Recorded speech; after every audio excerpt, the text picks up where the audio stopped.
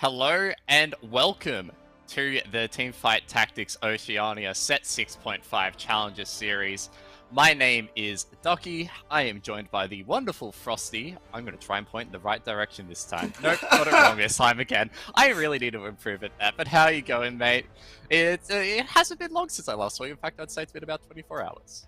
It's the craziest thing. I'm getting a sense of deja vu. I feel like I've seen this person to the right of Uh, me. Alright, Let's see. you're I the feel like broadcast I've professional seen... here.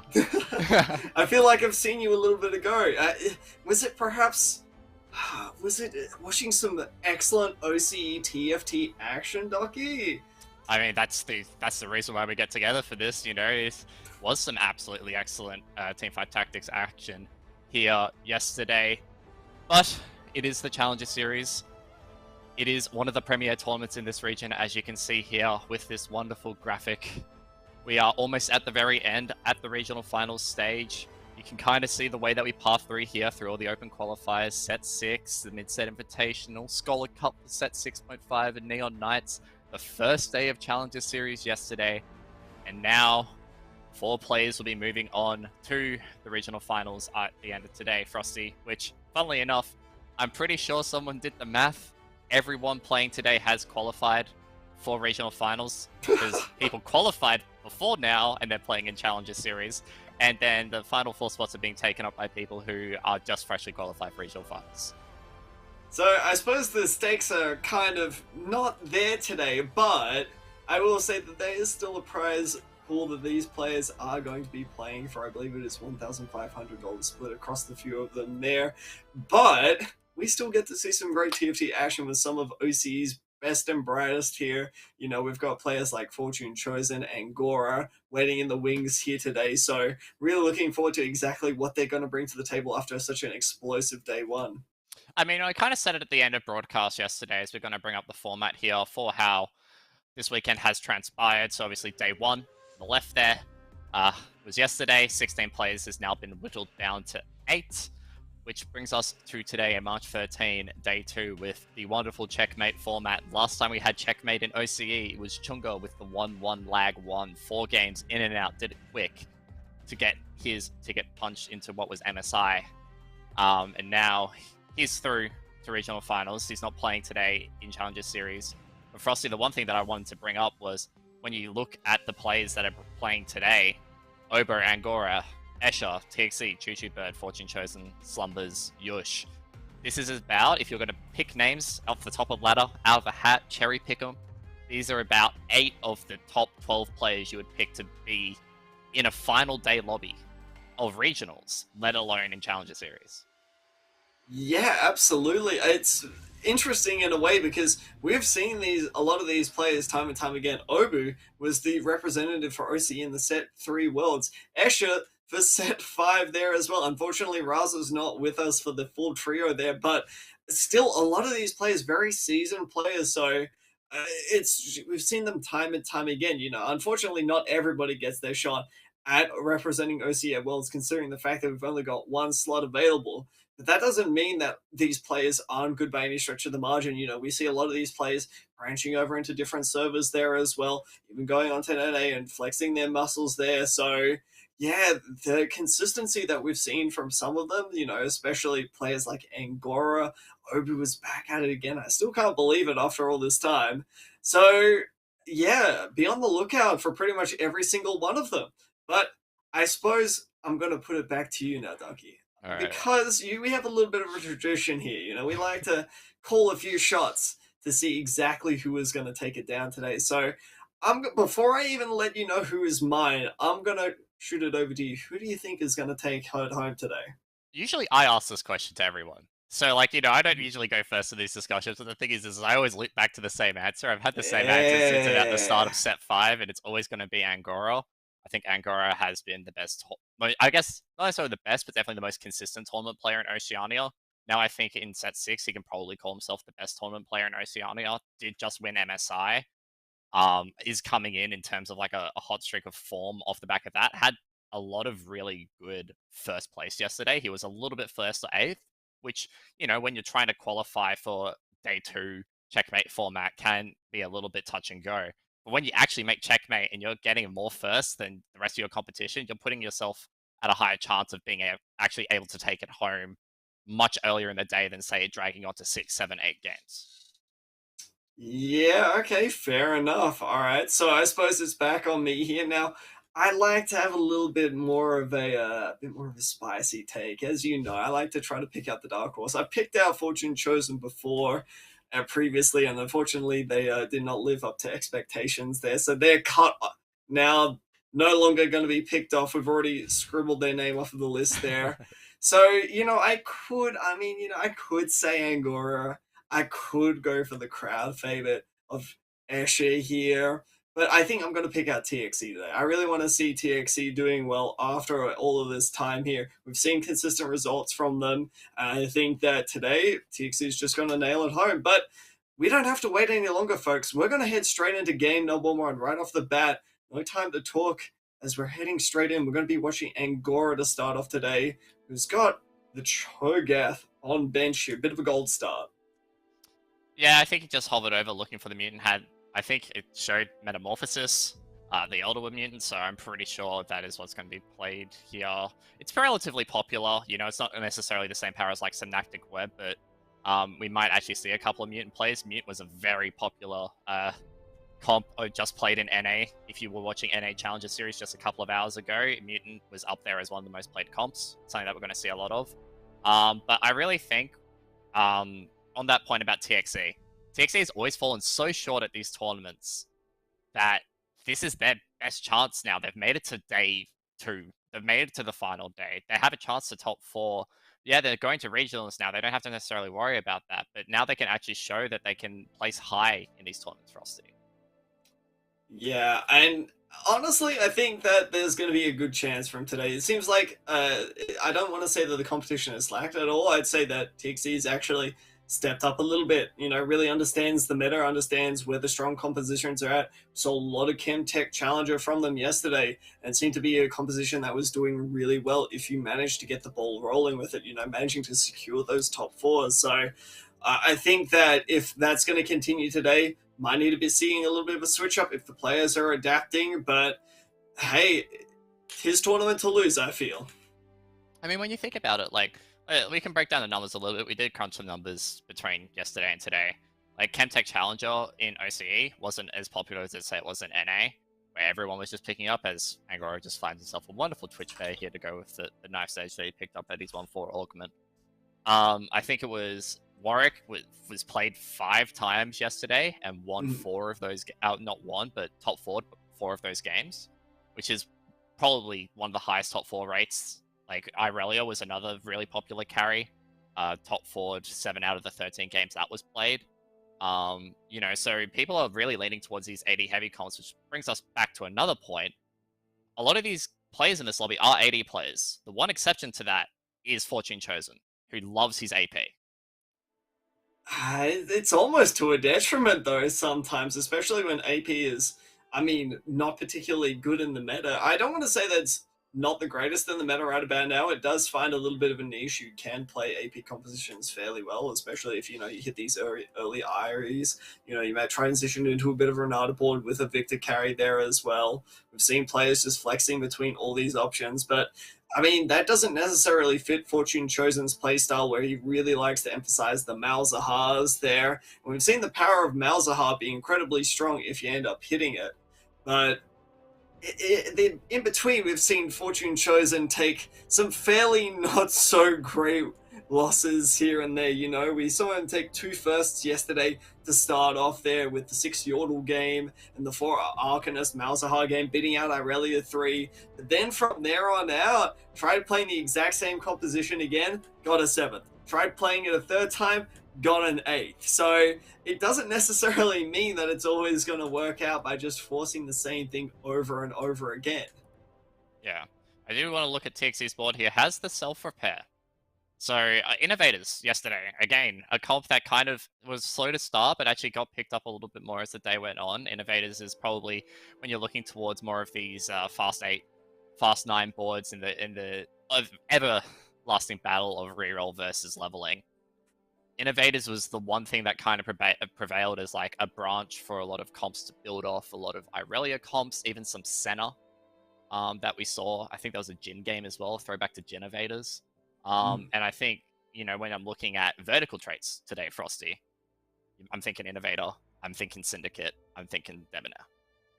Yeah, absolutely. And, I would say looking at TXE's board here that, trying to hold on to the Warwick with a Shiv, they're potentially trying to go for that Chemtech reroll style that we saw from them yesterday. But, I mean, with the self repair, it's just such a pull towards such a really powerful composition. And it has so many different angles as well, right? You mentioned it before. There's just a lot of different ways that you can approach it. So I feel like, as we saw yesterday, a lot of players going to try to go towards that. We saw a lot of Irelia yesterday. Really strong top four composition. Unfortunately, didn't really hit the wins as often as you'd think, though, because it only won once. Right? We saw it lose to a Malzahar 3, so realistically it should have been twice. But That's even an still, Irelia 3, by the way. And Irelia 3 lost to a Malzahar 3. It's not just an Irelia yeah, 2. yeah. That's an important disclaimer there.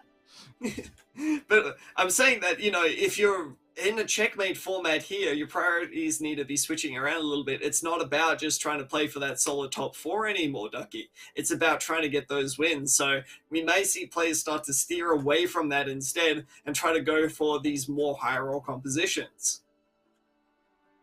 See TXE picking up the rod on the carousel, the rod attached to the Ash. Obviously, we've spoken a lot about the 80 styles of playing Innovators, Frosty. Is there any room in maybe an AP carry in Innovators, kind of like the Seraphine of old, where you would just stack a couple of ice cream cones at Oriana, put a Morello and Seraphine, and call it a day? It certainly feels like you could still get away with that style of play. We haven't seen players typically gravitating towards it simply because it feels like you don't really need to go for that style, whereas there are just stronger options available to you. If you want to be playing AP, you could probably end up just playing something like Ari instead. But overall, I'd say that Seraphine does a good job of being a great secondary carry. But it seems to be a little bit lacking in terms of the meta, especially when kills are coming out fast across boards. When Irelia is just chewing through all your units here, you don't really have that same option like you did in the first set 6 here, where you could just continuously heal up your units. You would just use the raw power to just outnumber your opponents there and try to overwhelm them. Now, since all the units are dying so quickly, it's hard for Seraphine to get a lot of that value down, and more often than not is gonna be a little bit more questionable for you. Yeah, I did want to just draw a little bit of attention there. We talked about Fortune Chosen playing AP. They have the Malzahar, slammed the QSS on it. It's got a belt on it as well, so that's probably the Morellonomicon. I think Fortune Chosen has really heavily favored the Morellonomicon Gunblade QSS itemization of Malzahar. That's been their go-to just to stay alive, stay safe from some of these backline access comps. We do have a look at Choo Choo Bird here. Again, another innovator. He's got the Ancient Archives, got the Tome of Traits, plucked off a nice innovator emblem to play around for the rest of the game. There is going to be a lot of innovators in this lobby, Frosty, and I feel like that's going to get quite precarious once we start seeing people push level 7, 8, and 9. It's going to be a lot harder to try and find, those Seraphines and Jaces. In a way, yes. I think that it is a little bit precarious, especially if you are trying to hit some of those high units. But, I mean, if they're trying to go for two different styles of innovator here, is that necessarily such a bad thing? I mean, for example, we see on Susu's board, they've got the IE Slam, so very particularly looking for that Irelia style that we know and love. Saw a lot of it yesterday in the later half of the day. But, I mean, looking over at TXE there, doesn't necessarily seem to be like they've really got great Irelia items here. So I think it's going to be a case of wait and see exactly where it leads them. Exactly what you hit on your roll down here. You might hit, say, a Jin, and you choose to play out the Jin. Or you might just hit, say, I don't know, an Irelia, and you might just put in the Irelia as sort of a decent unit. Yeah, I mean, Irelia is just one of those things that it doesn't necessarily matter what else is on the board. You can just literally play Irelia with anything. Socialite, obviously, but Socialite is such a flexible thing that if you just have the 2 Socialite or the 3 Socialite to get that healing bonus, you can then just splash in a couple of Strikers, a couple of Scrap. We saw so many variations of Irelia yesterday. We saw 4 Scrap, 6 Scrap, like three socialite was kind of the backbone of all of it. Saw Innovator, saw 4 Striker, saw 6 Striker. Irelia is just that unit. Oh, absolutely. But it just does so much for the team, right? I mean, it's able to utilize the AD items very well. Anyone who played in set 3 will have flashbacks of Assassin Irelia. Not something that we've seen quite yet, but I mean, something to definitely be on the lookout is one of those really good win conditions, because being able to access the backline and instantly delete them there is definitely a powerful win condition. We've moved over to Escher's board here, looking like it's a little bit of a hodgepodge right about now. That 4 Bruiser doing a lot to keep Escher strong going into the mid game for the time being here. Haven't seen a lot of Bruiser going into day number 2 here, Ducky, but honestly, I think that it's got a lot of potential to potentially, streak early, find a really strong board, and then carry it through to a top 4. I mean, yeah, there's always like the Renata variant, or there's, just a bunch of carries that you can just run around a solid Bruiser frontline. But it's been interesting Bruisers, I find, this patch, especially not 12.5B per se, but 12.5 as a whole, where like all those comps got nerfed, and we've seen the rise of more Innovator openers now again. We've seen the rise of more bodyguards as well, Frosty. Mm-hmm. Like, there's a lot more early game options, so Escher can actually take these bruises now and run them a little bit later into the game, especially if a little bit uncontested. Because it's just so easy to find those 2-stars earlier and actually start building a board around it, rather than hoping that you get the 2-star frontline to allow your Renata or whatever your backline carry is to get the damage down. Yeah, I think one of the big shifts as well is perhaps the switch from Mercenaries being a really strong composition to a weaker composition here. That used to be one of the main go-tos for a front line, but a lot of people, the consensus is that bodyguards are just overall that little bit more utility that they need here. So honestly, I think that it's a little bit refreshing to see 4 Bruiser coming in here. No Shrug It Off as well. This was a choice that Escher made and, went over things like a Yordle startup here. So going to be interesting to see exactly how Escher wants to play this out. A Recombobulator, definitely an interesting one, that's for sure. But yeah, the Recombobulator here. So what? He's got the Sedge 2, so that's a 2-star 3 cost that he's getting. He's got the Zac, so that's a 1-star 4 cost that he's getting. So he's kind of costing up whether it's actually worth Recombobulating. His items kind of scream that he's going to be playing more of like a frontline option. But yeah, no, he doesn't opt for the Recombobulator. Boring. You can talk it up so much, but then they just don't play it. Well, I mean, what can you do? It's a tournament game here, it's game 1 of your tournament day, and realistically, you probably want to start off on a good footing, right? And there's no worse way to start off with an absolute hodgepodge of a board, getting dizzy a little bit too early on, and then just having no idea about how you're supposed to even try to play it out from there. So I actually really think that taking the Stand United to the Stand United 1 here, going to be a lot safer overall, and does build into the Bruiser game plan fairly well. Being able to splash your traits a little bit later on, with the Chem Tech, you can switch it around a lot, even putting in the Victor, getting some Arcanists down, just seems to be overall a little bit stronger of an option than the Recombobulator, especially when you don't have any really powerful options you're going to be getting from it. Like a 2-star, 2-star 3 cost being your best thing that you're going to get out of it there doesn't really seem like a huge payoff. Yeah. Escher here taking down Angora, who was Mr. 100 before that combat. Angora running that Chemtech Warwick Tryndamere Chemtech Challenger board that we was like talking about so much yesterday. He's found the Challenger Unity as well.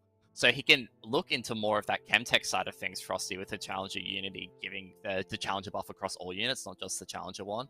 And push for, say, like 5 Chemtech or 7 Chemtech later on into the game, and just build around that baseline of, say, 2 or 4 Challenger.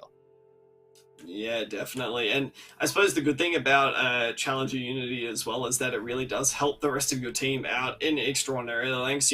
I've seen it utilized extremely well with Twitch carries here, but even just in the case of, enabling your Zac to attack that little bit faster, it can be in the difference between a 1 fight and a lost fight. We're going to take a quick look at exactly what Angora is working with. Starting off the slow roll here, doesn't look to have too many pairs going on. Only got 4 Warwicks at the moment. A Tryndamere 1 isn't working with all too much, so we're gonna have to see exactly where this leads right about now, because Angora's board looks decent. It's okay, but if the losses start coming through here, which inevitably will start to happen in stage 4, where this composition does start to fall off until you hit your 3 stars, it's going to start to look a little bit rough. This is an interesting point that we were talking about a little bit earlier before broadcast here, as the Warwick just absolutely goes insane backline access. The double cinch here as well is quite nice because it's just multiple flings into the backline, a lot of CC. But the itemization of Warwick is something that I guess is cropped up, and I guess the biggest difference that we can draw on is OCE versus NA. So NA Warwicks in the Challenger Series just played overnight, very heavily focused on itemizing Ginsus, Titans, QSS. Mm-hmm. They would always go for that. We saw a couple of wild games where they couldn't get any of those items. Like I think there was an Archangel's Warwick that I saw in one game. They couldn't get any attack speed items, but there was no shivs. Most importantly, is kind of where I'm getting at. Whereas all of the OC Warwicks that we saw yesterday, and now we're seeing today, are slamming that shiv in stage 2. It's a really interesting, it's an interesting dichotomy that they've got going on here, where a lot of these players are choosing to just forego this Ginsu's, a lot of players trying to go for this Ginsu's Titan style, focusing on more of, say, your regular style attack Warwick here. I think both styles have a lot of merit. Shiv is not overall a bad item, overall extremely slammable, because it just helps you win your early game that much. And on top of that, gets you challenger resets going, allows your access around the place, which is exactly what you want from a Warwick. But, I mean, on the same hand here, Ginsu's allows you to just melt through your target just that little bit faster, and when the fight is going late or on, it's going to be nigh unstoppable because you're just getting all of these health drains from the target there. So, I mean, it really, I feel like it depends on, well, first of all, how willing are you to slam shiv? Second of all, what do you end up hitting? If you end up having more challenges here, maybe the Ginsu's is just going to end up being worse because you've got a lot of attack speed. But, I mean, Ducky, hitting a spatula here with a few half-decent items, this is looking to be pretty set up for Angora. Yeah, he also got a bunch of gold there. Sadly, none of the units that he could ask for in terms of, like, maybe he hits a Warwick out of the orb. Maybe he hits a Tryndamere out of an orb to just try and upgrade these pairs. I don't think there's necessarily too much sweat in terms of Angora having to roll down too hard. He can play pretty slow for now. Tempo is very slow in this lobby with the amount of innovator players that we're seeing. There's not a lot of the hard reroll. Like, not even like the Twitch reroll that we have seen somewhat, especially over in NA a little bit yesterday. So Angora can take his time. Doesn't necessarily have to be forced into levels. And I think he's in a decent enough spot heading into stage 4 here with his items and the amount of units that he has that he can start building up quite strong. TXE, on the other hand, has a Assassin Seraphine, which jumped into the backline, ulted the front line, did a lot of damage and then died, but it was enough to wipe out Fortune Chosen's board. TXE is starting to make this self-repair innovator board work, and it's all in that power of the Bear Frosty.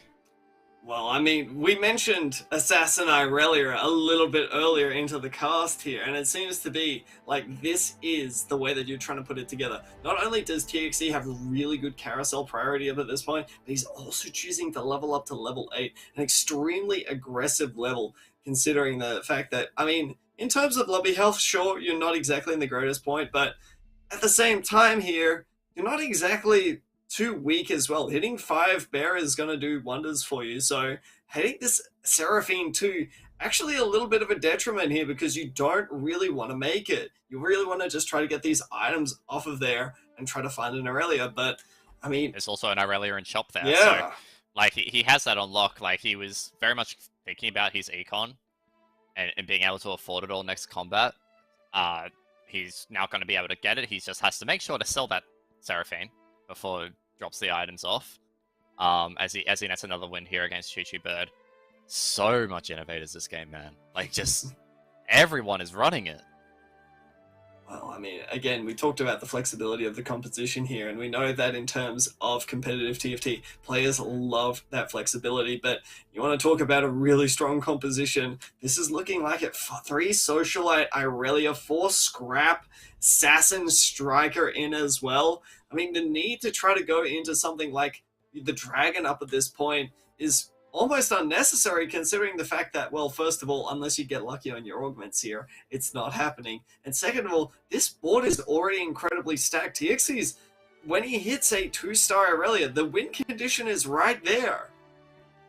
Yeah, you know, like it's just so much flexibility brought up into this board. Like if you, depending on the augment choice here, it'll be either a gold or prismatic augment offered here at 4/6 for the players. Like you can just like innovate a soul. We saw that yesterday. Didn't go well yesterday for some reason, but yeah, we saw it. Like there's always those options, but like he'll literally take anything. Like with that socialite hex, third row, center of board, if you get something like back foot or flanks where he can just stack all of his carries and all of his units into the backline to absorb all of those bonuses, that's going to be so strong when you're looking at this 4/6 augment choice.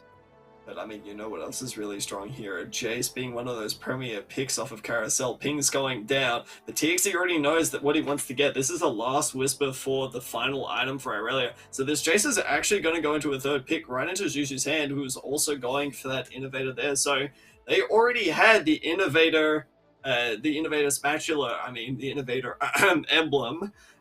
They're available to them. So that's a dragon at 4/5. That's a very early dragon. When you're considering like you're getting the dragon, I don't. He's obviously got the Innovator emblem off the turn traits, but like not even all the augment choices have been presented to him yet. That's it, and so, that's the craziest bit, isn't it? That's a Galio. There it is. And yeah, here we are. Speak of the devil. Here is that board that we're talking about with Choo Choo Bird. He's kind of shuffling things around, trying to figure out what he wants. He's got that Ezreal with all of those items that he probably wants to just throw right on to the Irelia. Second Irelia player on that Socialite Hex won't be an Assassin Irelia though, like TXE's. But I don't think it really matters, and I feel like it's just everyone's in this Innovator board is like, you look at like someone like Obo. Alright, so this is a really great example. Obo has the Twitch reroll, but because there are so many Innovator players in this lobby, he's gonna fall off like a cliff in stage 5 because he has no juice to be able to level and put in the 5 Innovator, 7 Innovator power spikes that Twitch comp so relies on. It's just really unfortunate, isn't it? We saw a lot of it in Challenger Series yesterday for NA, where Twitch reroll still being a massive component. You know, you mentioned it to me before broadcast there, that pretty much every single lobby had already accepted that there was going to be some sort of Twitch player going on. But we haven't really been seeing a lot of success, especially yesterday, where Twitch reroll didn't exactly go the greatest. We saw it hit second once with an extremely high roll game from TXE there, but after that point, it didn't really do all too well, and it just makes you wonder: is it really the composition that you want to be going for here? I mean, Twitch reroll, like, again, we're going to base this off of other regions. Twitch reroll in NA had a decently successful day. Like I think Soju got a top 1 with it. I think Soju got a first with it. I think it went top 4 a number of times, but it was all based around hitting the Innovator power spike later on. As we look back at here at Angora, who has now got the Warwick 3. I think he hit that a couple of combats ago. He's waiting. He's one off the Singe 3. He's got the Draven on bench to push a few more challenges and make use of that challenge uni, but he's also got the Thrill of the Hunt too. So, kind of an augment that falls off later. 4/6 options must have been a little bit dire for him to take that, but also it gives the Warwick a lot of healing, and the rest of this comp a lot of healing to just stay alive and sustain once they get those early kills. Yeah, I'm a bit worried about Angora because you look at the itemization for that Warwick, it's really going to come down to what does Angora hit off of these final few items here. No QSS is a really big deal for Warwick. You need Warwick to be continuously attacking throughout these combats here. Otherwise, if Warwick ends up getting CC'd, your primary damage source being a melee carry and so reliant on just trying to get these resets is gone. And if that's the case, you're pretty much relying on a Trinity with no items there. You haven't really got a lot going on, and the combats fall apart. And we saw exactly that going up against Susu, where Angora was on a really big win streak. You know, hit that early Warwick 3, insane power spike, looks to be really strong. And don't get me wrong, I certainly think Angora has solidified a strong top 4 from this point on, but it doesn't really seem like it's a win coming together quite yet. So this is 3 Irelia players now, if you've been counting Frosty. I can count to 3. I don't know how much more I can count, but I can definitely count to 3. We move over to Ash's board. Started with that Bruiser opener. Now just running this 3 Socialite Irelia. Is this just purely because of the Socialite Hex positioning? Everyone's going, man, this Socialite Hex is so good for Irelia. I'm just going to force it, and it's going to slam the Last Whisper now. So he's got 3 glove items onto this Irelia. No IE though. But the Last Whisper is quite important. But just getting absolutely nuked. I'm thinking about the fact, alright, there's 3 Irelia players that we know of. It's going to start getting very congested about who hits these Irelia 2s early enough for Escher. It's very grim because he's at the bottom of the lobby. As we talk, Fortune Chosen is now going out in 8th. I was going to bring up Fortune Chosen a little bit because it had an uncontested Arcanist board, but now he's out. I mean, that's I mentioned it before. I didn't think, especially if Fortune Chosen just doesn't hit those high rolls there.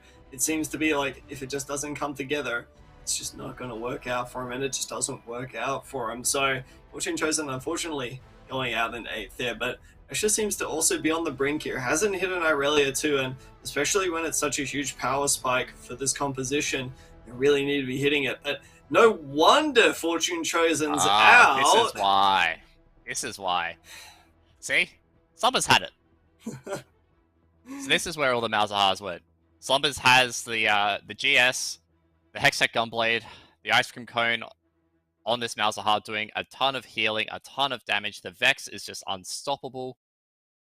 Escher goes out off the back of that in 7th as we move over to Choo Choo Bird. So Slumbers is now on the win streak. So he was that was where all of the Arcus were going. So I was mistaken. Fortune Chosen was not uncontested. He just didn't hit. But I did want to bring up Angora as well, as Choo Choo Bird just scouted there. Angora has managed to hit the QSS, also has the Titan's Revenge. Titan's Resolve, sorry, on that Warwick. So he has pretty close to Biss when you think about it. Like, some people would consider Shiv Biss, some people would consider Ginsu's Biss. But he has very strong Warwick items now. He did manage to hit there. Yeah, everything coming together for Angora means that it's a bit of a worry for the rest of the lobby here, but funnily enough, Obo actually manages to hit Warwick 3 as well, even after being contested. So, I mean, after all is said and done, not looking too bad for Obo, but, I mean, into these innovator boards, it's just such a rough matchup. There's just too much going on. It's hard for Twitch as well, because you want to be trying to jump into the empty side to not immediately get focused down. But when there's literally so many units on the opponent's board that you can't jump to a safe side without getting CC'd, it's just so incredibly rough for you, because what do you do in those situations there? You pretty much just have to pick a side and hope that it works out for you. Yeah, well, that's pretty much it. Is like, the Twitch is just basically always going to get choked out eventually by like a fear or like just the raw damage of the comp. And it's just the Twitch board, like you said, just falls off from here. But Obo has the Tiny Titans, which has given him a little bit more life. Probably not enough to be able to salvage anything more than maybe a 5th out of this lobby, depending on how hard TXE falls off here with this Irelia board. Does have the Irelia too. So the Sin Irelia is quite strong, but the thing is because everyone is playing this Irelia, everyone is using this Mill Socialite Hex, it's getting Zephyred. It's getting Shrouded. People are playing around it now, and so when you've got your carry, and not really anything else to play around as a secondary carry on this board, there's no, say, like Sivir, or no items on the Seraphine or Senna. It's just the Ezreal with a Shiv. Like, there's not a lot of secondary damage coming out except for this Irelia, as this Irelia is going to get a nice jump into the backline here, but it is going to start wailing onto this Vex, so it's going to take a little while to get through that. Yeah, this is not what you want to see if you're a TXC. There's already a Keeper's board going on there, and you're being stuck exactly on the one target that you really cannot afford to be stuck on. This Vex is just not going to die. It's been Silcoat from Arcane, however, so it's going to be getting blown up. And I mean, maybe, just maybe, you can pull something together, a half-decent loss, but Obu has not managed to take a good loss whatsoever, and this will be the end of TXC's game number 1 here. Going out in 6th, a fairly respectable result, but not hitting that Irelia 2 until this carousel, getting an unfortunate matchup, is not exactly the way you want to go out. As we move on here to Choo Choo Bird, again, another Irelia board. He does actually find the Jace 2 here, though, so is he going to sell and remake here? No, I think he's just going to make this Jace 2 into the carry, which is, I would argue, a stronger option. We haven't really seen a lot of Jace carry simply because it's just that hard to hit. But overall, I think we were seeing Jace absolutely tear up the scene in set 6 there. So, I mean, I really like this decision, this adaptation that we commonly see to put the Jace in here. And I mean, we're going to see just how much damage it's going to do. But against this Warwick board, things might start looking a little bit rough, especially if, I mean, that Jace gets disarmed so often. But, I mean, the Jace damage is getting through, but the Warwick damage, look at it go, Ducky. It's not dying, it's trying its best. The Warwick gets CC'd, but Zuzu takes a good loss. Not going to be out yet. See if Obu manages to stay alive for one more round. How good is that QSS, by the way? So clutch that QSS was on the Warwick, and you were talking about bis items on Warwick. It's just so nice to not be able to just get CC'd by the amount of CC on this board, the zillion time bombs, the Dragon Fears, etc. Like the Orianna shockwaves. There is so much power in that QSS, and because of it, the Warwick could just waltz on in to the backline and slowly get to that Jace. So a great access there, great optimization for Angora. A little bit like, I guess, like you can say lucky with what he was getting off the PvE rounds, but it's also, you know, just playing with what you got, and he obviously very much prioritized that QSS as early as possible after that Shiv. I'm more surprised that he even managed to hit it, considering the fact that, you know, he's been so strong for the entirety of this lobby. Everything seems to have just come together. So, yeah, I mean, it is just about, you know, playing what you hit, and sometimes you just so happen to hit the right thing for you. But, I mean, at the same time here, I mean, it's a good recognition of exactly what Angora needed, you know, that, I mean, we see the power of QSS, right? We know exactly just how strong it is, how important, because without these QSSs, you'd be losing to compositions like this right now. But in reality here, I mean, what do you do against a Warwick with the QSS? You can't really do much. You have to try to burst it down. Yeah, and even then, you're trying to burst down a Warwick. And if you're trying to burst down a Warwick through Chemtech, through the innate healing, you're going to have a very bad time unless you have just a massive crit happening from some crit carry, but there's no crit carry. It's just consistent DPS being pushed through here. As we see Yush and Obo going out in 5th and 4th respectively. Obo, Tiny Titan stiff, gets a top 4, which, you know what? Hats off. That's a little bit impressive with the way that his board was looking. So I'm gonna give it to Obo there. The Tiny Titans, he took it a lot yesterday. It was like, I think he played Tiny Titans like 2 out of 5 games. I'm pretty sure he picked it up every time he was offered it. So yeah, you know, for Obo to be able to eke out a top 4 really just shows you the power of Tiny Titans and being able to conserve a little bit of HP in that mid to late game. Ooh, nice Zephyr positioning from Zuzu here, trying his best to try to at least have some sort of chance against Slumbers, you know, disabling the main damage deal here. But Zephyr. That is a lot of tankiness from the board of Perfect Slumbers. Really nice knockups, on the other hand, might be able to put some of Slumber's units into a little bit of an awkward position, but the consistent damage from Malzahar spreading across the team of Zuzu. The Jace is trying its best to try to out-heal, but it just does not look like it's enough. This Vex is just too tanky, and Zuzu will be going out in 3rd. And that, again, the QSS on the Vex stops all the CC, means that they can get the shields up on perma uptime. Like, it's like not a lot of defensive stats offered in that item, but you don't really need the defensive stats when you've got a 2000 HP shield coming out, and you can just cast it immediately because you don't have to worry about CC. So, again, nice itemization. A lot of emphasis on these QSSs in this lobby in particular. It feels like a way heavier emphasis than what we were seeing yesterday, Frosty. I think it's just overall a really strong item, especially you may have some really awkward components to slam. Really nice positioning from Angora that I wanted to highlight here, though. You know, trying to really avoid this Vex, which is one of the big ways that Angora will end up losing these combats. And you see that this is paying off for him big time, managing to snipe down that Malzahar 3. Now it's just a case of if he's able to get through this Vex, but it looks like no, the consistent damage being way too much. That Victor 1 dealt 10,000 damage. Insane. Yeah. He had that combat, but the Silco ult came through, had the 6 seconds to get it. Vex was so low, but just couldn't get it in time. Slumber's getting the Shroud, and that is really critical in this stage of the game.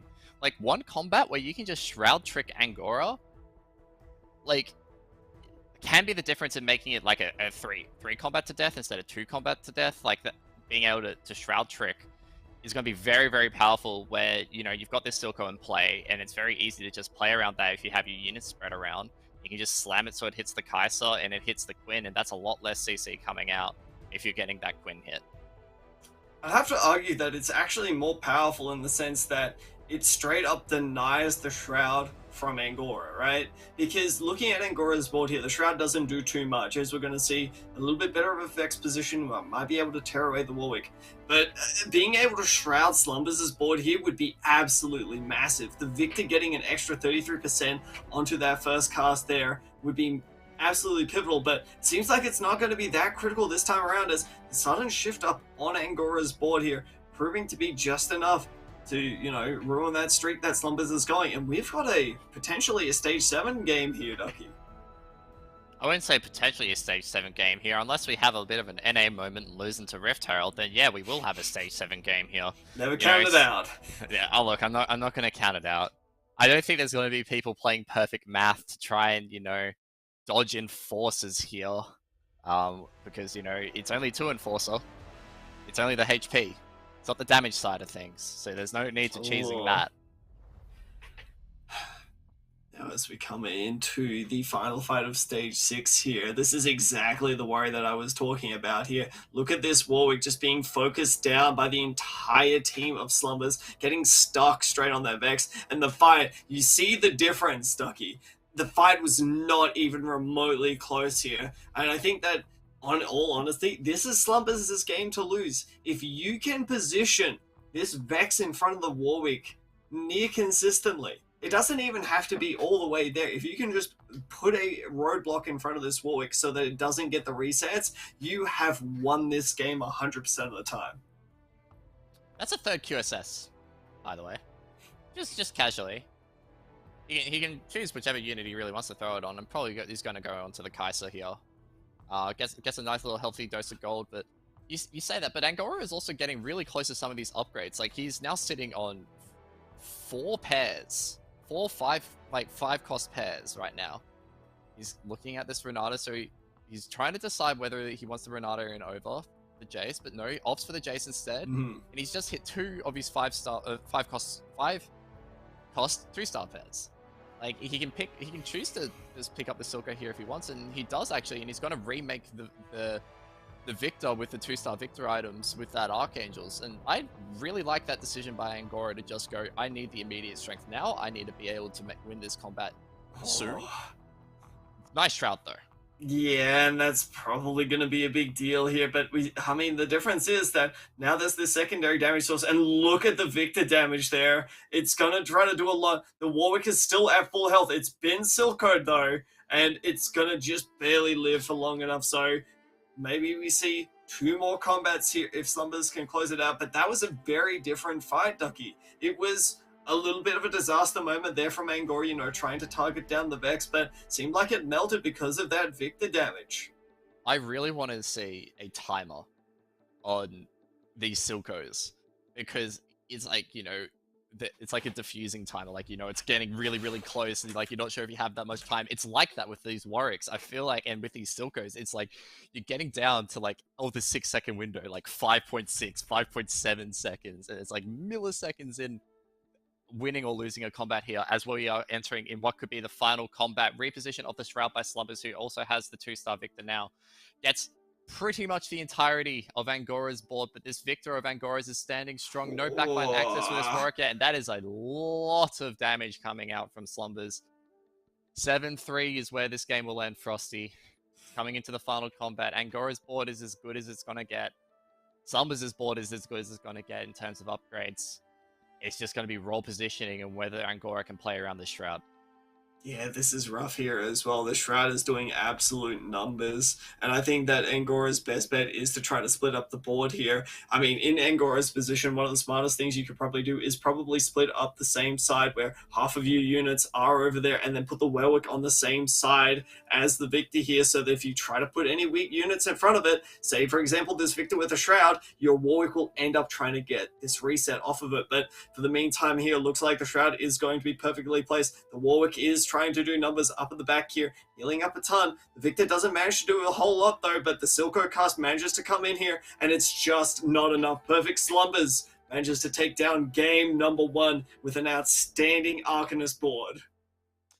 And it was the AP comp that prevailed at the end of it. You had everyone hand holding Irelia all the way through to stage 6, and then all the Irelia players were gone, and what was left was the Chemtech Warwick and the Mutant Malzahar. Well, not the Mutant Malzahar, the Arcanist Malzahar. But when you think about it, like, it was two big talking points, I guess, from yesterday, was we were expecting a few more mutants, and like a little bit more Arcanist, I guess, outside of the Ari, which was very popular. And we were also expecting a little bit more Chemtech, and now we're getting that today, Frosty.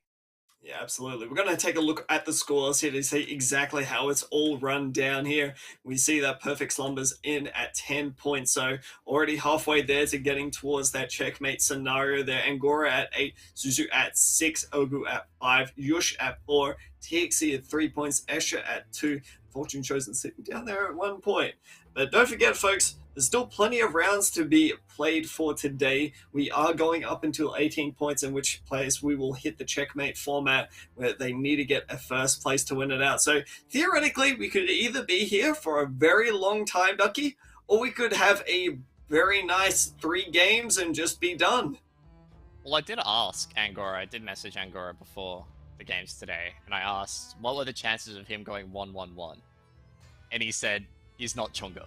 So we might be in for a little bit of a ride. We won't have the Chunga 1-1 lag 1, which, let's be real, that Chunga performance was built off the back of Mercenaries. And like, Mercenaries hasn't been popular in OCE this patch especially. Has been a little bit of play in other regions, but yeah, OCE players are just avoiding Mercenaries like the plague right now. And when I'm looking at, that first game, I think we're going to start seeing a few tweaks in a few of these players' formulas. Maybe Fortune Chosen is not going to be as comfortable in thinking that, oh yeah, I'm just going to be uncontested AP for the rest of the lobby because he's got guys like Slumbers on his back, which, by the way, Slumbers traditionally an AD player. I was not expecting that. I think that Slumbers overall is just a great flex player. I think that over the history of OCE here, we've seen for the past 2 years that these players, they really tend to gravitate towards these sort of compositions. And it's rare that we actually find a lot of them trying to branch out and try to explore, the full power of the meta compositions here. So, especially in such an open format here, being able to identify that, hey, Malzahar 3 is an option here. Vex 3 looked really strong yesterday, especially against some of these Irelia boards. We saw exactly how well it worked against Irelia with the Bramble Vest, even with a Frozen Heart there as well. That's going to cut down the amount of cast that an Irelia is going to get. And if you just give this Malzahar enough time, it's eventually going to get onto this Irelia, and then the boards are left stranded there. But, I think that's going to be game number 1 from us, folks. We're going to head to a quick little break. Don't go anywhere. Game number 2 coming right back at you. We'll see you right in a bit.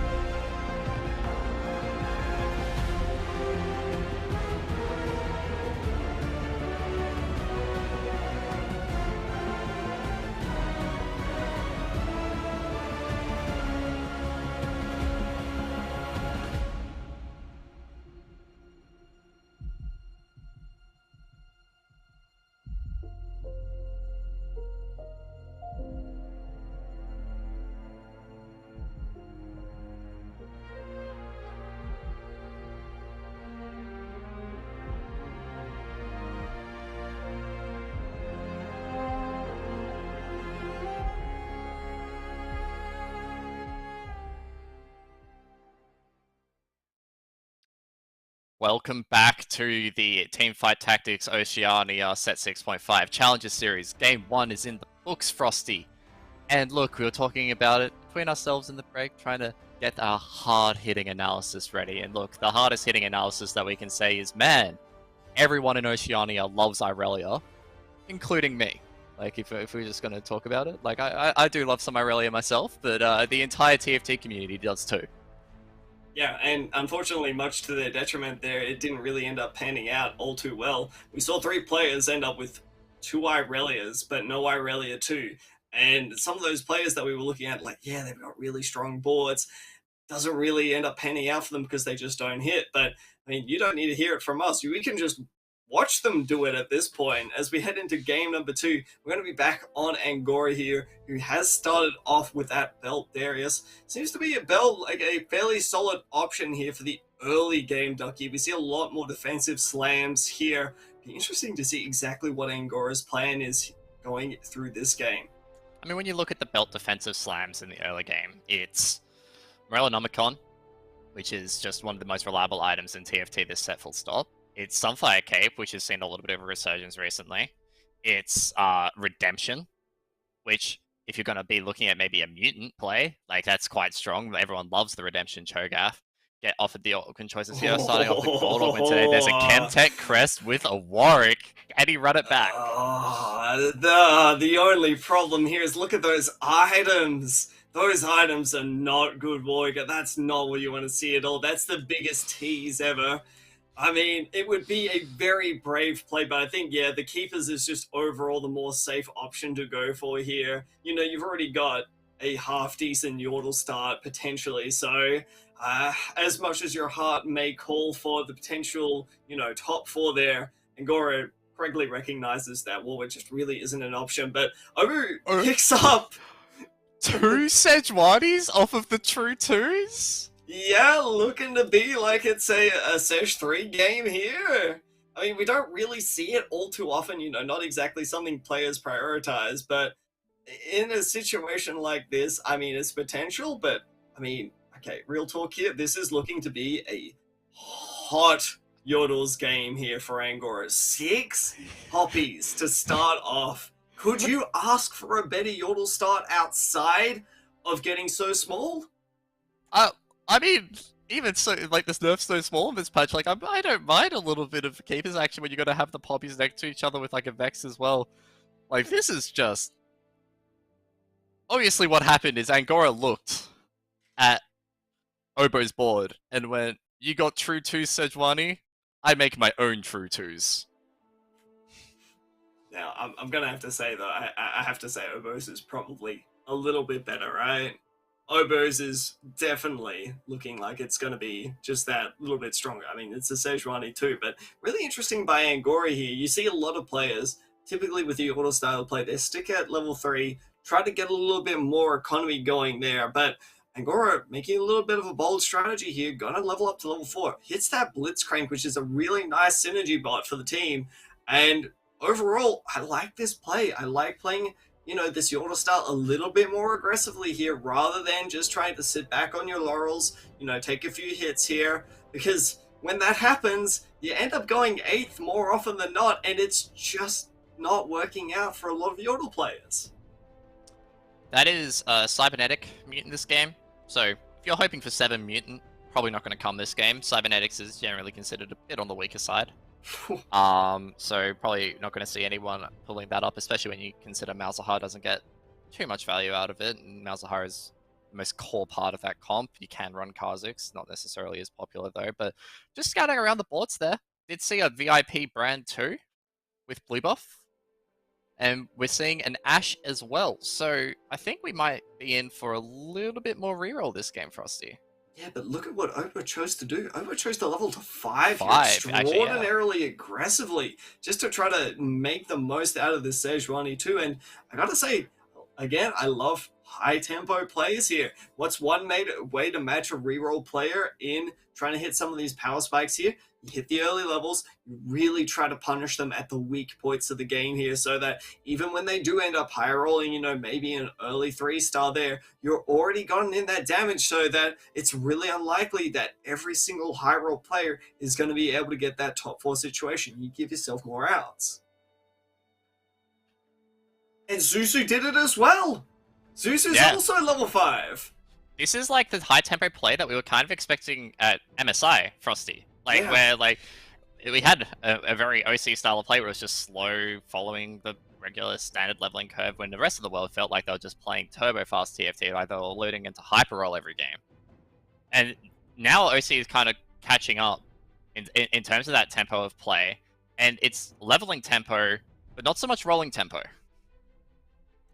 I mean, even still, right? Angora, chose that early level there, still has Yordles in. So even this early tempo play, not really going to send them too far behind. But, I mean, Oppo and Zuzu, if they run into each other and they lose, it's going to be a disaster for them because, I mean, the one big thing that you're really relying on with this early level 5 is that you keep that streak goal going, that you keep your strength up, and that you continue to punish the lobby here. So, I mean, I want to see out of these players, I want to see an early level 6. I want to see you just go all in on that stage 2-6, really just try to out-tempo the other person. Doesn't necessarily matter what you end up hitting, but I want to see them just try to make the most out of it. Oh, TXC's running it back with the Innovator opener. TXC, a little bit unfortunate last game, was one of those players that had the Aurelia, which just permanently contested for the entire lobby. And look, I feel like we're just watching a repeat of Game 1 right now, Frosty, in some aspects. Like, there's a couple of more varying openers, like we're seeing a bit of Brand, we're seeing a bit of Ash, but two things are very much prevailing. It is a lot of Yodels and it is a lot of Innovators. Yeah, but I mean, you look at TXT's board this time, and what's one of the big things that you notice, right? The big thing is that, those big 2-stars that you rely on, the Ezreal and Singed, that's there this time, right? We were just playing some weak 1-stars last time around just to try to, keep a relatively strong board going, but, unfortunately for them, they've queued into Angora, who is continuously trying to level up. I'm wondering if TXE is potentially trying to hold on to economy here, maybe just accepting the fact that this lobby is just so fast at this point that leveling up to level 5 doesn't really make a ton of sense because, I mean, you've got the chance to run into Obo, Zuzu, Angora, who are just so incredibly strong that there's just no point, right? He does have like the extra unit in the Innovator Scarab as well, so it's like, it's not a strong unit by any means. Like, you would rather a 1-cost champion over the Innovator Scarab, although it can clutch up in some combats. But yes, no, I do tend to agree that TXE probably just is kind of looking and is like, well, Econ, if I level, I'm just losing Econ and I'm not even guaranteeing myself a win, so why would I even bother? He can take, I guess, the 1 interest bonus into Krugs here, or not, because he's just going to roll over Asher, so no interest there. But I think it's a smart play to just accept your fate and be like, alright, I've kind of missed the boat in hitting level 5 in stage 2. But it's now a case of being able to keep up with the rest of the lobby as guys like Obo start pushing even further ahead. Obo is the Mr. 100 heading into Krugs this game, Frosty. And I think this kind of tempo that we're going to see from like stage 3-1 to like 3-5 is going to really dictate the rest of the lobby, because it could all just slow down from here, or it could just ramp up at that organ choice. That's it. And looking at what TXT's got here, I mean, there's going to be a few choices, right? An Infinity Edge Slam is just a really good synergy choice for the most part, as most carriers do end up using some form of critical damage to complement their build, right? But you're looking at the rest of the items here, that's a dual gauntlet. So, I mean, the potential for an Ari is not necessarily out the window, but, I mean, with the start that they've got here, probably not going to be the best use. And, I mean, this is even better, a tier alongside with it as well. We'll have to see exactly what TXE prefers out of this here, but, I mean, this could be definitely a solid AP game from TXE if they want to go that direction. I mean, I'm looking at the Frozen Heart here as well, and it's so strong on these Innovator boards as well. Once you get the Echo in, the Frozen Heart is really, really powerful. Because he's just such a consistent applier of it. He just jumps into the backline and boom, it's instant backline access. Seeing a lot of Ezreal item holders right now.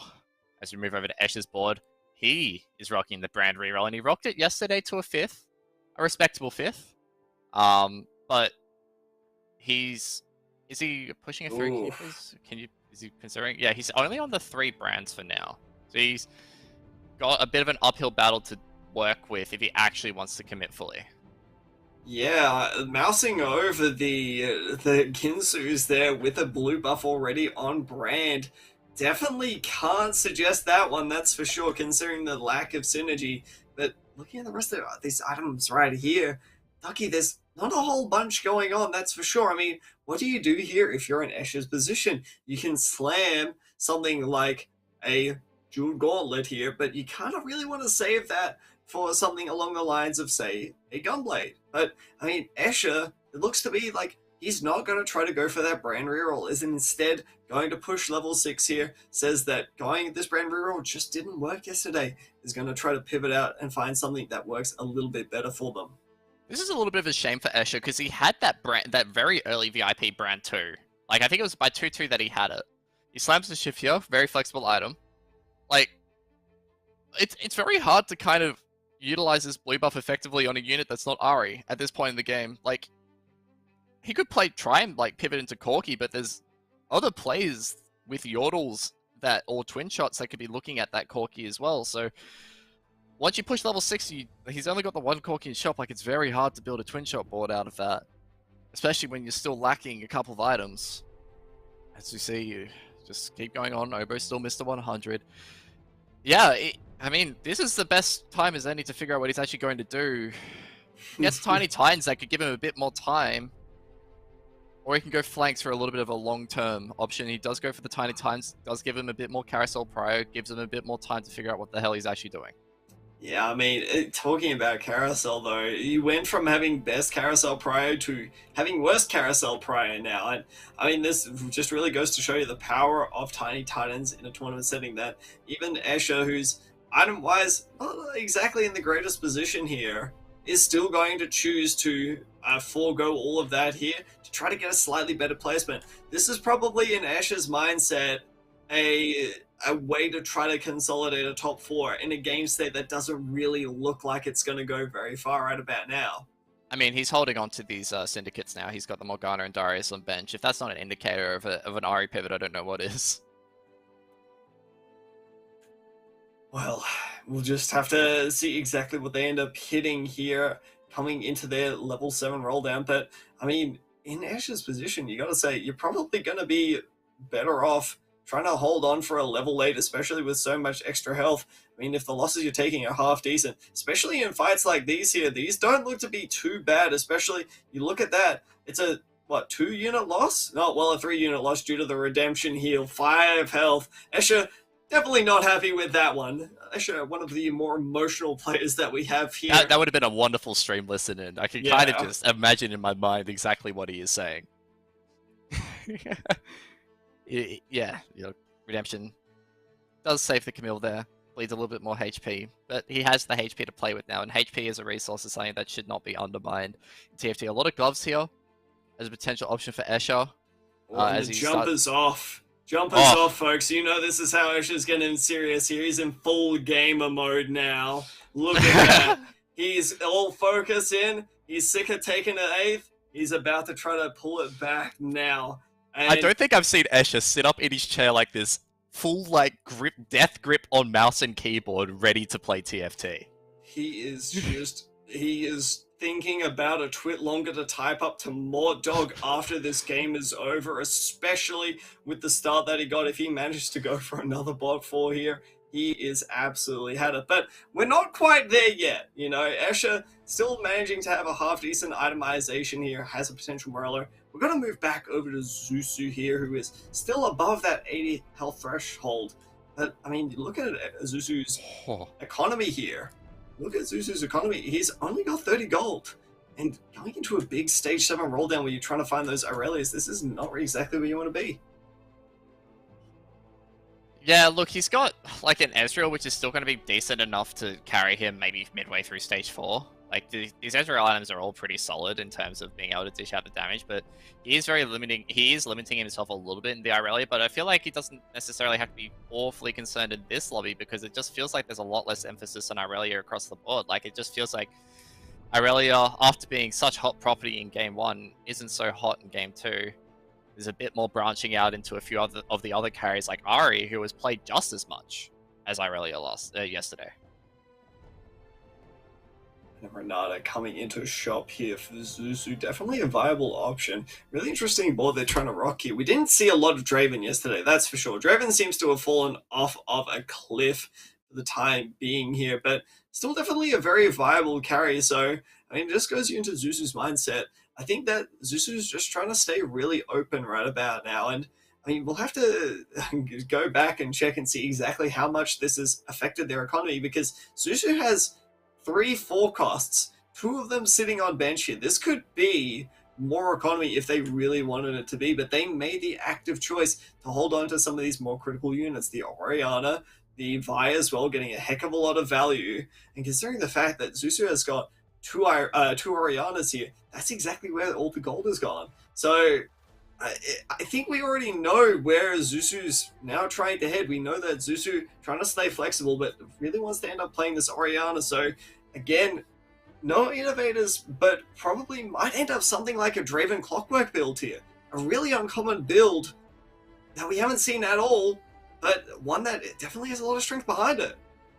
I mean, this is just the nature of tournament play. Like, we're talking about like all these theoretical builds, like, you know, you at the end of the day, you're just trying to play around what the other people are playing in your lobby and trying to find those little like nooks and crannies where you can get a 2-star carry unit. Like, whether it is the Draven with, you know, he's lacking the no VIP yet. Gets a Bloodthirster though. That's actually quite a big pickup here if he does actually end up opting for the Draven. As we see a roll down here from Choo Choo. Does push level 7. He's just picking up a smattering of these 4-cost units. He's not quite sure which one. He's kind of angling towards this Jhin now. He's got the Jhin pair. He sells the Draven, puts the Jhin in. Ezreal can, like, transfer those items onto the Jhin pretty successfully, but Jhin just isn't strong right now. I'm just going to say it. Like, Jhin is just not strong. He just doesn't have enough time to dish out the damage that he did in set 6. So I think Choo Choo has HP to play with, but I think he might be getting a bit dizzy in stage 4. Yeah, I just wanted to mention here, as we look at Fortune Chosen's board, there seems to be 3 constants in life. Death, taxes, and Fortune Chosen playing AP for literally another game. That's what, 6 out of 7 in this tournament? Right about now. So Fortune Chosen was on quite a bit of a streak there with that binary airdrop, but Zuzu Bird manages to ruin the streak for the time being. And looks like Zuzu's getting a little bit dizzy, managing to sell off the Jhin there, a really powerful carry option available to them. That is now trying to transition over to that Sivir. And we haven't really talked about Sivir all that much, but Sivir, funnily enough, a really surprisingly solid option, Ducky. It managed to top 4. Like 7 top 4s yesterday out of 10 games played. Like, it had, out of like the trio of like 4-cost carries, which yesterday for OC was Irelia, Ari, and Sivir. Sivir had the highest win rate, like went 1-2 out of those 10 games, and also had the highest top 4 rate in terms of was top 4 7 out of those 10 games. The big caveat to that though is Sivir has often acted as a secondary carry in a lot of these comps. The secondary carry in a 4 striker build with Irelia, for example. The few instances where Sivir was like the premier carry in, say, like a 6 hex tech board, or we saw an 8 hex tech board yesterday as well, it did work okay, but it was very coin flippy. Well, that is unless you managed to hit Sivir 3, which we saw a little bit of yesterday there, but I mean, you're not going to be able to rely on that all day, every day, but for the meantime here, it seems like it's just benefiting Zuzu just right. So we're going to see a nice Chalice Slam here. The positioning for this Chalice, not exactly where you want it to be. You know, Sivir does make half-decent use out of it, but you really would like to get on something like the Seraphine, but it would end up griefing your position. Now, Perfect Slumbers, we were talking a little bit about how flexible Perfect Slumbers is at the end of the last game there, and they've gone straight for a Talon reroll here, but looks to be like they're just not quite hitting there. Seems to be that they've got 6 Talons and a Nikos on bench. Maybe taking down a half-decent win here against this Vi, and we will end up seeing Vi taking down the 4 Assassin squad here. Slumber still has like a little bit of HP to play with the Nikos as well. Like, you can still use that to accelerate here. like, Slumbers has the 41 HP to play with. It's on the lower side, but he has time to play with that Nico. So if he does manage to hit the Talon, which, by the way, uncontested in this lobby, Talon was contested a little bit yesterday. I did see it played a lot earlier in the day. We were both a little bit puzzled by it. Alas, Talon, Slumbers has found that little bit of a niche, that one comp that no one is playing, and therefore he can play it. And it's a nice little change of pace, I think, just overall. The boards that we're seeing in this game, Frosty, is a little bit more indicative of competitive TFT, where you don't have 5 people forcing innovators, but you're now starting to see people branch out into these individual carries, where people are finding that 4-cost champion, that 5-cost champion, that 3-cost champion to build their comps around. And, like, you know, everyone will be talking until the end of time about Spicy Appy's Gnar carry, but that is the way to play competitive TFT. And Angora, by the way, with Keepers 2 and Flanks 2 has such a defensively strong backline that this Sivir can actually ramp. So I don't mind the Sivir carry here. I'm going to pose a little bit of a theoretical question to you now, Ducky. So in the past, yeah, sure, we will definitely, I will argue till the end of time that we will have seen players, just 5 people in the lobby, just forcing the exact same composition over and over again. But recently, as you mentioned, we have seen a lot more branching out. You know, players are starting to steer clear of each other unless they really feel like a composition is strong. So, the question I'm going to pose to you is, do you think that players have gotten better, or do you think that this is a better set for it here? We've got the Stan Unite, the Handshake 3 coming in here for Angora, who, by the way, 1, 2, 3, 4, 9 traits active, by the way. That is 45 AP and AD across the board. He's only at level 8, and he's missing, you know, he can push that level 9 and throw in a Jace and get a couple more, that kind of thing. So, Handshake is there very strong. But to answer your question, Frosty, I think it's a case of both.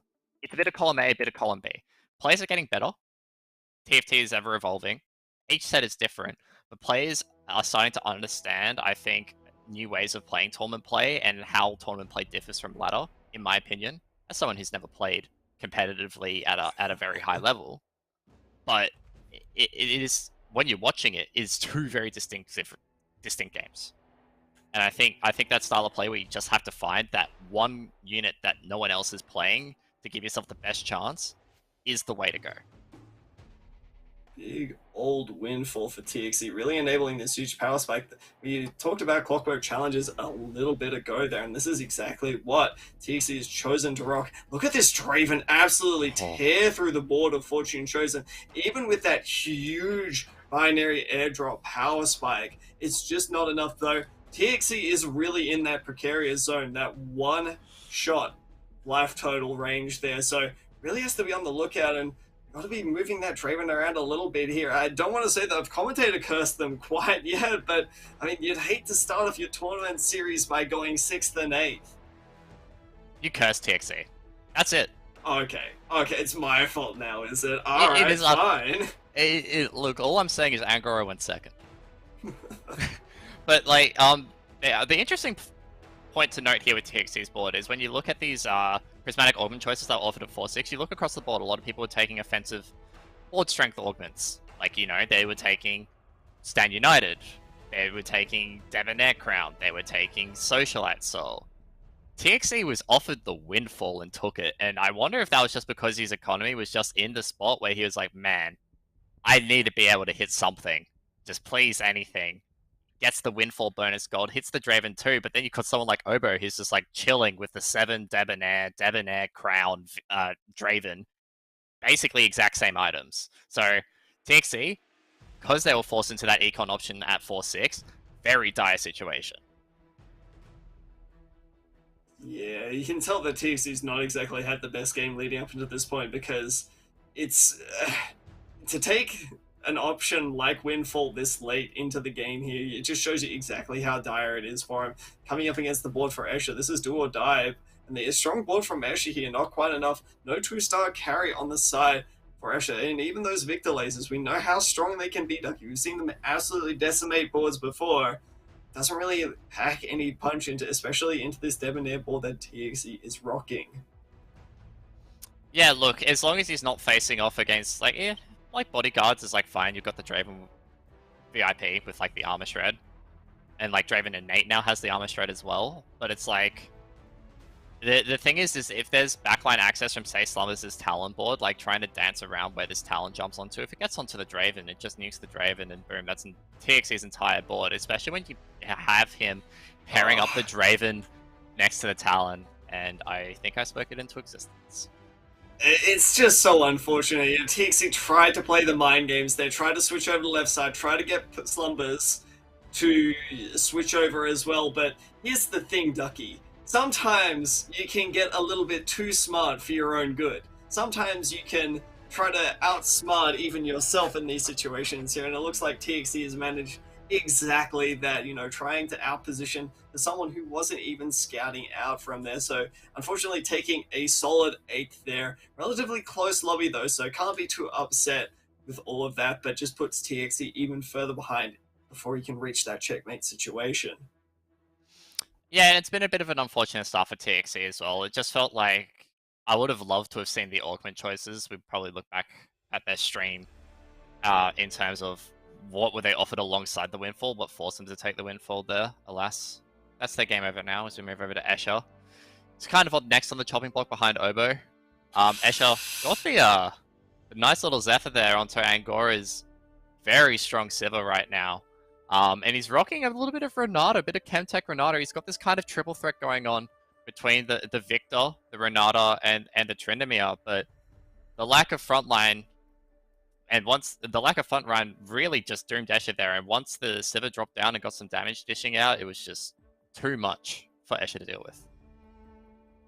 The damage just isn't coming through there. The Renata nerf's playing a big part in all of this here, where, I mean, the consistent shielding from the Hextech board, you know, the solid overall enchanter options available to them as well, just is too much for Escher to overcome. So looking like that's more of a bad matchup more than anything. Doesn't help that they end up getting shrouded.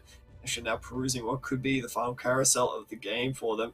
Managing to pick up a Jace there more than anything.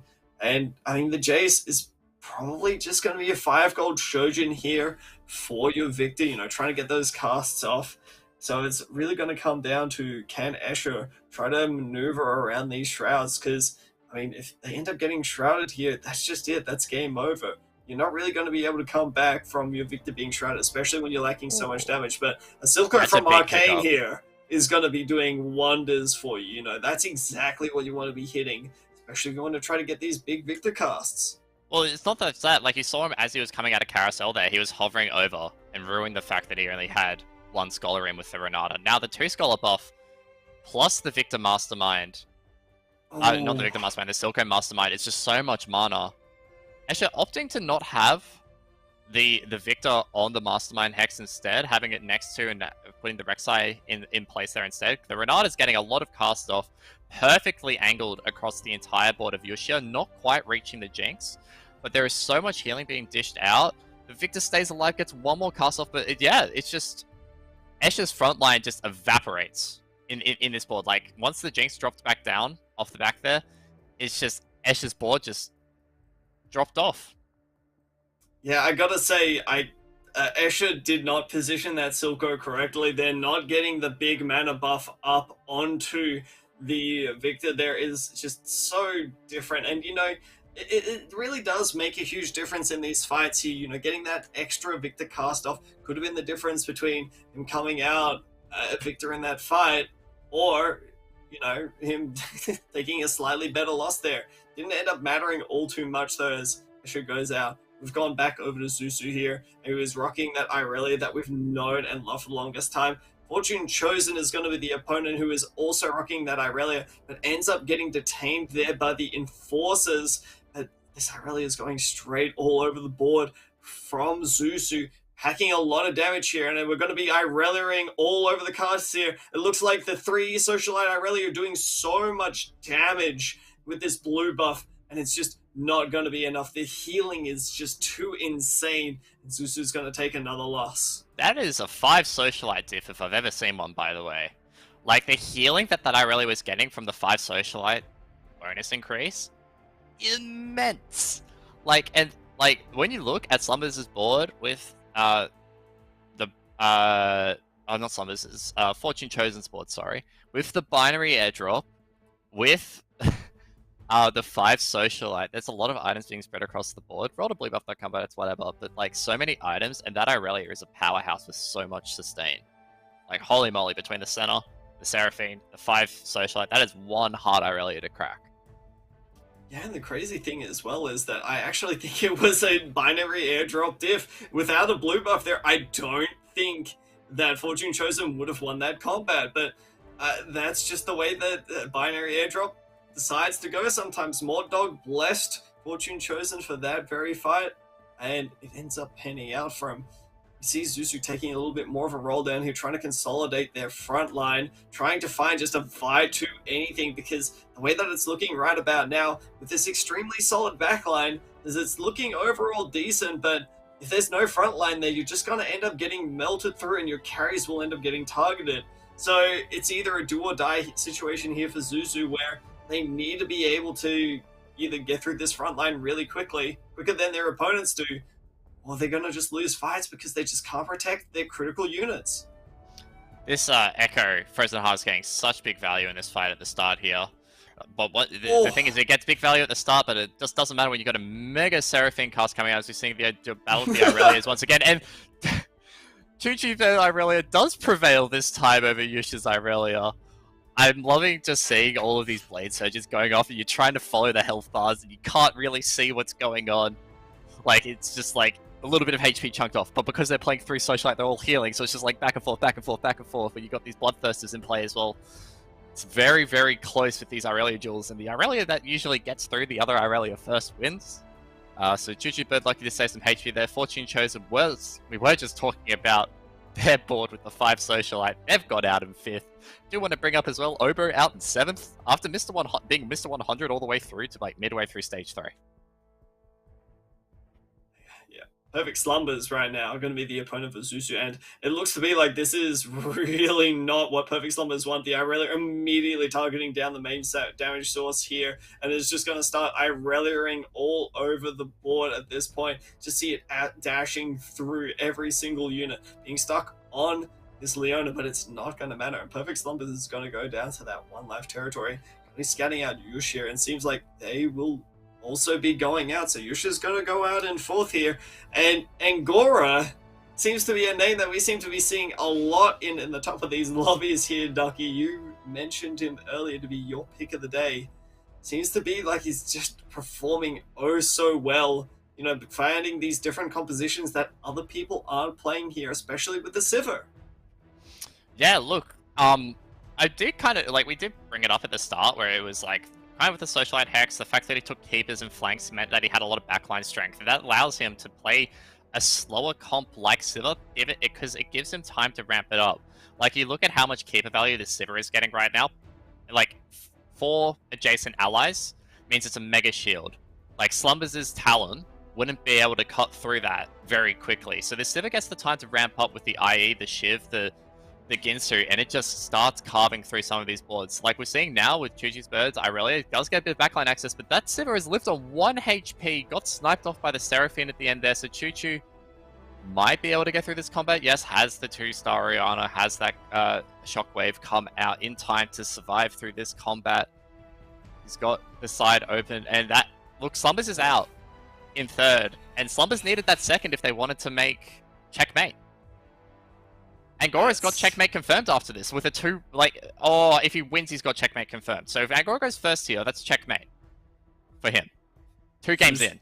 Zuzu's made a beeline for this effort, though, and that might be the big difference maker, especially considering the fact that outside of this, outside of the Sivir here, there's not really a lot going on Angora's board. We're going to see exactly how they're going to position this here, considering the fact that, especially if you end up taking your Irelia, your big carry off of this socialite hex, you give up so much power here. So it looks to be like, even though Angora is a little bit fearful of this effort, they're still going to keep it in here. Getting a nice shroud onto this Oriana ends up not really doing all too much.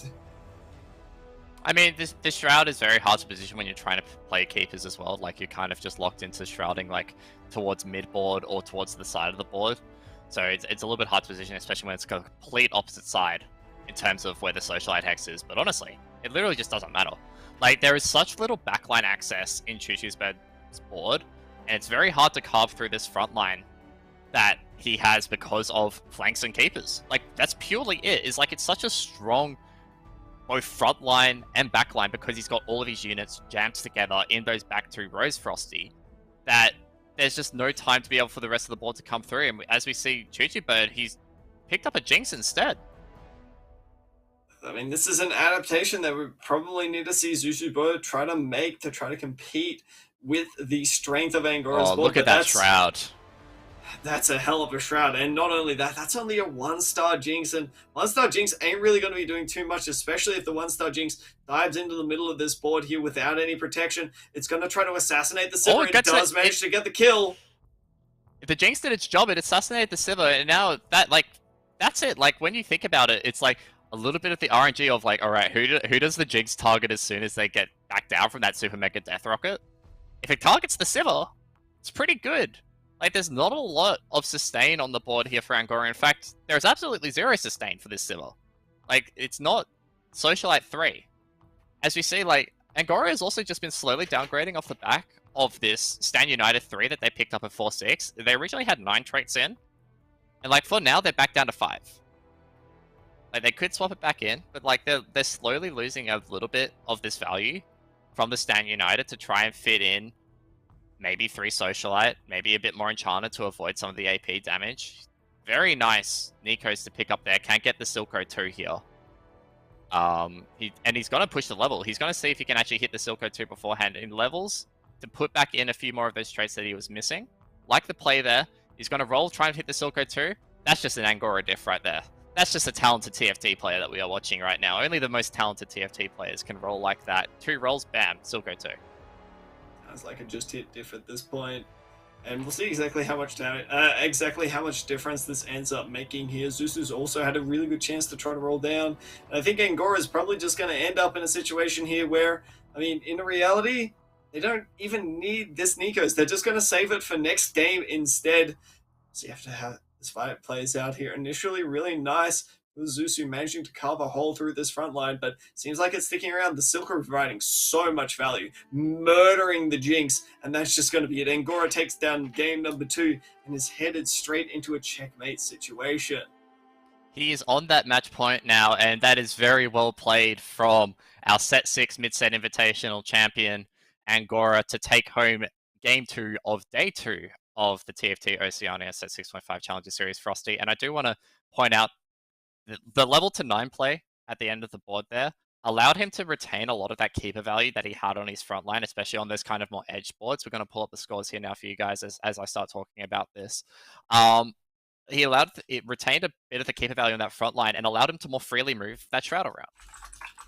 Yeah, and I mean, I don't really think the level to 9 even really mattered in the end there. I think that the big difference was hitting that Silco 2. I think Silco 2 managing to just provide that little bit more value, keeping all those critical units alive for that little bit longer, means that Angora comes out at 18 points here. So from this point onwards, if Angora manages to take another first, that is just the day for us here. We can have a swift 3 games, but Perfect Slumber's not too far behind at 16 points, Zuzu in 14, and then there's a massive drop-off.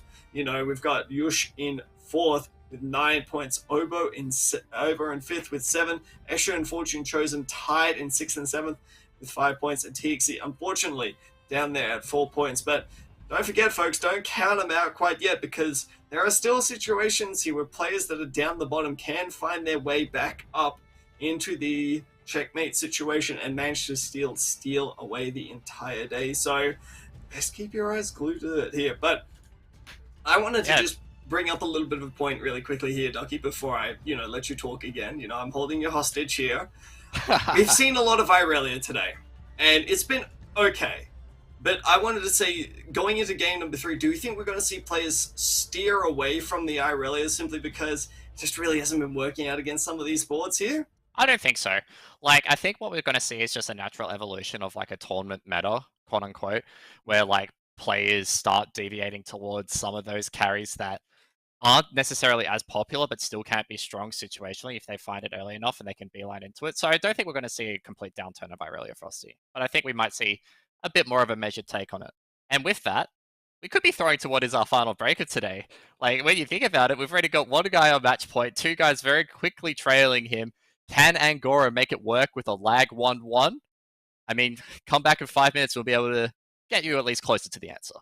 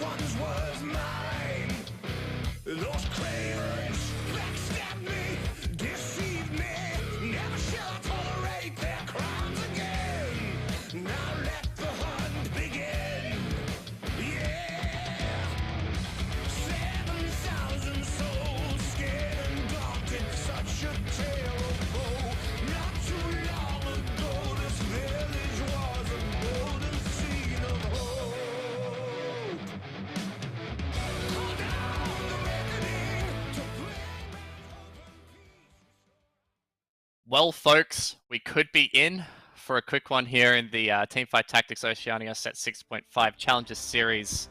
Frosty, we've already got one by a match point. Angora, straight away.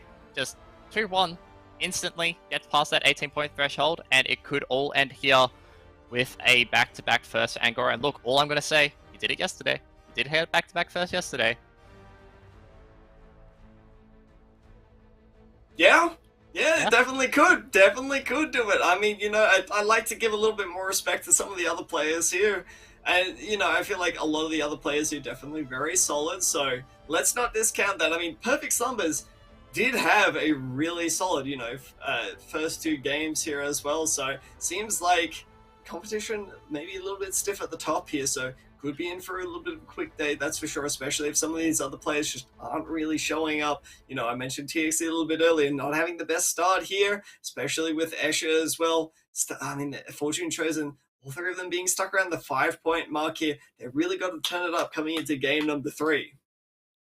Well, speaking of game number 3, we have that ready for you guys right here, right now, and we are jumping on board with the winner, Angora, who came off the carousel with a J4 with a tier. Look, Angora has been a pretty star showing throughout this weekend. I think they were second on points coming, or maybe third on points coming out of yesterday. So very strong traditionally. We knew that this would happen with Angora as they came into this, as they get a nice scholar pair to start off this game 3. But I want to bring up Choo Choo Bird, where like when we're talking about like all these players that have started today, like we're looking at names like Escher, we're looking at names like Oboe, Perfect Slumbers, Fortune Chosen. You kind of put Choo Choo Bird in like the bot 4, but Choo Choo Bird's come out swinging. Like they're sitting in third right now with 14 points. They're getting awfully close to that match point. All it really takes is another top 4 from here, and Choo Choo Bird is in with a very good shout of winning. This is an interesting first augment choice here. Not exactly what you might be used to seeing. A Bruiser Crest, a Sunfire board, and a Gold Reserves. Now, probably not going to see the Gold Reserves here. It would be near impossible to hit a Mercenaries board from here, but I mean, there is something to be said for a Bruiser Crest. There's a Mercenary Crest. There is. Gotta get some Merc action this game, Frosty. There is. But the thing I want to say is, do you go with a safe option in the Sunfire board here, or do you go with the Bruiser Crest? I kind of prefer the Bruiser Crest here. Obviously, Angora is the most gifted TFT player of all time, so obviously he's going to pick the Sunfire board, and I am just a mere mortal. I don't mind the Bruiser Crest. It's been decently successful in terms of win rates this weekend so far. A few people have picked it up, managed to eke out thirds and fourths with it. But the thing is that Angora is looking for that top 1. He doesn't need anything else from here. He just needs that top 1. He's got a nice spread of items to start off the game. And the Sunfire board gives a nice little bit of healing cut, especially if you're going to be lacking a Morellonomicon or Sunfire Cape in the early game. So that's kind of like a justification behind it, is he's like, well, I'm missing out on this healing cut, but he can get it through the Sunfire board. When you talk about like Jose or something, like, Jose very much talks down on like the 4-6 Sunfire board where you're just gifting mana gen to units. So that's certainly a thing, but in the early game, it is a very strong pick. And I mean, you want to talk about early strong picks here. Well, first of all, giving into Perfect Slumbers, a very good, nice start for him. But I mean, honestly, I think you want to try to, if you could read the matchmaking, you would want to save this for the end of your stage here, because look at Angora's board. 4 Hex Tech early in the game here is one of the strongest options that you've got available to you, just simply because it's a pretty nice vertical trait. And I mean, we did actually see players having a little bit of success with 6 Hex Tech yesterday, most notably some Civic Carry. So this is right up Angora's alley. Angora has been a big fan of some Civic gameplay, so just look for last game. Here, yeah. Going forwards here, this is perhaps Angora's comfort zone, so going to be exciting to see exactly how they navigate this one, Ducky. Just picking up the 1-cost units there to fill up his bench. Not going to be able to make econ off the back of this combat.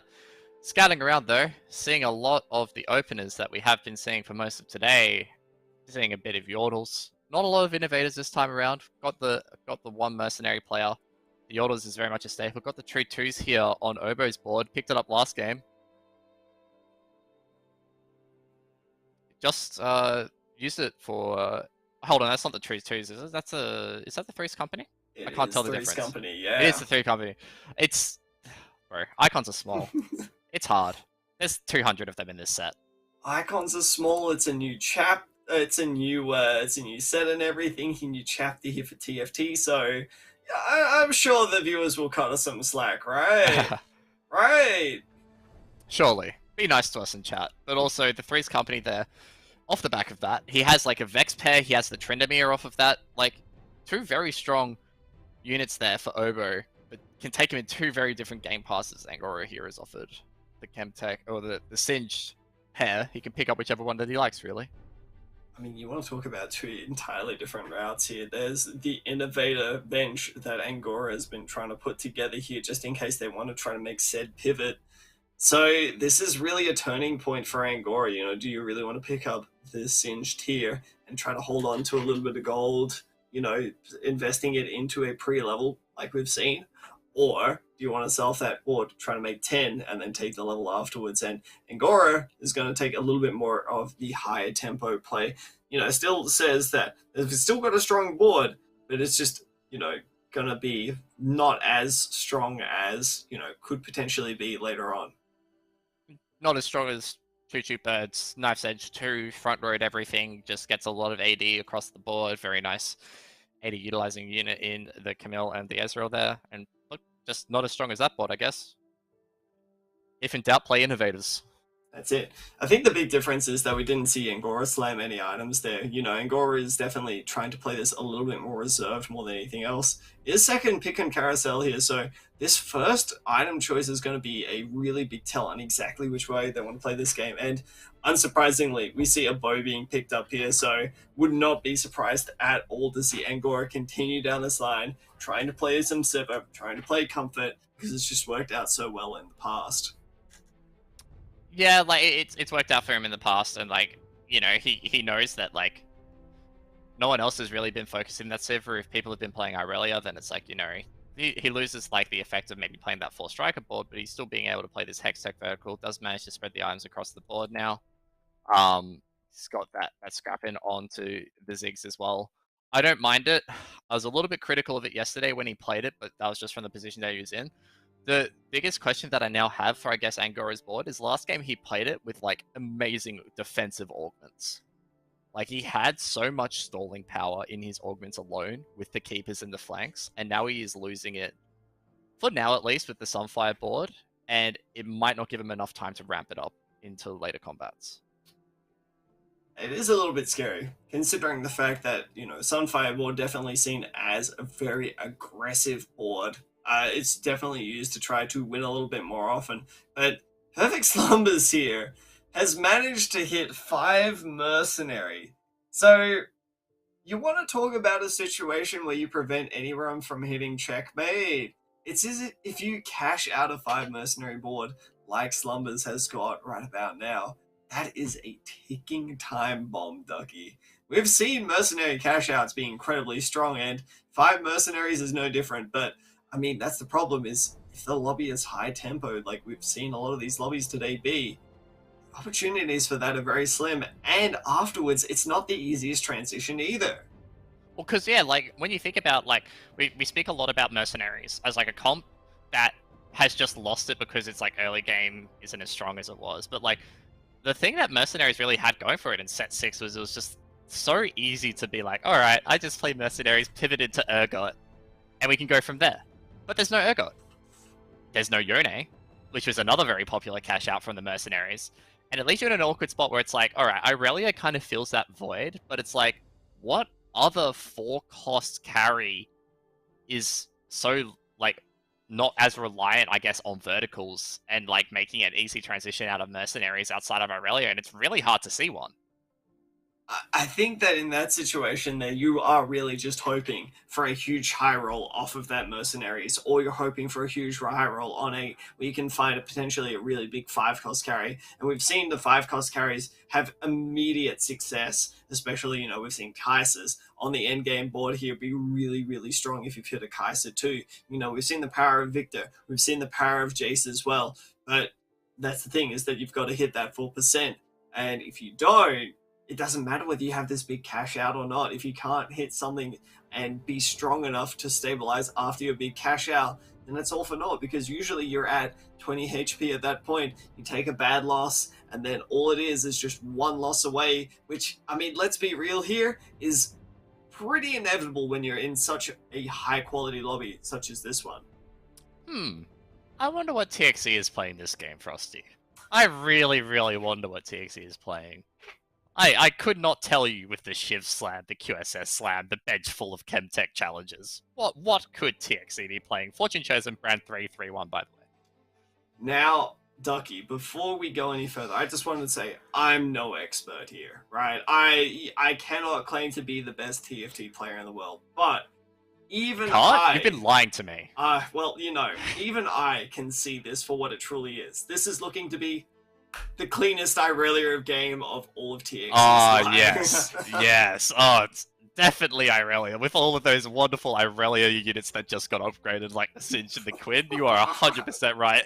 And the 5% Draven to boot. That synergizes with Irelia, right? No, guys, we are joshing you. It is a Warwick board coming in. The Chemtech Challenger Warwick has been so popular on this patch. And he has so many upgrades now. This is super scary, and TXE really needed this game. And TXE made it work with Warwick yesterday.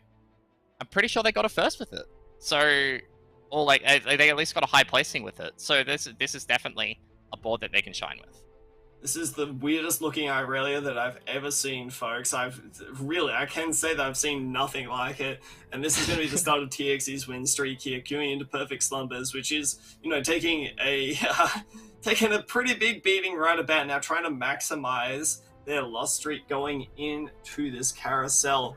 And I mean, they're going to probably just go for it. Chemical Overload and Double Trouble here, though. Double Trouble being really strong, especially on a Warwick board. You can really make good use out of the Double Trouble. But, I mean, also, the Chemical Overload is not necessarily the worst here, but looks like the focus is going to be less on the Chemtech side of things and more on the challenges. Just wants Warwick to go incredibly fast here. Cannot fault this decision from TXE at all. I mean, when you think about it, the Double Trouble gives like a little bit of sustain, like in terms of like just the resistances buff. Like it's not necessarily like innate sustain, but you're getting a lot of resistances and damage reduction off of those, the buffed, I guess, units when you are playing two of them. And once you hit that 3-star Warwick, because you're going to be re-rolling a bit, you're going to hit the 3-star Warwick. You're going to try and hit like 3-star Camille, 3-star Tryndamere from this position as well. You're going to get a lot of 3 stars and then just get 2 stars to replenish your board. It's a very quick way to build board strength in stages like at the end of stage 4, start of stage 5, depending on when he starts hitting these 3 stars.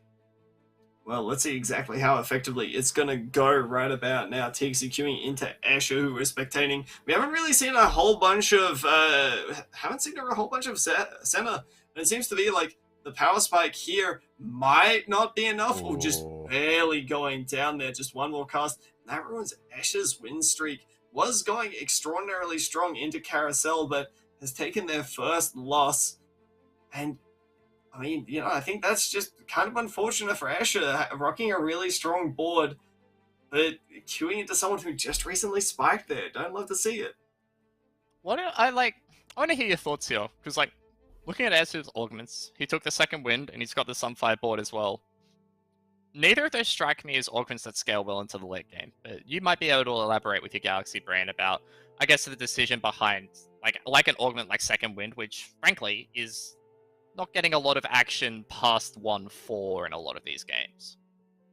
Well, I'm going to use my Galaxy brain here to see a position on the leaderboard that Escher is in, and Escher is not in a good position on the leaderboard here. Escher is tied 6th with Fortune Chosen.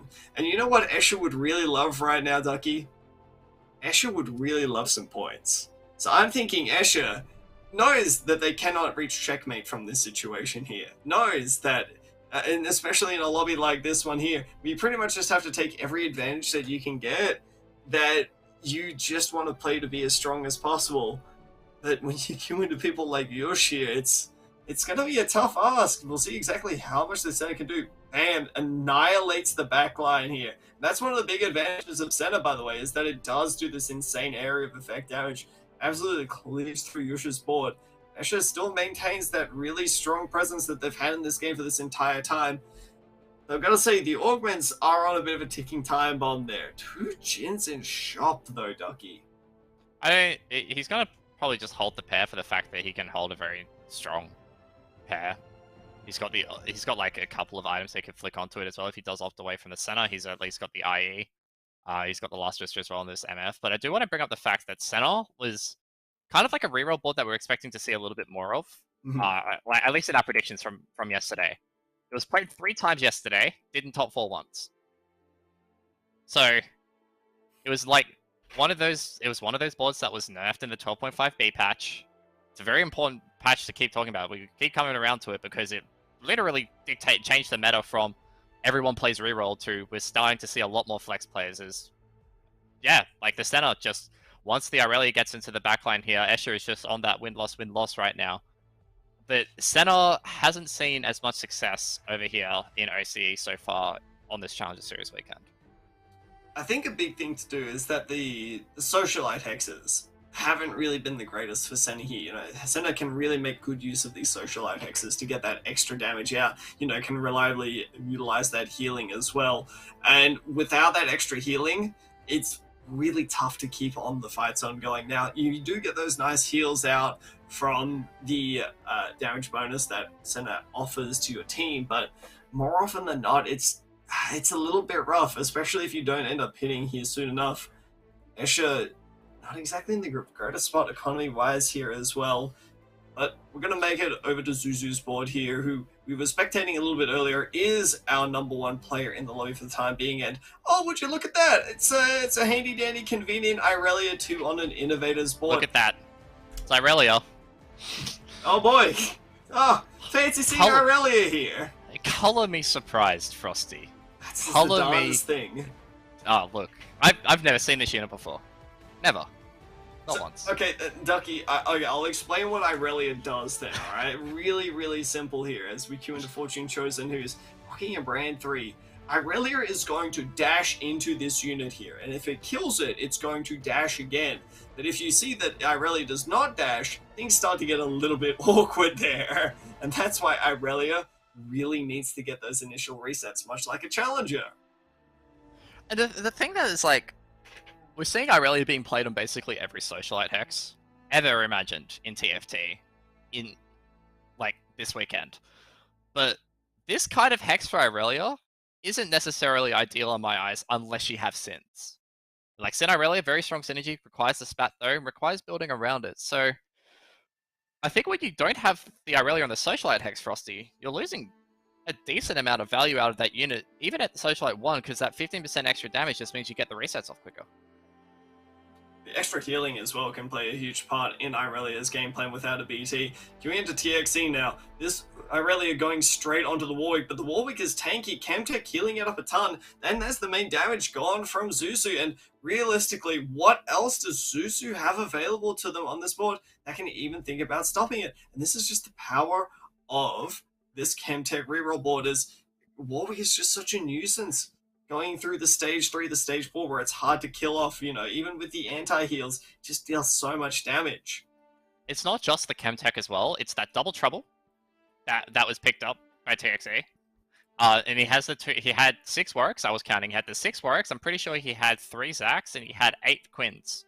So like he's slowly working towards getting those 3 stars over, and if he can hit the 3-star Quinn and put the 2-star Quinn that is generated off that copy on the board, and like maybe a level 7 board because he's sitting at 6 right now, that's a potential option for him. TXE is just really getting on this, like it is a ticking time bomb for Chuchu as we're talking about, but it's also a ticking time bomb for when someone like TXE comes online, as we see. That is just the absolute bee's knees of Irelia cast right there. You absolutely love to see it. And Slumbers is he gonna live?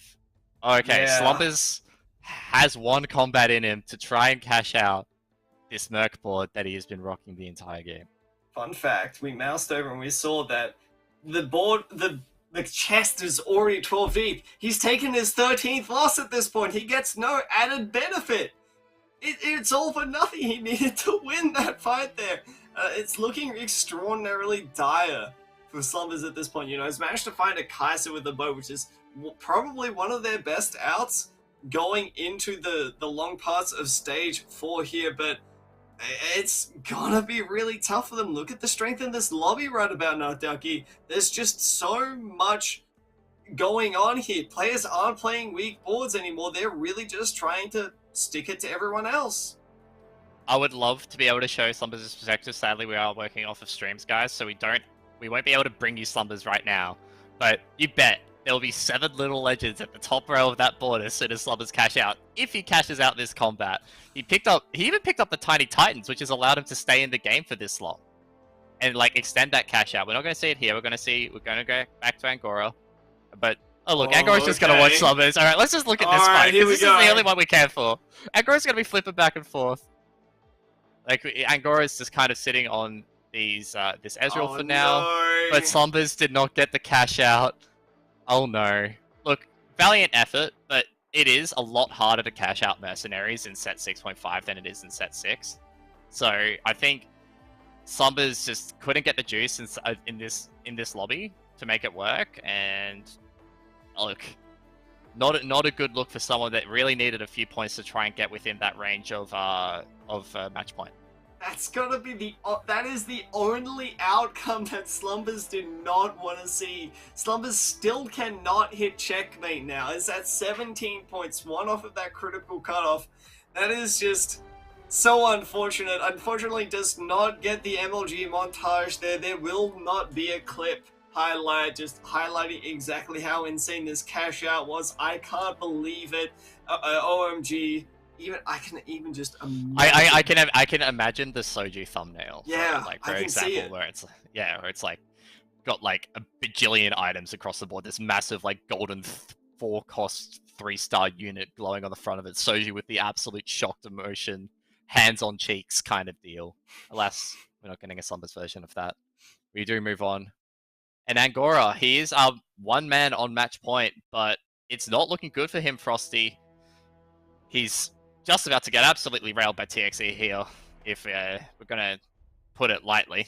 TXE has hit some pretty big spikes here. He's sitting on, 7 out of 9 Tryndamere. He's hit the Warwick 3, he's hit the Quinn 3. TXE is struggling to try and fit in this Chemtech Challenger board around this double trouble, but it's still strong enough to put Angora within one combat of extending this series to at least Game 4. Yeah, Angora just does not have a lot going on here. No real proper carry, no Kha'Zix to as even sort of a break point. And the thing is, even with Kha'Zix, you sort of need the secondary carry to kind of work around, because Kha'Zix is just so unreliable. You know, we'll just jump around the place and end up half the time ulting into a enemy team, which is really not where it wants to be. So I think that Angora is in a pretty precarious spot here. But it's hard to see how they get out of it, you know? Like, what can Angora even hit from this situation here? I don't even think a Kha'Zix 2 is enough. It's like, I'm just trying to think of like the evolution of Angora's board to this point, because I had the 4 Hextech opener, and it is like, they were looking like there was potential for like playing the Sivir at that point in time, and now it's like, nope, into the Innovators, but is lacking the Irelia, because again, Irelia probably the most contested unit of today. And so he's forced into this weird Kha'Zix carry situation in a game where Kha'Zix is Cybers for Mutant. Let's have a look at Obu's board here really quickly, though. I mean, we haven't really talked about the twin shot reroll, and looks like Obu is rocking it to great success right about now. In fact, it's going to take out Angora. Angora getting farmed for 3 gold there before going out. Angora's gone out in 6th, because TXE looks to be hitting their power spike as well, so I don't really think we're going to see TXE take a loss, and if we do see TXE take a loss, they're probably not going to die from it. But 4 Clockwork, 3 Debonair. This is, what, the 3rd time that we've seen this board today, Ducky.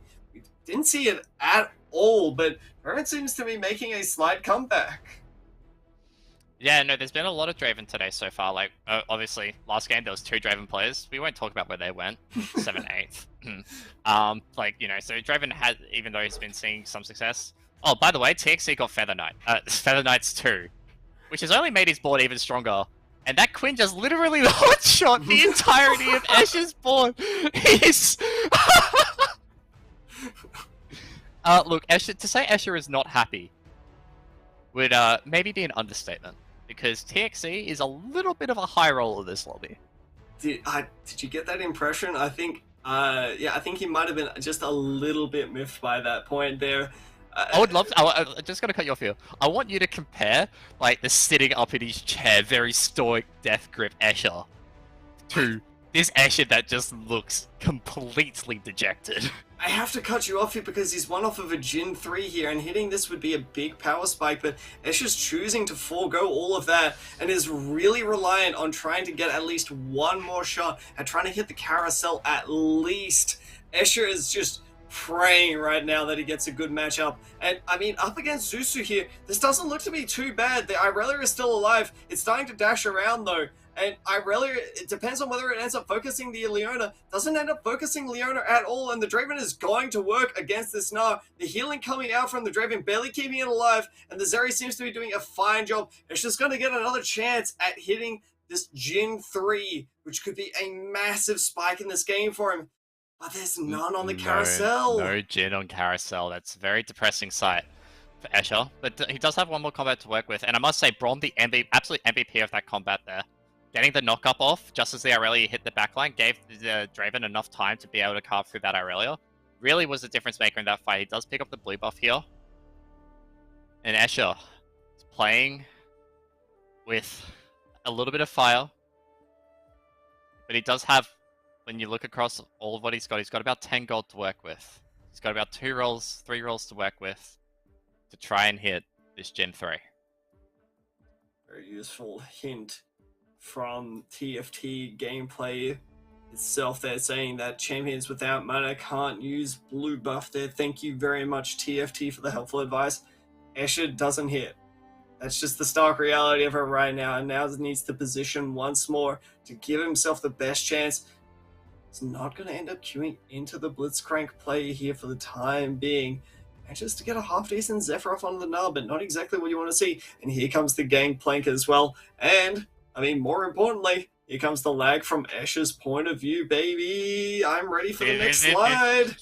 This is a little bit early for the Escher slideshow, the Escher 8 PM special slideshow that comes on with a little bit of Aussie internet, but he does manage to get through that. And I do want to talk about his Jhin positioning there. Like we said, avoiding the Blitzcrank, but he also had the perfect angle to just carve through towards the major twin shot carry there of Gangplank. As you see, Fortune Chosen going out in 6th. Fortune Chosen was playing Debonair Talon. So, like, for someone we were gassing up as big, yeah, Fortune Chosen's just going to be playing AP. Just, he's played, like, what, 2 AD boards today. He's trying so hard, Ducky. You can see him just trying to find every single little optimal line. Even sells off 2 clockwork there to try to give himself the best chance of hitting this Jhin. You know how much this means to him at this point. And manages to dodge the Blitzcrank here, so really nice positioning. This is also really decent positioning on the part of the Sivir player here as well. I believe this is Susu, if I remember correctly, but look at the Sivir. Look at the Sivir shots coming through. Jhin doing massive damage though, absolutely cleaving through the backline. And, I mean, this could be, I don't want to say it, I don't want to jinx it. If Escher finds this Jhin 3, the board is definitely strong enough for a first. Yeah, like, that's the thing, is like, the Jhin items are very strong just with the Last Whisper alone, but, like, it is very much a known fact that if you do get a 3-star 4-cost, you are going to be going at least top 2 for the majority of time. We do move over to Choo Bird, who is rocking that Jinx again. Look, the Choo Bird Jinx was almost the cheese strat that actually made it work last game against the Sivir board. And there is a very strong Sivir board in this game again. The backline access that this Jinx offers is, like, nothing to be scoffed at. Just cannot find on this level 9 roll down though. That was about 20 gold dumped in, and not a single Jinx to show for it. That's just the detriment of not being able to go level 9. You know, the 1% difference offering you that at level 8 can make a big difference, but going level 9 here and not hitting, I mean, it's still a 16% chance. It's still not that likely to end up hitting. But this might be it for Zuzu. This board from the twin shot player, I think, yeah, it's Obo. It's Yush. No, it is Obo with the twin shot, because Yush is running the Sivir board. That's right. It's surprisingly enough, it's almost good enough, but it's just not there, right? And I mean, this is just the problem, is if you just end up trying to go and you don't hit these 2-star 5 costs, I mean, essentially you're playing the 3-cost 2-star. It's just not that strong. So overall, a pretty expected placement from Zuzu there, considering the strength of some of the reroll players in this lobby. TXE and Obu are coming out in full force right now. Yeah, look, it also has to be said that Jhin is not a unit that we've seen a lot in set 6.5. A little bit on the first patch, but just because of the pace of these combats, it's been struggling a little bit as we go back and look at Esh's board with that Jhin. Oh, Still waiting. that's a big Zephyr, and here comes the Jhin shots. Bam! Straight through the front line. I'm gonna see, does it carve up this GP? Yes, it does, but not the Zillion, the Lucian is down there, and the multi-layered threat from Escher manages to keep him alive. TXC and Escher are on a streak right about now, but unfortunately, it looks like... That's the Trend 3. That's the Trend 3 for TXC too. I was going to say, it looks like they're going to have to end up clashing sooner rather than later here, and we're going to see an elimination, and from Escher's point of view, I question whether there's enough there. Like, he's got a very strong double carry board. This, like, when this Jhin can't fire, he's got at least this Draven to play around with. But the thing is that Jhin, like we mentioned, just not a lot of backline access, so he's like a little bit safer. This is a wonderful Zephyr just to open up this front line. But this Jhin is not going to be going through this game plank just yet, but the Draven is starting to target it. Does the Draven have enough healing? He does have the Hand of Justice raining out, but it is not enough. He's alive! Does survive. It's on 3 HP. And there's still no Jhin! This is a second carousel that Escher has gone to and has not, like, RNG'd a Jhin to get. Like, that's just a little bit unfortunate at this point. He's been on 8 Jhin for long enough for 2 carousels and is not hit. Like, sure, it's not. There's not a lot of forecasts in the pool, but you have to feel for him at this point that he's just being it's a little bit sour, and he's got the Zeri pair as well. It's just, could you imagine just this board like Jhin 3 is still a very good unit, but yeah, he just can't find it. He's just literally just, yeah, it's just tragic. Tragic is, I couldn't have put it better, honestly. He's trying so hard. He's given himself as many options as possible here, you know, downgrading some of the units, you know, taking out Zeris, but queuing into TXC here, has managed to dodge a Zephyr, but all in all, it's looking really grim for him, and Escher is unfortunately not going to be able to make it alive out of the combat with TXC. It looks like TXC in a prime position to potentially take out this game from 13 health to a 10 win streak here with Challenger reroll. I am loving this board from TXC, if only for the augment synergies. So like if we talk about the augments here for a little second, like he's got the Jeweled Lotus. Like we can ignore that, although the Jeweled Lotus on someone like Quinn is very nice when you crit. The Double Trouble plus the Featherweights gives you so much power when you're re-rolling on this Chemtech Challenger board for 1 and 2 cost units, and then you just get spit out double the copies. Like, he's got 2 Quins on board, 2 Warwicks on board. Like, he's getting so much value out of this Double Trouble and Featherweights combination that, like, yeah, this Gangplank is going to hit like a truck when you're targeting, like, a non-Double Trouble unit, but it's not going to have the amount of damage to get through those extra resistances. Now, you want to tell me that that Jewel Lotus isn't doing work for that Warwick there? I'm going to have to respectfully disagree with you, because that was absolutely tearing through the 3 stars that Obo has on their board, and it's going to come down to a final fight here in Stage 7, folks. It's 1 match versus 1 match, and unfortunately for TXC, the itemization that he picks up here, being this Morello, not exactly what you want to see with the Sunfire. But look at that Warwick damage. There's just so much available to him at this point. It's all going to come down to this here. Big roll down starting to happen. But really, what does TXC even want to hit from this point on? I mean, he could maybe just try and upgrade his Zac, really. That's about the only thing that he can get. He does hit the Zac, the second Zac 2. He finds a big spike. On 7 out of 9. So that's like a decent enough spike. And once he hits the Zac 3, obviously that's going to be even bigger. He does throw the Morellonomicon onto the Quinn, which is one of the best suppliers of it. But between the double heal cut of the Sunfire Cape and the Morellonomicon, there's plenty there on offer. He is moving this Zephyr to pick up the Morgana, which is very big. That is just free backline access for this Challenger comp, Frosty. Oh, and it's going straight onto the Lucian there as well. The Lucian manages to dash out, but the Warwick is relentless, managing to find its way through to the back line here. The Gangplank's doing a heck of a lot of damage, and the Warwick is getting stuck on this Morgana. The Shiv Procs coming through. The Morgana's doing a heck of a job tanking through it. The Shiv looks to be not enough, and TXC does not have the gas barely unable to take out the stacked twin shot board from Obo there. Unfortunately falls to second place. Well played from both players there. Heck of a fight to finish off that last fight. So close in that final fight, Frosty, where it was like, it is just a difference of like a unit targeting as well, but it's also like the Warwick sustain just wasn't enough. Like you've got this Bramble versus Whirling on, it just can't get through the damage, and you're looking at it as like maybe like the shift procs can just start hitting the Jinx, but no, it's just not, and it's just not enough damage. And it's like a valiant effort from TXE, who was looking very dizzy for a while, did at least through stage 2 and the start of stage 3. Then you could start seeing coming together on their bench. And then they got the perfect augments to just run away with that Chemtech reroll comp.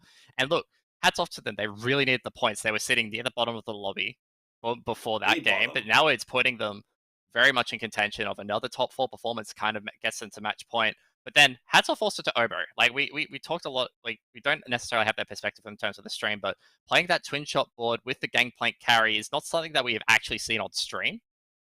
But you just saw the power of it there. Farms gold like nobody's business through the mid game, which allows them to just turbo roll that reroll comp in stage 4. It's so hard to stop as well, especially when you've got so many different 3-stars. I think looking at that board there was something like 6 3-stars going on. We saw a Morgana frontline absolutely stacked. The thing that actually ended up winning them the game, they found it in stage 7. You know, it was the big piece that held it together.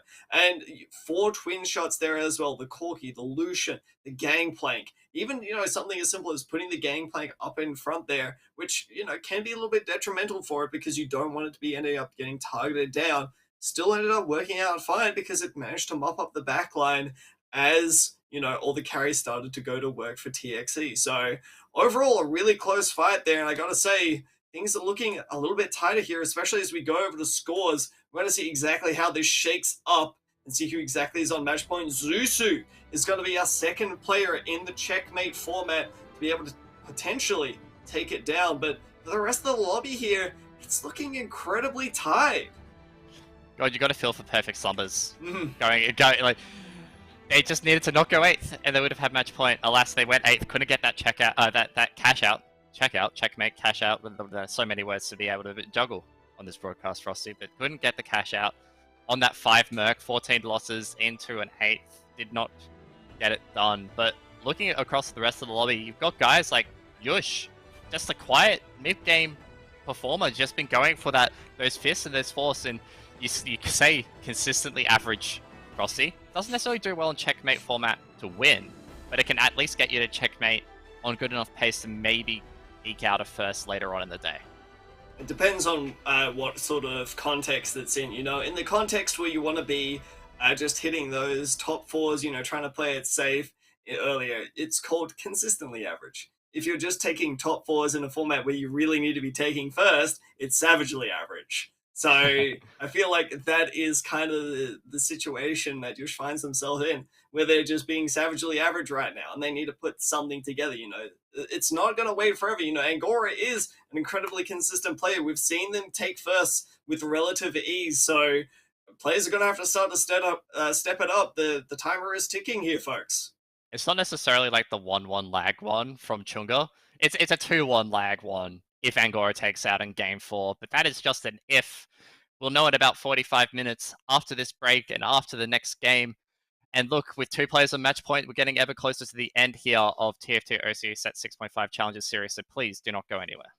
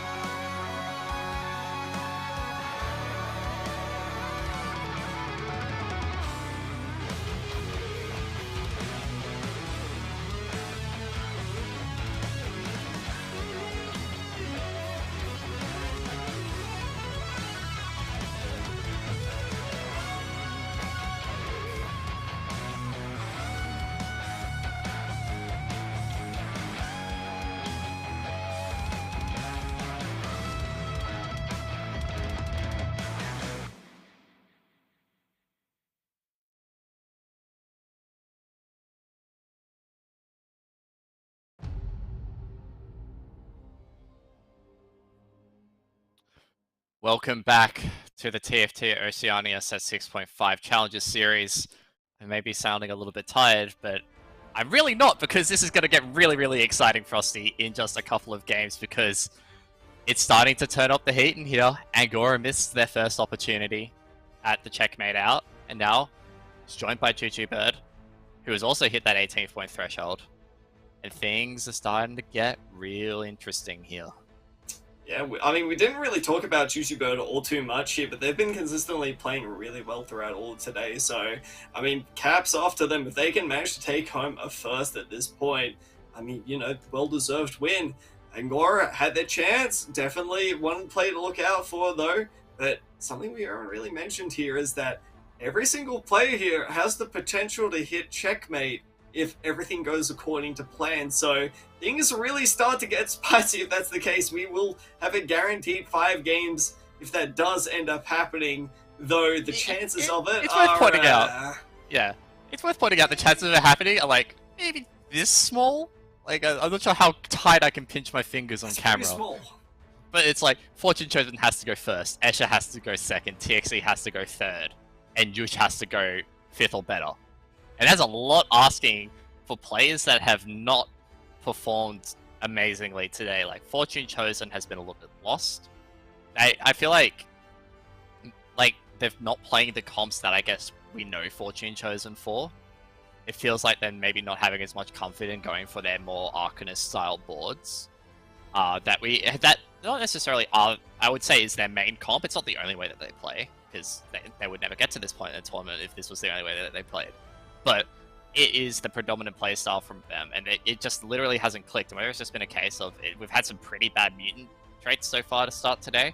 Maybe if we get a Synaptic Web this game, that changes everything. Yeah, I think comfort is the big name of the game here, where you see players like Angora, they've really played to their comfort zone there, and it's been really strong for them. But maybe Fortune Chosen's kind of looking at the Arcanist board and said, it's only really good for a consistent top 4. But we're not going to wait any longer. We're just going to go straight into game number 4 here, and we're going to check out TXE, who is one of those players who really does need to turn up the heat a little bit. Has started with a Glove Kassadin. And I got to say, Ducky, Glove is perhaps one of my favorite starting items, simply because a lot of compositions really do rely on trying to get a critical glove item. You know, we've seen so many QSSs, but I mean, Infinity Edge, Last Whisper, Jeweled Gauntlet, so, you know, but Shroud's also a big player. We see a little bit of Trap Claw here and there with leftover gloves, but yep. I mean, you want to talk about some really good items to start off another potential Warwick carry game, then this has got to be it, right? And he's hovering that. You can see he's straight in. He's looking for that Warwick again. He wants to run it back. He was like, all right, I did get it last game. I need to prove myself. He's gonna, like, look, if there was ever an opener to be like, yeah, I can run Warwick, this is one, but it's also like, yeah, it's just so good. And I agree with you. I'm a glove start kind of guy. I abuse the hell out of Twitch reroll. I loved Twitch reroll, but I've always, like, especially across set 6, I've loved a lot of the sim boards, and Glove has been very good, but Glove is just so good in a lot of these comps, especially when it's more AD centric, because the Last Whisper has been such a sought after item. We're also looking now at a meta with a nerfed Bramble Vest. Like, Glove start, when you're going for those crit items, that does make a lot of sense. So I'm glad you're a connoisseur like me. I am a man of culture. Oh my god, he gets a Zac as well, but he sells it off, and he's actually going for the Lucian. I don't hate going for the Lucian here as well, you know, Disintegrator is a fairly decent option. Seems like there's just a bit of board strength here that TXE is going to play for more often than not, just fitting in that clockwork, but I think more often than not, we're going to just see, actually we're going to see the Hex Tech, so maybe TXE is going to, you know, switch it around a little bit. Instead of trying to play for that loss streak, is instead going to stay on level 3 to maintain a little bit of economy, but is instead going to try to take better losses, then you're really going to end up taking the big 4 losses with a questionable clockwork board there. Yeah, and he's kind of just keeping his options open. Like, he's still holding a lot of that. You know, he's just holding all of the general starting units right now. He's holding the Singe and the Zillion for a potential innovator. He's holding the Camille and the Twitch for the, like, Twitch reroll. Very unlikely. But, like, you know, that Twitch as well does semi-branch out into that Chemtech Challenger board that we've seen a lot so far today. So he's just keeping his options open, not necessarily playing for Econ. He might sack for Econ now once he can actually make that 10 for the interest. But also, like, when you look at his items right here, like, they don't necessarily scream Lucian outside of maybe a QSS, but even if they're Lucian's dashing all across the board, you want those big AP items. You want that blue buff with that crit item on Lucian. I mean, you know, these items could spell twin shot reroll if you're TXC right about now. And I think the Disintegrator pickup is kind of telling, and you know, I mean, here's the thing, right? You already know that most players aren't contesting you, right? Most players, they've steered clear of this Chemtech reroll here, so you know it's going to be an open avenue for you more often than not. There we go. So I gotta say that this looks to be just more of a board consolidation, right? You're just gonna play what's powerful for the time being. The TXC is more than likely gonna just end up selling this off if they don't hit something good in this shop. Well, I'm gonna say that he hit really nothing good in this shop. Like, he's only got the one Yordle on bench, so he can't even put in Yordles if he wants to. He's gonna sell and like buy the Ziggs, but he can't put in Yordles for this turn. I see rerolls, but that just feels like a death sentence. He's got Innovator. He's got the Ezreal for Innovator. I was just about to bring that up. And he's like, he could put in the Ziggs for scrap value, or he's just gonna just keep going with the same old Hextech, keep things open. You know, there's no real rush for him to pick his comp yet. Disintegrator does open up to a few options. Does open up an option that we haven't actually spoken about yet. Does open up Sivir. Yeah, it's good that you mentioned that there as well, because I was also starting to have this little bit of a realization myself. The light bulb sort of flicked on there. Sivir, yes. We have seen a little bit of Sivir, and as Sivir was doing pretty well yesterday, we haven't exactly seen it have that much success today. I mean, Angora did have a pretty nice Sivir game there. I think that was mostly off of the back of, you know, having a huge health leak to play with there and eventually getting the fight win that he needed. But in the position that TXE is in right about now, I think we see a lot of those boards start off with a really big win streak and then try to go into that Sivir board and try to really, you know, manhandle with the strength of their health on all the other boards. Because they're trying to compensate. Yeah. The fact that the Sivir board has that kind of slump at the end of stage 4, start of stage 5, before it actually starts ramping up again. So you need to have that HP in pocket. So if you're like going into Krugs with like sub 70 HP, sub 75 HP, things get a little bit dicey. But as you can see here, that TXE is just going, wow. All right, straight into Yordles, just going and abandoning the Hextech strat for now, abandoning the HP and willing to sack a little bit to get these Yordles online and start generating in that way, and maybe looking for that twin shot reroll from that angle, because that's been a popular angle, and it has been an angle that's won, but not necessarily from this position with a like of Corki.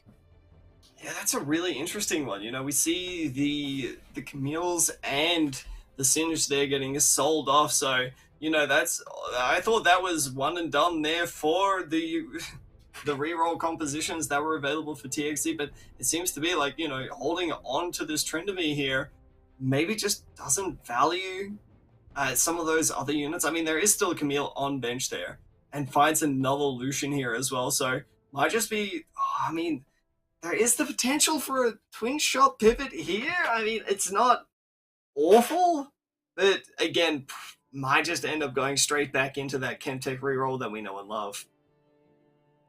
It's so, like, it feels dizzy. Mm. It feels really dizzy. I feel dizzy. Like, you got TXC here. Alright, who's now, alright, scrap that. He's now made up his mind finally, but he's made up their mind after selling and messing around with things. The Shiv and the QSS basically indicates they want to play Warwick. They want to play, we spoke about this at the start of broadcast. If you're coming over from NA, we don't do Ginsu's over here. Ginsu's Rageblade is not a Warwick item in OCE. What is a Warwick item is static Shiv slam into QSS into Flex third. This is just signaling that with the Quinn pickup and all that, but it was like, he did it at the cost of selling a couple of Quins like 2 turns ago. Yeah, but I mean, if Mordog offers you back the Quins again as, you know, repentance for making a big mistake, you're probably going to end up taking it more often than not. And it seems like TXC is just going to go with comfort there. So I gotta say, love the position that TXE finds themselves in there. Really known for playing some strong loss streak, but Zusu, one of those players that we mentioned before on that checkmate situation right about here, is gonna go with a Twitch reroll. Something that, I mean, was really popular over in NA, but hasn't really found too much success here. Especially post the nerf. Like the Twitch reroll nerf, we were speaking about it yesterday, hit like a truck. Like, just removing the scaling on level made it a lot weaker to play this board, but he's hit the keeper's start. And I don't mind the keepers for this comp. You can keep things pretty grouped up. And I do like the fact that he is rolling here at 3-1. He's taking advantage of the fact that he has the roll odds at level 4, and the fact that he needs to save HP and tempo a little bit. Wow. That he could roll to 30 here, he could roll to 20 here, but he's just rolling deep. And I really respect this play because it indicates that, you know, he all he needs to do is hit his unit strength. That's it. Yeah. Once he hits his unit strength, it's done. And if you roll earlier and hit it earlier, you're going to conserve HP. You don't care about your gold at that point. Yeah, I think that this is... I think the big trap that you can fall in these situations here is trying to roll too deep, right? Where Zusu has identified that they've hit 6 twitches, a really good amount of twitches to hit, especially this early in the game. From this point on, you're already decently strong. You know, you've hit your power spikes going forward. So, I mean, Zusu looks to be in a pretty prime position to be hitting those early power spikes that the Twitch reroll really needs. And that's a Singe 3. That's a huge power spike for this early in the game. And he's just chilling with the Camille on the bench here as well that he could opt to play if he so chose. But he's also just got the second Twitch as well. Like, this is a good Twitch reroll game. Like, there has been some shaky Twitch reroll games. This is a good Twitch reroll game, Frosty. You want to say shaky, I want to say extraordinarily questionable at best, Stocky, but I think that, yeah, this is probably going to just look to be Zusu win streaking straight until stage 4 at this point, considering the fact that, I mean, what else can a lot of these other people do? Unless, you know, going up against Fortune Chosen here, who does actually have a pretty strong innovator board, is able to stop this Singed, which he has. And the Twitch is gone. So scrap that. Singe 3 power spike is actually just fake news. Yeah, look, that's just the nature of it, really.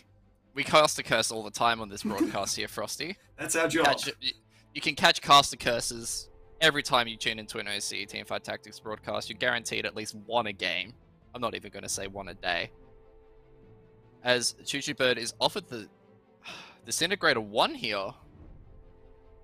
Decent amount of damage for this Twitch, who has a bit of attacks going around. He's going to be obviously like funneling in that, and he's also going to be able to stick around in these combats for long enough that the disintegrated value really starts ramping up because it's max HP damage. Yeah, it's not great options that you had available there. Not exactly what you wanted to hit. But we're going to move back to Angora here, who has actually got a fairly decent board. Is actually going to end up playing that Arcanist.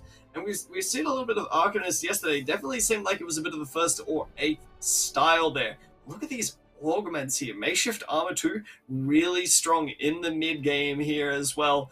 And has Luden's Echo, which really scales with this Malzahar getting these consistent casts off. So, gotta say, loving these augments here for the time being for Angora. Might fall off a little bit. I'm a big fan of Makeshift Armor. Spoken about it before, Makeshift Armor is great. Wonderful augment at both 1 and 2. 3, it starts being a bit, you know, there's better options at prismatic level. But 1 and 2, it's great. And you can see, like, he's currently sitting on, like, a Gargoyle Stone Plate. But why would you bother slamming the Gargoyle Stone Plate on the Vex when it's like, well, you're getting more value from the Makeshift Armor? So, like, the way that Angora is not only, like, he's got the Makeshift Armor, but also playing around with his items around the Makeshift Armor is quite nice. He has the Shiv on Malzahar. I'm a little bit concerned about that because it does close off. If we're looking at, like, the Malzahar items in terms of, like, maybe he wants Morello Gunblade Blue Buff, which has been a popular Malzahar build here in OCE. The Shiv means you have to drop one of the Morello or Gunblade. See, this makes me believe that perhaps Angora has either chosen two things, where Angora doesn't actually believe that they're going to end up playing Arcanist later on into the game here, or they're going to end up playing Arcanist with slightly suboptimal items for this Malzahar, right? Perhaps, selling it off and trying to prioritize something like a Victor later on into the game. So, I mean, definitely got a few choices here, but looking at the Malzahar with a belt pickup for Angora there, that's pretty much exactly what you want to hit. It's all coming down to, can Angora hit this 2-star Mal soon enough for a big power spike? Yeah, like, you look at the rest of the lobby, like, he's sitting on 72 HP. Like, he probably want the power spike to come before stage 4, but it's not like he's, struggling in terms of, like, playing with HP as a resource. This is also a board that spikes very heavily at the end of stage 4 once you start hitting level 7 and getting those rerolls in with the Malzahar and the Vex. Vex frontline is actually not something we've seen a lot of today. At least it's been played a couple of times, but a lot of the frontlines that we've seen are either just innovative creations, or we've seen a couple of Morganas. I think we've seen like maybe one Vex just do really well, but Vex is a unit that was so dominant yesterday. And to see a couple more Arcanist boards coming out of the woodwork and seeing good utilization of it, I think could be a difference maker. And once again, it's one of those things when it comes down to tournament play, you've got to find those little niches and finding those comps which other people aren't playing. And Arcanist today has certainly been that one. It's definitely a hard one to recognize because it doesn't feel like you can end up forcing it every game, unlike Fortune Chosen would like to make you believe, right? It definitely is sort of the thing where you got to recognize that you're hitting a lot of X's. You've got this avenue available to you where you can just continue to try to force a X3. But the problem is that it does end up relying heavily on defensive itemization here. The makeshift armor does tend up falling off quite a little bit, and you do really rely heavily on this super tanky Vex just continuing to get these massive shields off to allow your Malzahar the time, because look at what happens when the Vex isn't there. You just have free access to the damage dealers. That is Angora's backline. So yeah, it's unfortunate for Angora that he's just not hitting right about now, because in reality, it's going to be do or die. Do you see across the other side with Yush, who has the irresistible charm. Oh, wonderful upgrades there. Well, talk about do or die. I don't think he's dying anytime soon now. Yeah, I think that's a do. Yeah, we've answered that question. It's do. But I do want to talk about Yoshi. He picked up the irresistible charm at 3/3 there. Freshly nerfed. It was 20%. It's now 15%, but has the 5 debonair in and has that double damage threat as well. For the meantime, he had the Talon wailing on the backline. He's also running that brand reroll that has been popularized, I guess, by Escher today. His Escher's been playing that a lot. I am starting to now like the potential of item slams on this Vex here, because Bramble Vest and QSS are 2 great items for Vex. The QSS just stops the Vex from being eaten by a Tahm Kench in the late game. The Bramble Vest obviously needs no introduction in terms of its place in the meta. We do see the push here by Angora to 8. Not much of a roll down yet. Still trying to decide. He does slam. Yeah, he does end up slamming the Bramble Vest and QSS, and I do like this move because you're starting to lose a little bit of that makeshift armor value because the innate power of these items is so much stronger. That's just it right about there. Now, coming up against TXE, who is one of those players that we really needed to see a good performance from here, and this is just it. This is the problem though, is especially if you don't have that Warwick 3, it ends up getting focused down so much. Look at TXE's goal total. They just really don't have a ton of Warwicks going on now. Been through doing a ton of work. It seems to be like TXE's just barely trying to hold on, but no Warwick 3 in the pipeline anytime soon could definitely spell disaster for their chances at hitting checkmate this game, Ducky.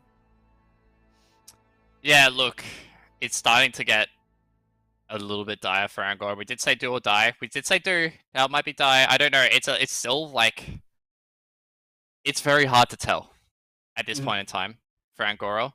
It's not looking good. I wouldn't say it's looking good as well. When you're looking across the rest of these boards, they're just getting mega upgrades across this stage 4.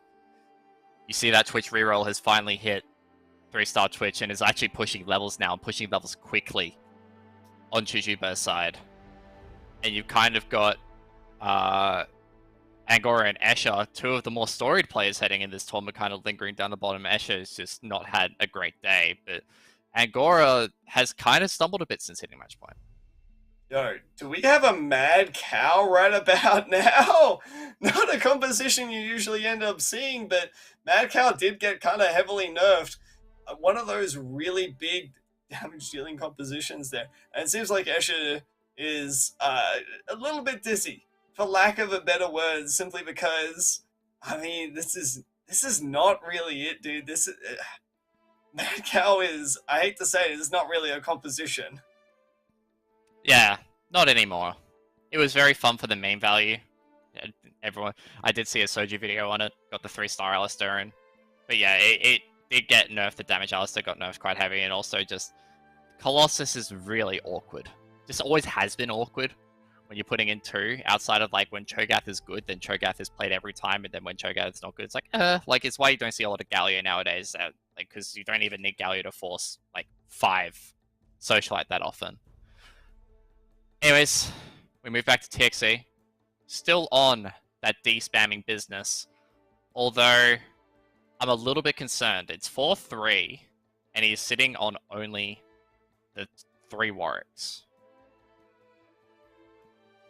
Still winning fights, though. So, it's not doomed quite yet. We saw TXE taking a little bit of a roll down, was below 30 gold at the start of stage 4 here, but seems to have been starting to bring it back. Carousel priorities looking good.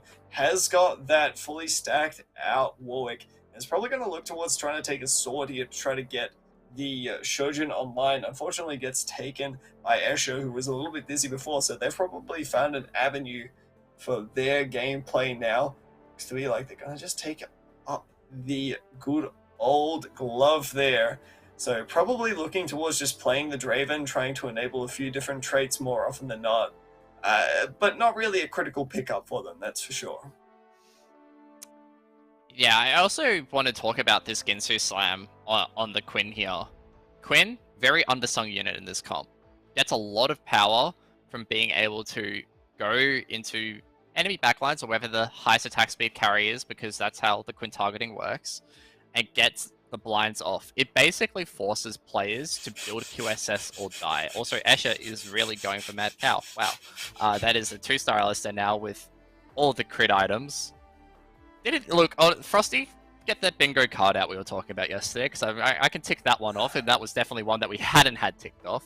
But bringing it back to the Quinn point, the QSS Quinn, the Ginsu Quinn to be able to ramp up the mana charge is very nice. It's just lacking something like a Shojin or a blue buff to really be able to just chain farm those blinds and stop things like Juju Birds' Twitch. Unfortunately, it doesn't really work out all too well for them, getting assassinated in the back lines there as TXE finds himself below 40 health. Stimulus would do a heck of a job for him right now, but this isn't 5.5, folks. Escher managed to win combat, by the way. Mad Cow did manage to take it on. So now we've got a few different choices here. Gotta say, loving this thrill of the hunt right about now. You can't really make too much use out of the binary for the time being. So, I mean, Sunfire board, don't really love the choice, but I can definitely see both binary and thrill being half decent here.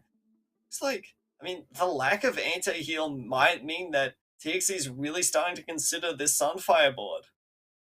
Yeah. He does pick it up, and like I can see the position of like, yeah, he's lacking anti-heal, and like how does he apply it? Like last game he had to apply it via the Sunfire Cape on Tryndamere and the Morellonomicon on Quinn. Maybe want something a little bit more reliable. But I can't help but feel the extra sustain that Thrill of the Hunt gives you gets a lot more value than a Sunfire board at this point in the game. And like we say that as Thrill of the Hunt is an augment that typically does fall off in stages 5 and 6. But in my eyes, not as hard as the Sunfire board. Well, for the time being, it seems like Sunfire board doing a pretty decent job against the reroll brand that is Yusha's board right about now. Managing to cleave through a lot of things, but the brand just outputting way too much damage there. Really nice positioning from TXE trying to play around that. And unfortunately for Escher fans, I don't think the mad cow disease is going to be lasting for too long right about now, because it's just taking some swift losses here and there. Yeah, look, 2 HP. At least he made it to 3rd augment. We haven't had anyone miss 3rd augment so far in Challenger Series. At least in OCE, but we are going to be moving over to the Mad Cow, seeing it in action. Although, once again, it is maybe going to be a few issues here with Escher's internet. It is just that time of the night for the iconic streamer of OCE, but I really want to see one combat where the Maokai can pop off. Maybe this this Ionic Spark can reduce enough magic resist that maybe it works, but it's just there's nothing else for him to do. There's he's got the 3 Socialite and 2 Colossus. This is not something I was expecting to see, and look, there's a reason why. All right. Well, this is this is going to be an interesting combat. That is for sure. As we see TXE taking a massive roll down, there finally hits the Warwick 3, so they're probably stabilized right about now. But for Escher, you mentioned it. I mean, the only thing that I can really think of is oh no, No, this is not what he wanted. This is not what he wanted. Not like this. The damage is good, but the Warwick is just gonna heal straight through it, and the Mad Cow is gonna fall very, very quickly there. Escher, our resident for fun player here in OCE, goes out in 8th. He's he's not. He's chilling about it. I mean, I feel like it's maybe a little bit of a point for Escher. He's just happy to be here. He's qualified for regional. That's the big goal that he wanted. Obviously, every player that's competing today, by the way, guys, we will preface it. They have all qualified for the regional finals. There were 4 players who are already qualified for regionals from MSI, and now we've got 4 more players qualifying from Challenger Series, and there's 8 players. And like I said earlier, I could count to 3. I can also count to 8, Frosty. 4 plus 4 equals 8, and that's the entire lobby. Whoa, I'm a TFT player. I'm not here to do math. I'm just here to cast games, Ducky. I think I'm a little bit out of my league at that point. But where I am in my league right about now, I was looking at Zuzu's board. They managed to hit that Twitch 3, and look at the rest of them. They're actually at 50 gold, level 8, in a prime position to go level 9 with an extremely strong Chemtech Innovator board here, which is not something you usually end up seeing unless you high roll super hard. But, I mean, Zuzu is one of those players who is at checkmate right about now, so if they manage to win this, that's just game over for him. But, I mean, being put in their place for the time being seems like it's not all one and done for the rest of the players in this lobby. I am a massive fan of Luden's Echo Aurelio. I love the Ludens just constantly proccing. It's very nice. It's very beautiful. And Slumbers needed this. Slumbers is now guaranteed with Escher going out. Slumbers was always guaranteed on 17 points to be able to go to checkmate, but it's a very handy loss to, Zuzu Bed took there. It's a little bit problematic, I guess, with the Socialite Hex. It's only the 1 Socialite, so he's not going to position his board around it, but we're talking about defensive utility on a Twitch board that usually kind of suffers in the late game in terms of scaling. Something like this Keepers, though, being able to surround this Twitch and these key carries can actually give it enough juice to be able to get a couple more casts off of the spears to be able to cut through the healing, do a bunch of damage. And the Keeper Shield is not something to be scoffed at. We've already seen it pop off really well with Angora's board, where he ran it with the Keeper Flank Sliver. And this is just an evolution of it. Fortunately for Angora, they just haven't hit this X3 quite about yet, and they're going to start going down into some fairly precarious life total. Life total is looking really close, and Zuzu doesn't look like they're going to be slowing down anytime soon, so this is going to be a big carousel. Zephyr on the carousel there as well. Fortune Chosen not going to be prioritizing that Oboe, instead going to be picking that one up. So from everyone else's perspective here, I'd say it's about, more often than not, just trying to deny Zuzu from going into first. But I mean, there's a Chemtech spat available. I think I like a bit of frontline being picked up here, but instead they're probably just going to prioritize, yep, there's the Chemtech spat. I mean, yeah, it picks up the frontline pickup, but it's also like Chemtech has that damage reduction. We do move over to Angora. Perfect timing, by the way, who has managed to hit this Malzahar 3, but the items aren't amazing, to be real with you, Frosty. Yeah. He has hit it, and that's the important bit, is that he has hit it, and it's something to play around, and he's one off that Vex as well, and that Vex is absolutely huge. So, the 6 Arcanist with the 2-star Ari, unitemized yet, maybe could get a high roll off of Dragon. But it could end up being good, but these Malzahar items, he really needs the Vex 3 and something to throw on this Ari to really make it scale into stage 6. If he can even make it there, there's still 2 combats between now and then. And this Collector Talon could carve through, does actually end up killing the Vex, but doesn't have enough HP to turn onto the Malzahar. So Angora does net the win. Obo will live through this combat on 1 HP. Obo is on 17 points. We'll make match point next for next game Frosty if we make it there, though, because Angora with these level ups in terms of hitting the Malzahar 3 is very nice. If he hits the Vex 3, that's even better. And if you can find an Ari item, the entire story of this game, I think, pivots. I think that the big thing is that Angora's looking really strong right now. Susu isn't unstoppable, but TXE took a loss there. So this means that there's... I don't want to say that it's going to be over here, but the more that this lobby goes on, I can't count on the rest of the players to, put up a big fight. Angora does probably going to take a big loss here, though. Does going to take a big loss, Ducky. I don't know. Like this, the Talon took forever to kill that board across here, and this Vex just got an absolutely massive castle. So this Vex can get the shield off the back of this Silco, like off the back, because it's the... Yeah, like the Syndra was timing out, so yeah, like...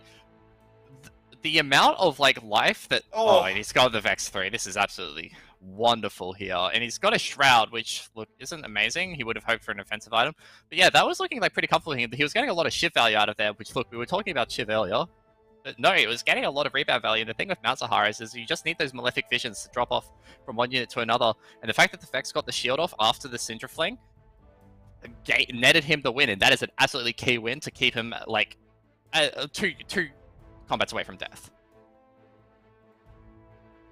Most notably here as well. Susu did end up taking a bit of a loss, but I don't think that Shroud is necessarily that bad as well, considering the players that you've got left. You have Susu, who would be ending up getting shrouded pretty massively there as well, and Slumbers as well, probably rocking a big old Innovator board with an Irelia there, so you can really capitalize with a Shroud on that. Can't be too unhappy about that. However, going a little bit further down the lobby there are some players, but I think more often than not, especially against TXE, Fortune Chosen Obu, you're probably going to be just fine against them. But this is going to be the big test right here. The Shroud is going to end up dodging the Dragon, so a big Dragon cast could definitely turn this fight on its head. We need to see exactly how this one ends up playing out. The Irelia is stuck, Step Bro. It's getting stuck straight on that Vex. It's not going anywhere. The Irelia is down. The Dragon does get a big cast off, but it's not going to end up doing all too much there. And it looks like the Malefic Visions are just going to tear through the Ghost of Perfect Slumbers. Do not sleep on QSS Vex. That is all I'm going to say. QSS Vex, so good. And Angora's board is getting a lot of value right now across these augment choices. He's got that Celestial Blessing for plenty of sustain, so he doesn't need something like the Gunblade. The Gunblade helps on something like Malzahar, but the Celestial Blessing is kind of gives it to everyone instead of the Malzahar being forced to do the brunt of the work. He's got the makeshift armor for the rest of his board that keeps it tanky enough for longer. He's got the Luden's Echoes. His augment choices are really good here. And the more that I'm sitting here and thinking about it and looking at Angora's board and analyzing what is actually happening in these combats, the more I'm okay, Angora's in for potentially a top 2 here, but it's all about these Shroud placements. He hits a perfect one here on Fortune Chosen, which frankly has not been Fortune Chosen's day. They're sitting at the bottom of the lobby right now with only 8 points after 3 games. This Irelia is going to go down, and that spells the end of their Game 5 campaign. Speaking of just how this lobby is trending, by the way, last combat we had Yush and Obo go out. Fortune Chosen is now out. Chuchi Bird is on 1 HP, TXE on 3 HP. It is getting real tight. Oh, Angora's playing this so well, Ducky. These Vexes are going straight into the Irelias, and that's the big win condition for Angora, is not necessarily being able to out-damage the rest of these compositions because they just do so much. It's about just making sure that everybody else can't get through this Vex. So it really does come down to Perfect Slumbers, I think, to try to stop Angora from just ending this tournament right now. Looking over the board of Susu, who has got a really interesting mix. That's a Victor 2 against the board of TXE here. This is probably going to be one of TXE's best shots at trying to take him out. This Twitch is going unhampered, manages to get the snipe off onto the Quinn, but the Warwick is doing a massive amount of damage. It's going fully at work, and it looks like TXE is going to manage to take out Zusu. So, all in all, we've got one player that cannot still win the entire tournament, but Angora's beaten Perfect Slumbers. Oh, man. Angora look, if Angora wins this game, that is just like a perfect example why Angora is probably the best TFT player in this region right now. To be able to navigate his ball from the position that it was, where it was looking a little bit shaky, and he was rolling down and wasn't necessarily hitting what he needed. Didn't get the best in slot items, but it still managed to navigate with really good positioning, really good improvisation to be able to push this point, be on a 5 combat win streak, heading into stage 6. Now the Rift Herald approaches. TXE could play spoiler here. TXE with the top 3 has guaranteed their match point for next game if Angora doesn't win. That's a big if right now, I think, Frosty. Yeah, a good positioning here. Dodging out on the Vex here. This is TXE's best chance. I think that, you know, he has a decent matchup in the Perfect Slumbers, but Angora's going to be a bit of a brick wall. And this is where it all comes down to. Does this Warwick end up staying alive? It looks like the Quinn is getting out massive casts here. Get it onto the Malzahar 3. Burst it down. Angora is no longer on a win streak, but is not dead. This is getting real close right now. Angora losing their win streak here at 6-6, putting them back into that 1 combat territory of being able to lose. He sees he's hovering. He's gonna push. He's gonna push that level 9. It's like the one upgrade that he can make to his board right now. Like, he gets the Blitzcrank in for like the scrap. He's like holding the Aurelia as well for potentially another scrap unit to play around. I kind of prefer the Blitzcrank here if you can pull one of the carries in and like get the Malzahar focused on it early. It's really strong. As you see Angora move, it's going to pick up Perfect Slumbers as Seraphine here, but the big issue here is that this Zephyr is lifting up the Vex, and that is giving a lot of access to the backline here. The Zephyr as well picks up the Malzahar. This Malzahar hasn't been able to lay down any Malefic Visions, and the Aurelia has already gotten into the backline and is starting to tear it through. The Aurelia does go down, but there is not enough healing from that Celestial Blessing for the Malzahar to live through. The Jinx damage is so high, and that was a Zephyr made from scrap. That is the last thing Angora wanted here. Ladies and gentlemen, we will be going to a Game 5. Angora is eliminated in 3rd place, leaving Slumbers and TXE to fight it out. First, they have to beat the Rift Herald, and then they'll be facing off against each other, and this could be all over at 7-1, Frosty. Yeah, I really loved it there, and all it was just that I feel like it was a scrap diff in the end. They're rolling the Zephyr on the perfect unit. It's so unfortunate for Angora there, but it looks to be like we're still going to have a few quality games of TFT going on here. Now, let's analyze the matchup here between Perfect Slumbers and TXE. I think TXE kind of has the edge here, Ducky. I mean, this QS is going to be able to tear through the dragon really quickly, and looking at the damage from Perfect Slumbers, it's not all there. So, I mean, I don't think it comes down to a positioning diff here. I think Slumbers just pretty much has to outplay TXE and get a snipe off on this Quinn. That's the thing, is like this Quinn now has the Shojin, and like it's going to be generating so much mana to be able to just keep throwing out those blinds and stopping, you know, maybe the Jinx once it jumps in, you know, the Jinx can't start attacking anymore. It doesn't roll the Zephyr, but it does roll a BT, which is a very strong Jinx item. The Zac gets lifted up by the Zephyr there, but this Warwick is still living on. It's had the Chemtech propped, but the Time Bomb does nothing to this Warwick through the QSS. The Jinx does drop in though, and look, the Jinx managed to get the cast off, and that was pretty much it. The Warwick got really focused at the start of that fight, Frosty. And it, like, procs the Chemtech quite early. And once you proc the Chemtech early, it becomes really hard to try and let those fights go really long and really try and min-max your Chemtech value near the end. I was going to say it looked really good, right? It looked so good for TXE. You got the snipe off on the Aurelia, one of the big carries there, but it looks like the Aurelia managed to chunk through a lot of Warwick's health there, and it just really wasn't able to heal up at all. So all in all, just this overall really strong board from Slumbers. Gonna put him into match point, but we're gonna exactly look at the scores now and see exactly how it all stacks up. So we've got Perfect Slumbers on 27 points there, Angora trailing behind barely with 26, Zusu at 23, TXE at 20, Obu at 19 here. So we have 5 players on a match point. Yush at 17, barely one away, and Escher and Fortune Chosen not having a great day here. They find themselves down in 7th and 8th at 12 points. But Can you imagine? Can you imagine if Slumbers got the Merc cash out game 3? We would be done. We'd be talking about Slumbers winning. Like, Slumber's missing the Merc cash out in game 3, only getting the 1.17 one-off match point, could not hit the win off this. So even though they've won here, and they're over 18 points, they have to win again. They have to get their third win. Well, it's always a case of, coulda, woulda, shoulda, and unfortunately, Slumbers coulda, Did not. but he didn't. And, that's just going to lead us to a 5th game here. Ngora coulda won that lobby, but he didn't. And we're just going to see exactly how it all shakes out here for the time being. So, I mean, there's been a little bit of meta adaptation, hasn't there, Ducky? Yeah, I was just about to say, I just really want to praise TXE, who, off the back of like a 6-8 start, could have just gone, all right, my tournament life is over. Pull a bit of a cardi, get that choke win going.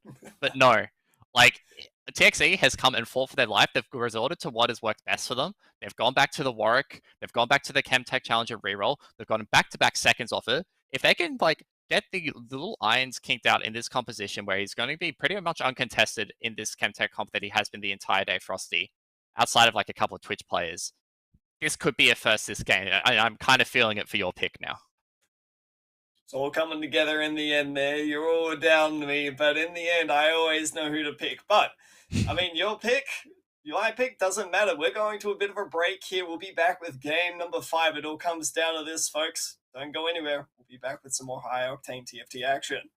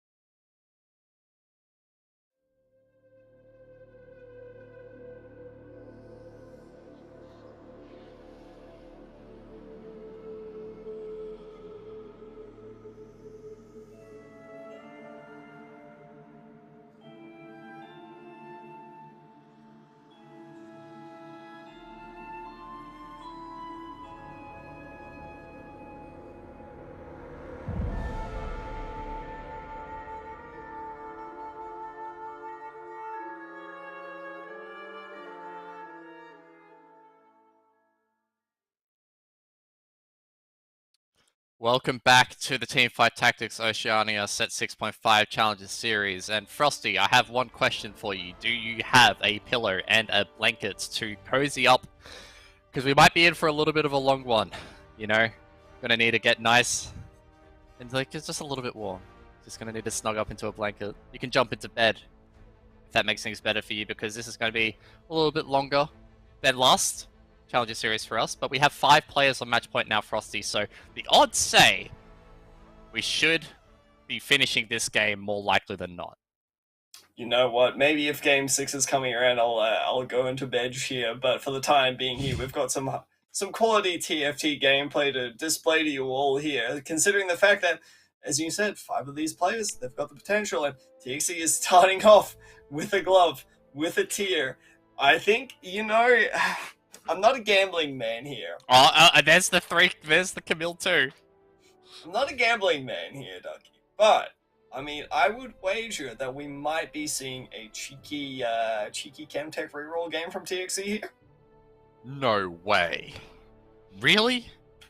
I'm shocked. I know it's a bit of a bold strategy here. We've only seen TXE play in most of the games that they've played, but I mean, hey, you know what? If it works out for them, they might just continue to go for it. Yeah, look, and they've picked up the sword as well. There's also a weak spot up there as a potential option for some armor shred, but, you know, these augments don't feel as juicy as the last augments that TXE has gotten for these reroll comps, but nevertheless, he's still going to go for the weak spot, which does indicate to me that he's still pretty keen to run these Chemtech Challenger boards. I mean, you can definitely still run it here, but I mean, it definitely feels more like an Irelia sort of thing more than anything else. And I mean, hitting a Infinity Edge here, definitely still decent. But I don't know, we haven't been seeing Irelia have too much success today after yesterday posing some really nice top 4 situations there. We did manage to see an innovative board clutching it out, however, with perfect slumbers. So, I mean, potentially an avenue for TXE to go for, but they don't really have any innovators to start off with here. Scouting around all of these boards, there are some very interesting augment choices. Oh, another Merc. We see another Merc game coming out. The first one, oh, there's a Warwick. But there was the Double Trouble from, I think it was, I can't quite remember. There was a Double Trouble that I saw. Angora had the AP start again. There was the AP start with Ludens, by the way. So there's a lot of like interesting, strong augment choices to start off this lobby, and like looking at some of these augments that the players have gotten at 1-4, it very much indicates to me that we are in for a very quick game for us here. Yeah, this is going to be a high-paced lobby here. You know, TXE coming up against the Mercenaries board here from Escher. I think Escher's got one, planned on his mind. He is going to 1st or 8th extremely heavily. And I think that, I think that's probably the correct way for him to play. Now, Mercenaries, we didn't see it cashing out all too often with slumbers. Unfortunately, we would be out of here if that was the case. But you want to talk about things that can win a lobby? Mercenaries can definitely take it home. Yeah, and like, we were ragging on a little bit about Mercenaries in terms of it being like, how do you pivot out of it? How do you manage to actually cash out effectively in this meta? But, if you hit the Merc Crest at 1-4, and Escher has very little to lose right now. Like, I'm pretty sure anything could be better than what he played last game. Literally anything could be better than Mad Cow. So I don't mind him going for the Merc. If he gets the win, it puts him on match point immediately. Goes to game 6. If you can pull it back again, then it's good. I don't mind this first 8th playstyle because it's not just the guys who are on match point playing that playstyle, but it's also the guys who need to catch up and deny these first plays, need to start really upping the tempo and really going for these coin flip plays. If in doubt, if all backs are against the wall, if you've only got one option left, you just have to high roll. And sometimes it is as simple as that. Sometimes you just have to hit that 2-star 5 cost at level 8, and you just need to pull it together. And I think that is kind of Escher's mindset right about now. I would say that there are some things that could theoretically be worse than what Escher played last game. I mean, we have seen the famous choke win composition come into fruition by Carter yesterday. And, unfortunately took an 8th there, but I think that might be a little bit worse. But yeah, I think that just trying to high roll, 5 mercenaries game would be a very viable option to prevent the game from just ending completely. I remember where my train of thought was going about the augment choices in the first one, and wow, what luck do we have to match into them? But Obo has got the featherweights. Like, Yeah. and featherweights at 1-4 is ridiculously strong. Like, it's not as strong as, like, it used to be probably before this patch, where, like, if you saw featherweights at 1-4, you had a couple of, like, twitches in your shop or on your bench, or even just one, you'd be like, alright, featherweights, you can just run with that, and it's really, really strong. Obviously, it's a bit weaker now, but the featherweights, for that high-tempo reroll comp, that's what Obo is pushing for, and it's an entirely different playstyle to what Obo has been playing all of today, where he's been playing a little bit of 3-cost reroll, and, like, leveling a little bit, but never as low as 1 and 2. Yeah, I think that it is an interesting decision to go for, but I wanted to quickly pivot from that there because we're seeing Zuzu play something that we haven't really seen a ton of today. We haven't been seeing a ton of Debonair. We saw a little bit of talent here and there. Hasn't been utilized to great success, but just getting this Debonair start down straight away here, I wanted to talk about a composition we haven't really seen a heck of a lot of, which is the Syndra carry, right? We haven't seen any Syndra carry games here. Now, I'm not saying that Zuzu is going to end up playing it looking at these items. You see these huge defensive item slams here, but it kind of feels like it's fallen off a little bit, right? We only saw it once yesterday. Used to be a pretty premier carry. It's going to be interesting to see exactly where Zuzu takes this. We could end up see a Zeri game. Ash is at 5 with this Merkin, by the way, so he's obviously trying to maximize his chance of getting this 5 Merkin as soon as possible. He's only going to be buying the MF and the GP once he sees them. I want to talk about another unit on Juju's board, and that is the Kassadin. Kassadin, my opinion, one of the most slept on units in this set. Really strong since he shift off of Protector into Scholar, gets that mana gen to get that shield up more often, and with these items where he's got the Redemption, Gargoyle, and the Debonair Spat, the Debonair Spat giving a bit of health, both off the trait and the Spat itself, it is a very potent frontline unit that will last him until stage 4 in its current state. Yeah, and I think that's kind of what Susu is playing for right about now. It's a little bit of that play style that we talk about, playing to be really strong early and then try to bleed out into an incredibly strong board late game. It's the typical fast 8, fast 9 play style. He's going to run into an Angora. I mean, most notably, Zuzu chose not to level. Zuzu identified the fact that they were overall pretty strong, but has chosen not to take the tempo line of play here. So, oh my interesting God. one. Okay, but Angora is in such a good spot right now, and I hate to be the like cheering Wojak like that you see at every esports event where like a team qualifies and like it's just me carrying a flag of Angora's face, but like it's Voidborn Mutant, so we saw the execute from the Voidborn in that combat. He has Luden's Echo 2 with a blue buff Malzahar before stage 3. He is so strong. And you know what? It's Voidborn. It's... Oh, he gets a rod too. Yeah, it's one of the best possible situations that you could ever wish for in a mutant. And has a spat. This is... you want to talk about like potential high roll boards here. Angora is just so close. With a Malzahar too, this game could just be locked up at this point because of just how strong the unit is. I just want to say that this is Mortdog looking down on Angora last game saying, hey, Angora, I'm really sorry for giving you a hella stiff hand last game. Like, I know you had to really rough it out with those, that ice cream cone static shift Malzahar. Here is all the Malzahar things you could ever want in your life.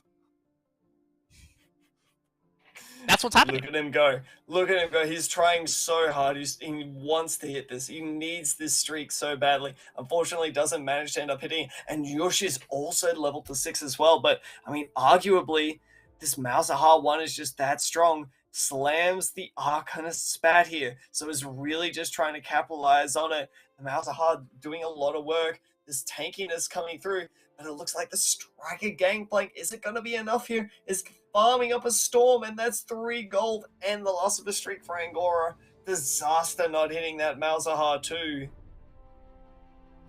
Yeah, and he spent a lot of econ into going at that, so me getting very hyped up has obviously maybe cursed him a little bit, but his bench space, a bit limited. He's really struggling right now in terms of finding this Malzahar. The thing is he hits the Malzahar too. There's one. He's really desperate for this Malzahar too. He knows how strong it is. Oh Right? my god!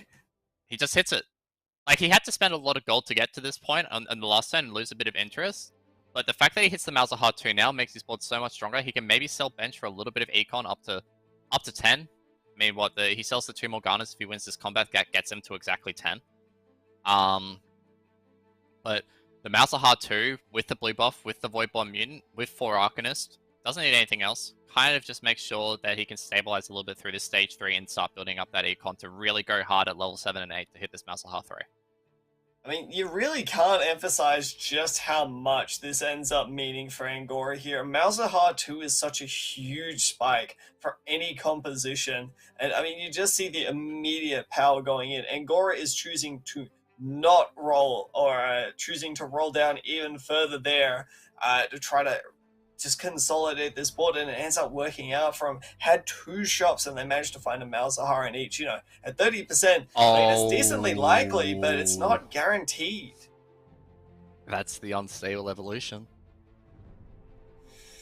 Oh, it's a tempting one, but we're not going to find out about that as we move over to TXC, who's amalgamated a fairly interesting board here. I'm interested on your input about this one here, Ducky. This doesn't seem like a Warwick game. What is TXC doing, man? What is he doing? TXC, he's abandoning his homie like that. Obviously, we did theorize with the weak spot early on that it can be a number of things, and these socialite hexes are a little bit awkward in positioning. But it does open up the option to have like a frontline and a backline carry do quite well on this board. Right now, the Warwick is a great transition unit for TXC, and his items are all super flexible. We do actually know that Angora did actually end up taking the unstable evolution, by the way, Frosty. So he did end up taking the mutant augment that he was offered there. But all of TXC's items are really broad right now, so it's not like he's locking himself into the Warwick like he has done the last couple of games. But he's keeping things a little bit open for now. Yeah, maybe it's that recognition that, while the Warwick has been strong, it just doesn't feel like a composition that has been winning a heck of a lot here, especially since players can, end up denying Warwicks if they really wanted to and prevent him from trying to get that win. Maybe it's just good recognition, but let's take a look at somebody else in the lobby who we haven't mentioned too much. Escher is down at 29 health at 3-4. How's that Merc cash out going for him? Not that good so far. It's not going at all is the thing, right? And so I think that we're going to see a massive roll down from Escher here, because I don't think you can afford. There is no Tiny Titans. Look at the rest of that board. It is Escher has nothing going on. That is a tragic board to look at. That is tragically weak. That's a tragic board in stage 2, let alone stage 3. I can't even give it a savagely average rating there. That's just... Oh, that is just the bare minimum. Is it? It's tragic. Is it tragically average? Tragically average. You know what? Couldn't have said it better myself, honestly, Ducky. Escher needs something. He needs a big spike here. And one has to wonder, is Escher going to grade it even further? We didn't see anything on the sidebar there. But for the time being here, we're going to watch TXCQ into Angora, one of the strongest players in the lobby right about now. And the health totals here from half the lobby. Yush, 100 health. Angora, 92. Fortune Chosen, 82 as well. The rest of the lobby are pretty comfortably sitting, below the 70s right about now. So it's all starting to come together. Escher has taken another loss. Look, it's getting very dire for Escher. We are going to move over to his board right now. He's got the 5 Merc. It's a big old chest there. It's 9 loss. He's had that Merc in since 2-1 as well. It was 5 Merc at 2-5, I think it was. Maybe 2-6.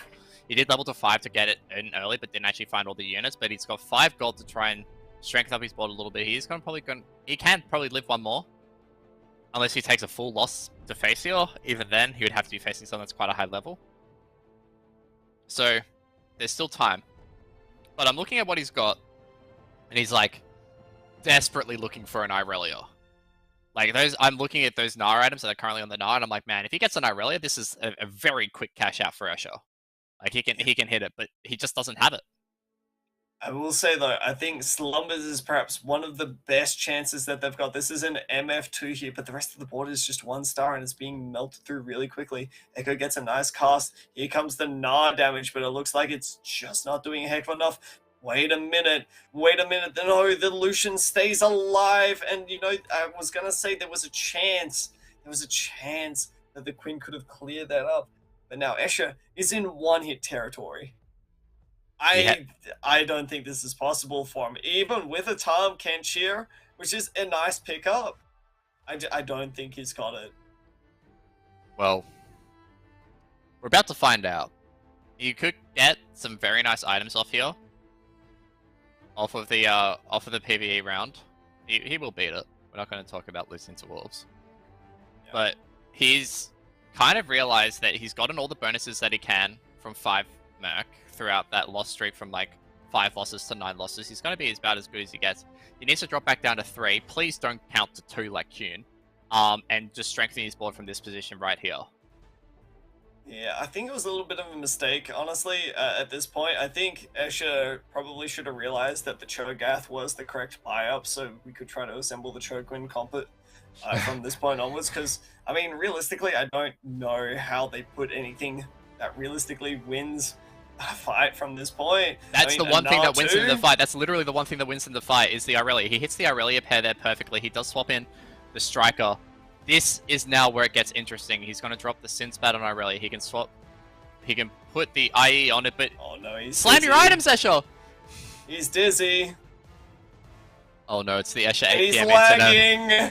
It's the Irelia's still alive. That's all we care for. The Echo did get the Silco cast off the back there, so we'll live. And Escher is going to cash out. Okay, we are getting a Merc cash out. Thank God, someone played Merc and cash out on the stream, Frosty. Okay, but let's not say that, you know, the game is won quite yet. Okay, let's see exactly what there's. 2 loaded dice there. Some big units. A Kha'Zix 2 is actually a very decent pickup. An Irelia 2 as well. And this is a pretty half-decent cash out from this point on. He's just going to go for an Irelia 3. There's two dice used up, but there's only 4 Irelias there. And it's a decent cash. But is it enough? He's got the 2 Nikos, so he's sitting on this Kha'Zix in shop as well, where he's got very, I must say, like, his items on Irelia are insane, especially once he hits absolutely. That 3 Socialite. Like, he's going to be so strong, and, like, across this mid-game, like, Escher doesn't really need to worry about losing. Like, if Escher cops a loss here, it would be relatively surprising. Like, oh, there's Vi 2, that's a very nice upgrade. But yeah, sitting on these Nikos is always such a dangerous game. It's always a bit of a heart-and-mouth moment, Frosty, where it's like, you're sitting there, you're looking at these Nikos for, like, instant board strength, and it's like, you know that, hey, for the rest of the lobby, you look at Escher and he's like, he only needs 7 Irelias. He doesn't need 9 Irelias. He doesn't need 9 Kha'Zix. He only needs 7 of each. If he gets Irelia 3 in, this is going to change the game.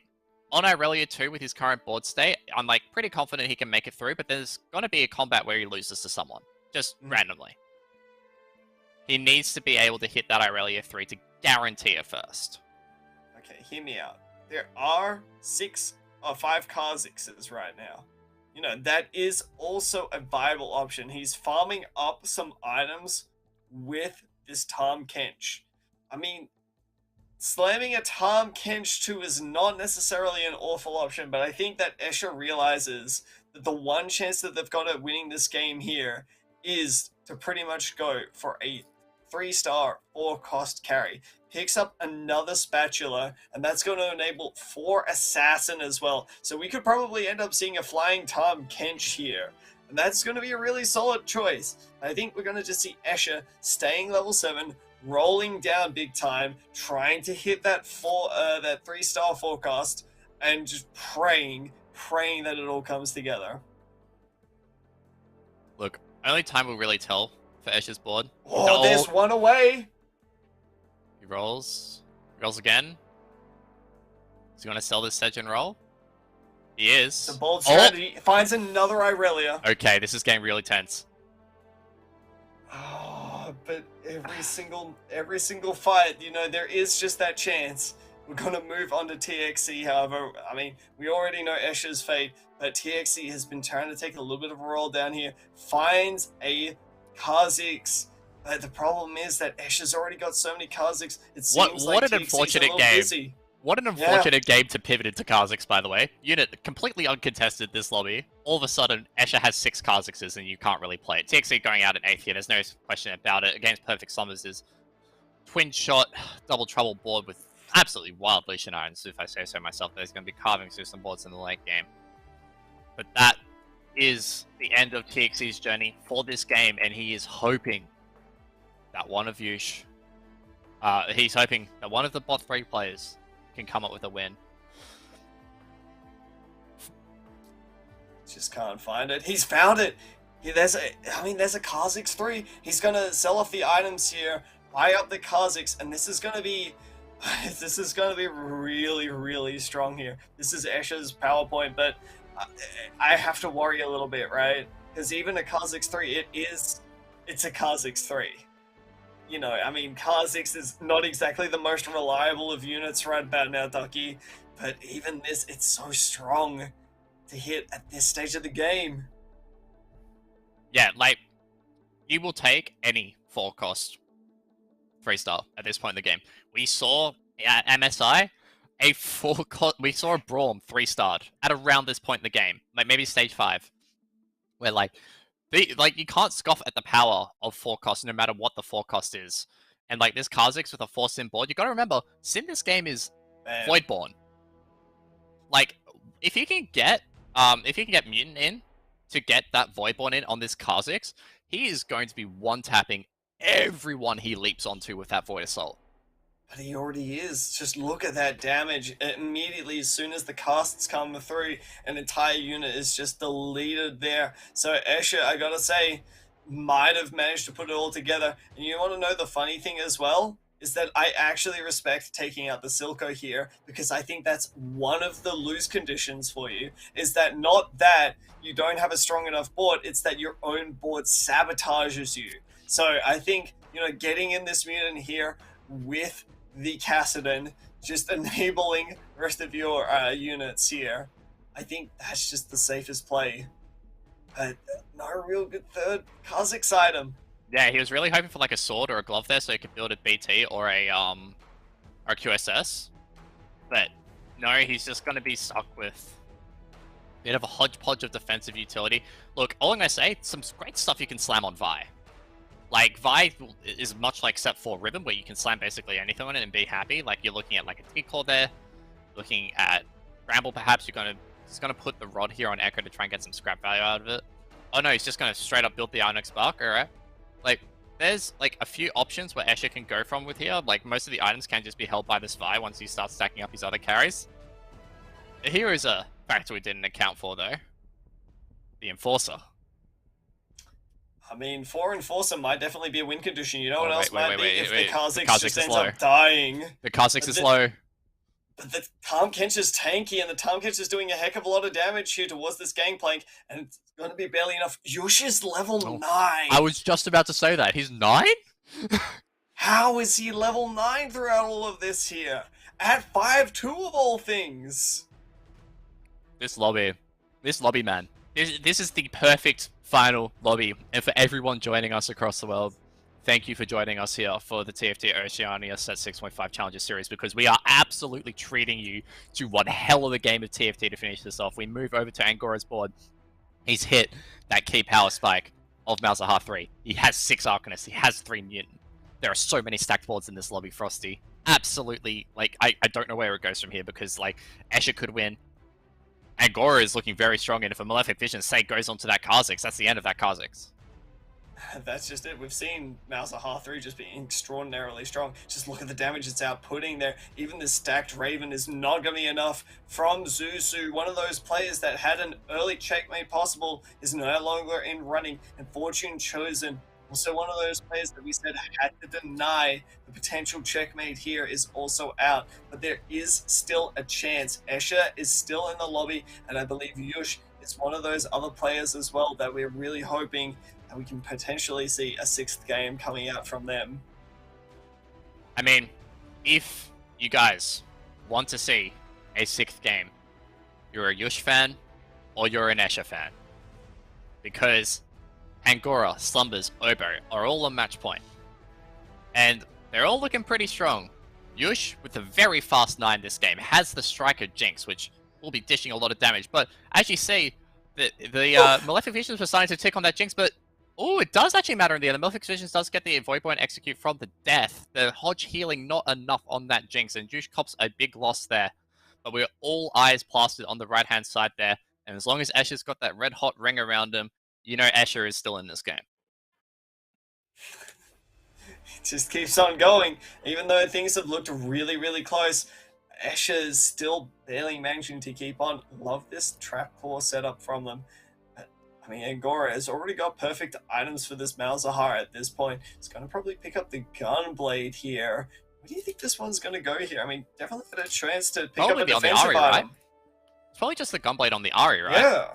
Like, it just spreads a lot of healing across the board, because when you're looking at what Escher has right now, not Escher, what Angora has right now, he's lacking the healing and, like, the Omni Vamp that, you know, a Malzahar board can sometimes provide if you build the Gunblade on the Malzahar itself. And without, like, say, the Bio-Leeching Mutant variant, without Celestial Blessing, which he had Celestial Blessing last game, the Malzahar is at threat of just getting one-tapped by the Kha'Zix and then not being able to heal back up, and that's just that. That's a very real possibility. Definitely. So I do like the Gunblade onto the now 2-star Ahri, and it gives a very substantial amount of healing across the board once it starts getting these Orbs of Deception spraying across the convergence. Let's talk about Angora's positioning here right about now, because that was perhaps one of the most one-sided fights against a 3-star talent that you could possibly ever wish for. You know, managing to clump up in the backline here. We haven't seen a lot of the Keeper's style positioning, simply because it ends up being a little bit weak in Shroud here, but we haven't seen too many Shrouds in the lobby. You know, Angora probably recognizing the fact that they can afford to be a little bit greedy up into this point here, and is probably trying to position into those 2 assassin players, trying to get rid of Escher, because Escher is a massive thorn in their side. They really don't want to come into it. Manages to dodge out the Shroud from Slumbers here as well, and manages to get a Zephyr onto the Lucian, and this just seems to be another one fight here. The execute's going down, the Lucian is out, and Slumbers takes another loss. Will Escher manage to stay alive? Yes! The Drain is still alive for Escher. And it looks like the Drain... Oh, okay. Okay, Angora. Look, he got the Zephyr off the scrap last combat. Now he just has a guaranteed one. There is no item that he could prefer from here, I think, for Angora. This is just insane value for him. Tell there's a little bit of a cheeky grin on his face as well. He knows that he's pulling off highway robbery right about now, because this is a pretty big high roll for Angora. Now it's all coming down, and another Nico's help as well, just to help smooth out any potential 3 stars that he might want to add. Though, looking here, there's not a lot of Vexes, so I don't know that Vex 3 is going to be a reasonable win condition for him. Finds a Vex there, Vex number 4 coming out of the bench. Seems to be like that's probably going to be, well, this is probably the strongest that we're going to see Angora's board get, realistically. I don't think that we're going to see a Vex 3-star in this game. Damage is going to start racking up very quickly. Unless Angora starts taking a few losses here and there, it seems to be like Angora's in just such a solid spot, Ducky. And I'm loving the way that Angora altered his positioning for that. So he's been clumping up very much around this Malzahar, making sure that the Sins can't access this Malzahar early on into a combat. That last combat there, where he's coming into facing Yush, spreads everyone out far and wide, tries to do so that he can get the best Zephyr value possible. Doesn't necessarily Zephyr one of the carries, but he does manage to give himself the highest chance of getting a good Zephyr, and he's keeping on just moving this around, and I love this. He's actually going for the Zephyr trick. This is, like, Angora's got all the time in the world. As we're speaking, Perfect Slumbers is out, by the way. So, the only other person on match point in this lobby is now out, and Escher and Yush are in one-shot territory. Angora could win this with a double kill here. The insane thing as well is that I think you and I both know that Angora definitely has the chance to beat Escher. This is Escher's ghost here, so it's going to be Yush versus Escher, but we're going to have to see one of these players eliminating each other. These are two players who haven't hit that checkmate quite yet, so it is going to come down to Angora versus the world right about now. It looks like the Kha'Zix is doing way too much damage. Seems like Escher's finally hit a power spike, and Escher is in a prime position to have a chance at taking down this lobby, and a 6th game, Ducky. We might just be getting a 6th game today. Yeah, we might be getting a 6th game, but I do want to point out a little bit of tech from that combat there. I really like the decision by Angora to not slam the Zephyr. So he was very much hovering the Zephyr over the Ziggs, thinking it would have Zephyred off the top of my head the Kha'Zix of the unit next to the Kha'Zix, which is the Vi. But he kept the Zephyr in pocket so that he can more effectively Zephyr trick. He's playing with 37 HP. He can probably get a couple of Zephyr tricks. He's got the Irelia on his bench as well. And he finds the Kha'Zix with the Irelia Zephyr. This could be defining, Frosty.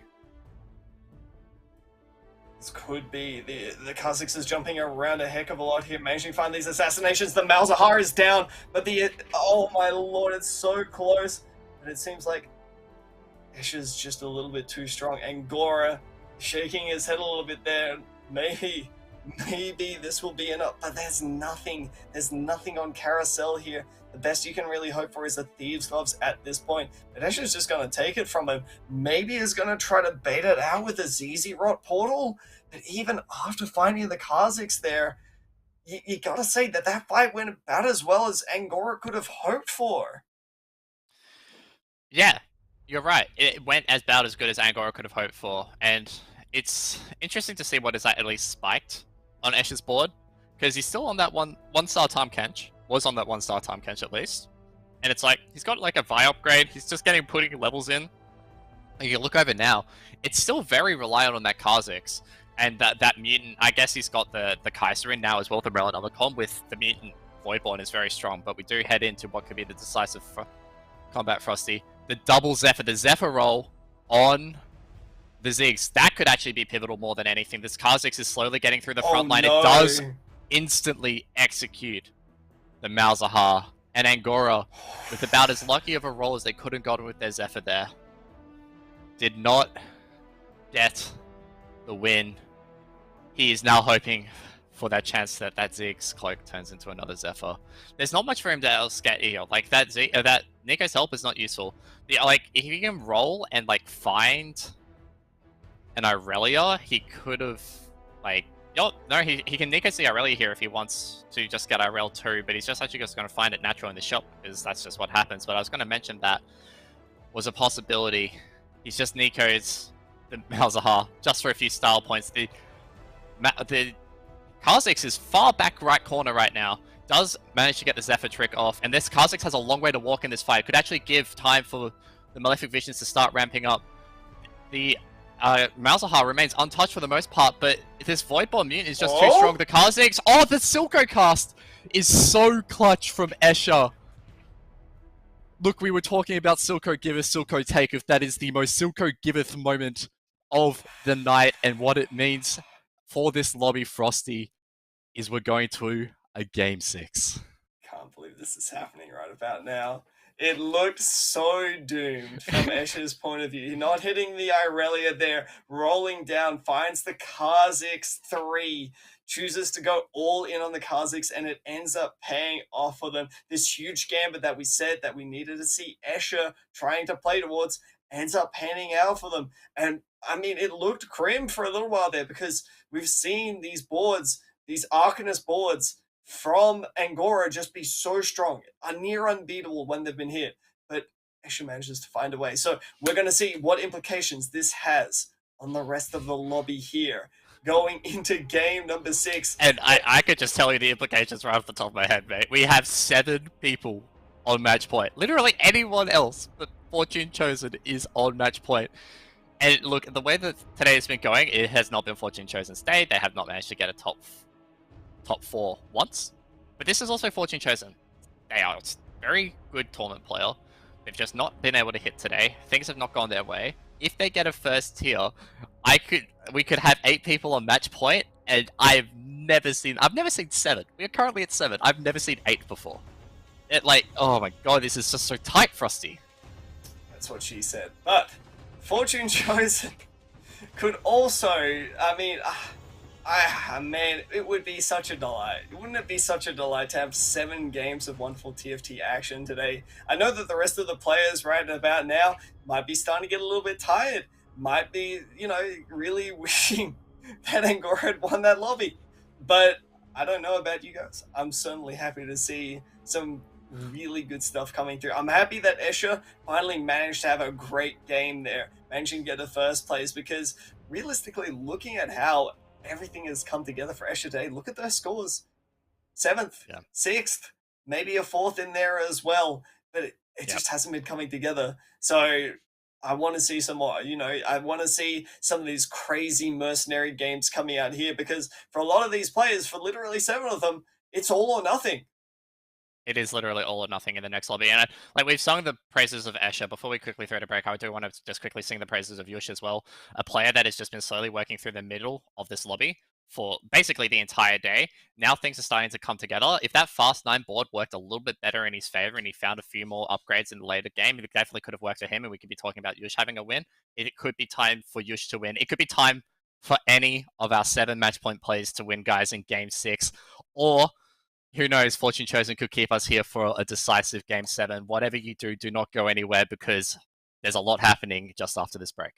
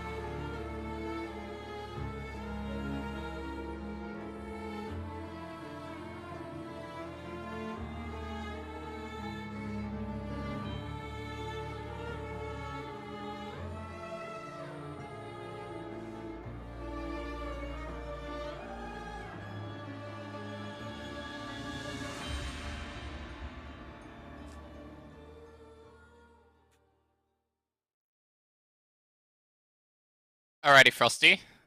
Ah, he's fallen Oh, asleep counting the sheep. oh, Of the sheep of the number of, I guess, players we've got on checkmate format here at the TFT Oceania Set 6.5 Challenger Series. Alright, Frosty, get your hands ready. I want you to start counting with me. Alright, so 1, 2, 3, 4, 5, I 6, don't have more than 5 fingers. 7. Oh, You other got hand, a right? second. Yeah, You got a okay, second yeah. hand, right? You got a second. That's how many players we have on match point. I'm just gonna say this. I've never seen this in competitive TFT ever. Like we have got everyone but one player on checkmate, and like the discussion of like it's a high stakes game. You got to feel for like Angora and Slumbers who like if they lose this game and it goes to a win on someone in the bottom half of the lobby, it's like sure, but like at the same time, everyone in this lobby has qualified for regionals, Frosty. This is just one hell of an entertaining series, if only for the fact that we're getting kept past our bedtime, or in my case, dinner time. I don't know about you, but I'm gonna be up all night right about now. There is no time for veg, even though I was just vegging a little bit earlier there. It's an unprecedented situation before. I don't think I've ever seen anything like this happen because it's just so unlikely. But there is still the chance that we could be going for one more after this one. Because while Don't say it. 7 Don't players say it. have managed to reach checkmate position, Fortune Chosen, our one player who has not hit a top 4, still has the chance to deny everyone else. So let's go into what could potentially be the final game. We're going to start off with spectating Angora here, who has got double singe start. If we break this down into percentages, just give everyone an even chance of winning. There's an 87.5% chance the broadcast wraps up in 45 minutes. However, these are TFT players that they're talking about, and if a TFT player sees anything more than 1%, even less than 1%, they're going for it. That's just the TFT player mentality. I don't want to speak into existence, but like, if there was ever a lobby for Fortune Chosen to net a win and keep us here for one more game, this is it. Yeah, but if there was a lobby for Angora to get such an amazing start, such as this one, this is it, right? A self-repair game for Angora here. We know how strong Innovator is. And I mean, if you want a consistent top 4 with the ability to high roll, this has got to be it, right? This is Angora's probably looking at this as his best shot at trying to, well, take the entire thing down.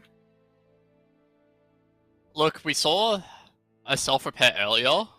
I think it was from TXE, if I'm not mistaken, for us. And I think it went 6th. So, the thing is like, self-repair is generally considered as one of the better, especially for innovation augments, and like allows you to get very strong scaling. But the thing is when I also think about self-repair, it's like, how many times do you actually, in like a late game fight, get to self-repair the dragon? Or the bear? In this meta, not a lot. Yeah, definitely. I mean, I'd say it's more a early game style. It's more of an early game style augment, simply because, as you mentioned, there's just a lot of damage going on right about now. I'd say the utility of it, especially in those late game boards, really depends on how much backline access the opposing team has. Because if you have to go through the dragon first, there's like 7 other innovators that you have to kill. So more often than not, yeah, if your dragon manages to rise up once again, potentially get a second cast off, that can be fight winning. I mean, you would hope it'd be fight winning. It's the Innovator Dragon, after all. It is the creation of all creations in Gizmos and Gadgets, the Hextech Dragon. So you kind of hope that it would win if it got repaired back to life through self-repair. The other question that comes back to it is like in this set in particular, where he gets a nice spread of upgrades here for Angora. He will be very happy to bench that Camille on bench, but that actually just pushes the level anyways. The other thing is like, and we've hopped on this for most of the broadcast, backline access. There's so much backline access in this set, where previously you could have a Seraphine just chilling in the back, just spamming out stuff, pretty alive for basically most of the combat. She'd be the last unit taken down. In 6.5, Seraphine doesn't typically have that luxury. It's really strange, isn't it? Because you think of the premier backline access carries, the assassins, right? Those are the things you think about the most when it comes to backline access. But it's not really the case. There's just a lot of far-reaching ultimates, and boards just enter melt really quickly. So backline access can sometimes be, I will just kill your front line so quickly with this Irelia that I will jump into the backline near immediately and then murder everything. But oh my Oh gosh, my. is this the best possible start for Angora here, or what? A fully upgraded board. And it's a very nice Irelia Hex. Center of board, second row. Angora's just spotted that, and I'm like going, alright. He's got the Innovator Opener. He's got all the 2-stars that he could ever want in the world. Angora, this is Mortdog. We said Mortdog was looking down him in last game when he got the Mouse 3, very nice board, got the Voidborn Mutant, etc. Had it all in his bag. And then one little Escher in whatever horrible drip that man wears in Vegas completely changed the tone of what we were talking about. Now, though, Mortdog is giving Angora a second chance. My entire thought process has just been derailed now. I hope you're happy. Thinking about Escher's horrible drip? Yeah, don't worry. It does that to most people. Yeah, well, I mean, we're trying to be professional TFT casters here, folks, but the very idea of such a drip ever coming to light again, it'd probably be disastrous on our mentals. TXC, on the other hand, has started off with that Clockwork Heart and is going to be going for, let's just have a look, see here, cutting across the board, going straight for a glove. So a little bit of a different start here that we might not be used to, choosing to prioritize Clockwork Heart. I mean, to be fair though, Clockwork 4 needed to end up being nerfed because it was actually pretty strong. Fun fact, Clockwork Soul, perhaps one of the highest prismatic augment options that you can end up picking up. And I think Clockwork has kind of gone underutilized for the majority of not only 6, but also 6.5 as well, but is starting to hit the limelight a little bit.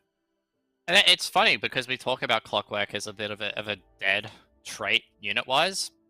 Like, each of their units and units in unison can work quite well. Like, you'll have like Zillion pairing up in an Innovator board, Camille pairing up in like Challenger boards, but you see very little crossover outside of like you have to try and force in Zillion, Oriana, Jin, and hopefully get a Clockwork Heart into like an Innovator board. That's the only way that we have seen for Clockwork in the past. And Jin, in this set in particular, set 6.5, not a strong unit compared to what he was in set 6.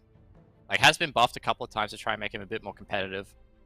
But with that being said, you cannot deny the scaling attack speed Clockwork gives you. It is absolutely phenomenal.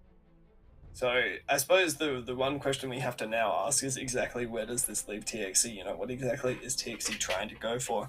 We haven't really seen too much Challenger Clockwork Draven in these lobbies here. It hasn't been seeing a lot of success for the most part. But, I mean, maybe TXC just wants to bank on it once more. Maybe those opening augments just weren't it. So, honestly, can't really put it past them here. I think the most unfortunate thing for TXE, no third Yordle, has been trying to hit as much as possible here, on this 40 gold start. But no third Yordle has put a little bit of a hamper on just how much potential gold they could have hit. Holy moly, did you see Slumbers' board on the scout there? No, I don't think I did. Want to give us a rundown? He's got 2-star Warwick with Shiv and Titans. Wow. That is one strong... Oh, sorry, it wasn't Slumbers, it was Fortune Chosen, sorry, but I saw it was one, and not only that, it's on guard. This is one combination of Iron and Augments and... Frosty. Frosty, why? We know. We know. On this cast, disclaimer, we love TFT. Game is great. But at the same time, our minds cannot comprehend the fact that if Fortune Chosen goes first this game, we're going to be stuck on a Game 7, a decisive Game 7, where literally every player is on checkmate, which I'm pretty sure is unprecedented in TFT. Do you want to see a miracle happen, chat? We need to see some FB touchdowns right about now if you want to see Fortune Chosen prolong this to a game number 7. Because right about now, that is an insane start. This lobby is looking to be incredibly stacked, right? We've seen not only a Warwick 2, we've seen Angora's board. Susu is still streaking. Look at the health that Escher is on right about now. The rest of the lobby is sub 80 as well. This is not your normal lobby. This is a high roll lobby, and people will be dying very quickly.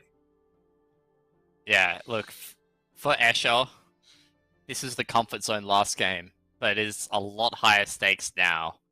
And I don't think he's going to have the same luxury that he had last game. TXC is getting a very diverse selection of items, if I say so myself. There's basically no comp in the game that he couldn't play from this point. If he gets another tier here, alright, maybe changes things up a little bit. That's a blue buff on offer. You're going to move away from TXC for now. He can sit down the bottom on 74 HP, sort himself out, maybe stop getting a little bit dizzy like he has gotten in a couple of games so far today as we move over to Chichi Bird, one of our 100 HP players. And he's holding some Irelia items. You know, when it all comes down to it, when it all comes back to the start, Irelia really is just the thing that these players just keep coming back to. And it's a little bit questionable, you know, because we just haven't seen it get this first place today. But it seems like enough players are just dedicated to trying to get its win, that they will do quite literally anything. But, I mean, Fortune Chosen is going to be putting a really big stop to this win streak that Susu has got going on. Just look at it go, this Warwick tearing through there. And Fortune Chosen is the one player that we really have to look out for, because Fortune Chosen wins, it's game number 7. All 8 players are going to be on checkmate. And then we will get to go to bed after that, Ducky. And I'll get to go have dinner. Time zone advantage here. It's a bit earlier in the day for me than it is for you, Frosty. Does find Tryndamere. He just picks up the 3 Chemtech, and this is just feeling like Chuchu Bird is like running the Warwick board without the Warwick for now, but I don't mind this. Like, there is still strength in this Tryndamere in the mid game. Obviously, it's not like the Tryndamere reroll at the start of the set, Frosty, but like Tryndamere is still a 3-cost Chemtech Challenger unit, which has great, like, just synergy full stop, has the Chemtech and Challenger in. These are some very nice items that you can hold on it, so you can still spin to win, and it'll be very good. It's a very nice transitional piece for this Irelia board. Yeah, I still think we're going to see the Irelia come out to play here. You know, Tryndamere is definitely a decently strong unit, but it just doesn't really feel like it has the oomph to be able to carry through an entire lobby's worth here. The spin is doing a heck of a lot of damage, though. You just see TXC going down there, taking a decent loss. It's going to be in last place, so all in all, we can definitely see, you know, who exactly is coming out at the top of this lobby right about now, right? Angora, Zuzubird, 2 extraordinarily strong boards to try to contend with, and the rest of the lobby is just trying to slowly eke out these damages. An Innovator hard number from Zuzu. I can't believe this. This lobby is absolutely insane. Not only that, the first aid kit to go alongside everything I was literally just about to mention that. I was literally just about to mention the first aid kit, where I'm like, the healing increase is going to be absurd on a 3 Socialite, 5 Innovator, Irelia with BT. Healing can't be damned, that's going to be healing all the way through it. As we move on to more Innovators. He got the Ancient Archives into Innovator Emblem. What am I witnessing? Look, last game, if Mordog wasn't making it clear enough for Angora, right? Now this game, on the other hand, Mordog is quite literally coming over to Angora's house, sliding an Innovator emblem straight over his keyboard right there and just saying, look, just take it. Just take it, Angora, just please. Take it. Take it or leave it. Final offer. But like, the question here, and this is the big one, is it, if everyone in the lobby is high rolling, then are they all low rolling? Because it feels like this lobby is one of the most accelerated lobbies we've had this entire weekend, if not the most accelerated we've had on broadcast. And everyone, despite the fact it's only double silver augments, it's not like a triple prismatic game. We haven't had a single triple prismatic game all weekend. It's 2 silver augments, and people are just getting turbo strong off the back of it. Angora with a perfect combination of Innovator Emblem and Self-Repair can push that 5 Inno, can push that 7 Inno Dragon. We're talking about the Innovator Dragon not being able to get the repair off. Well, might be able to see that later this game if Angora can live long enough, and his 96 HP certainly tells us that.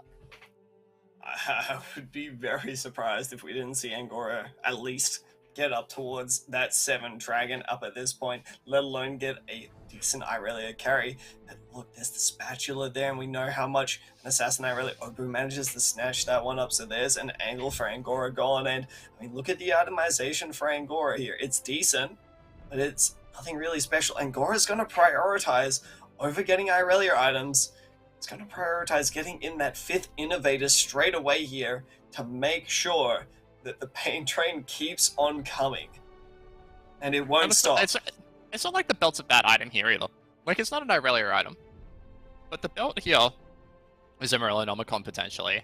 He's getting scrap value off the back of it as well. Like, it's 50-50 between the Ezreal and the Echo right now. But if the Echo rolls a Morellonomicon, that's very good. It's one of Echo's best in slot items, that along with the Frozen Heart. So you can't be too picky in terms of what he's picking here. But I do like this move from Angora. He's realizing that the tempo of this lobby is going to be really quick and pushes for the 7 at 3-5. He's got the little bit of bonus, like, he's got some bonus gold to work with. He's going to win this combat probably against Fortune Chosen, who, even though he has the Warwick, has just been tossed around like a ragdoll. Let's just see if the Warwick actually goes down, but we're going to see the self-repair come in. So if the Innovator Bear can actually get up here with the self-repair, it requires the Zillion to live, and the Zillion is getting awfully close. Yep, the self-repair comes through. Are we going to see this Innovator Bear start wailing? Yeah, the Innovator Bear is doing its fair share of damage now. I'll walk over to the Quinn.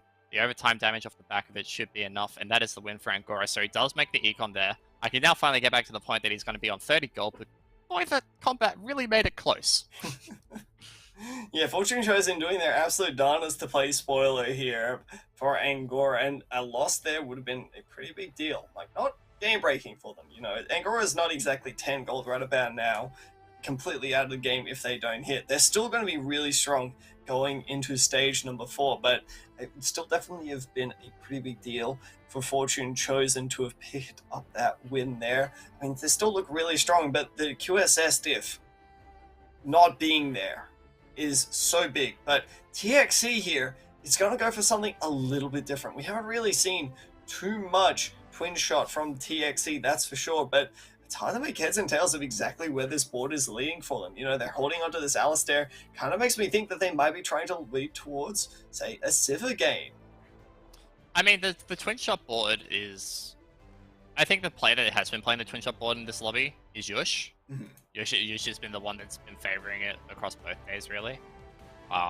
He played it earlier today, found a little bit of success if they didn't get it to a first. But he has gotten a decent high placing. That's a 1% Kaiser, by the way. Imagine if that was a 1% Jace. Yeah. We can imagine things, and we were talking about percentages earlier, 12.5%, 1% for all odds, yada yada yada. TFT players taking whatever they can get, really. But Angora's spot is very nice as he heads into the 3-7 neutrals to go into stage 4. His board is ridiculously strong. He's getting some nice items. That sword will probably not go astray on the Irelia, although he's kind of looking for maybe a glove that he could maybe make into an IE soon enough. Alright, hear me out, right?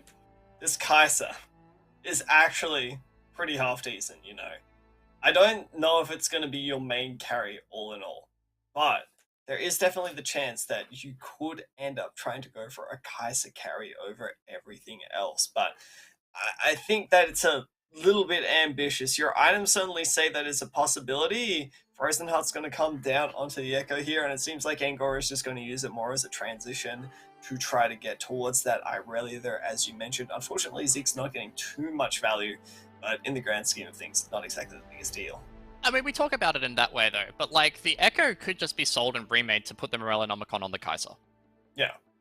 Like, he could just be waiting on that Echo to be able to sell and remake it. Like, if he wants to, like, have that item diversity, he can, but the thing is, he's starting really limiting his Irelia items if he does actually want to push Irelia, and it makes me kind of think maybe he's not looking for the Irelia in the future. We are going to move away from Angora for now as he tries to make decisions for the mid-game, and we go to Escher, who is playing a comp we have not seen so far today, despite its rising popularity, despite the nerfs.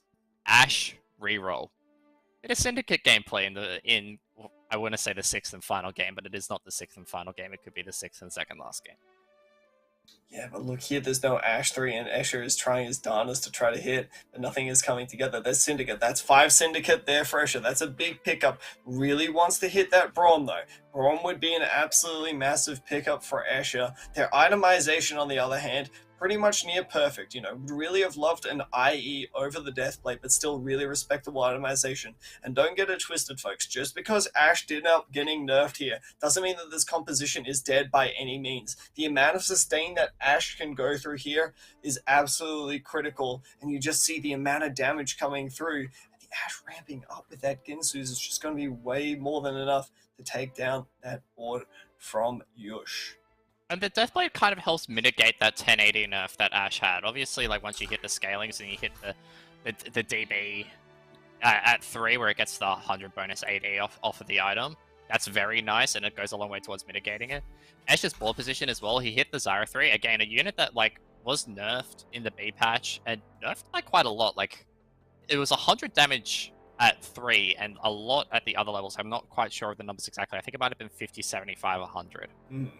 But, like, Zyra was carving up boards, unitemized, with lots of CC, and this is the kind of board that Zyra thrives against, where you have all of these carries in the backline just gonna be, boom, 5 units stunned. And it's not necessarily the fact that it's not the damage-wise, it's just the CC is so nice, and it gives the Ashe some time to start moving towards those targets. It's not enough to beat Angora's level 8 at 4-3 board, by the way. Although that Ashe cast was very nice, it's going to see the Ashe go down.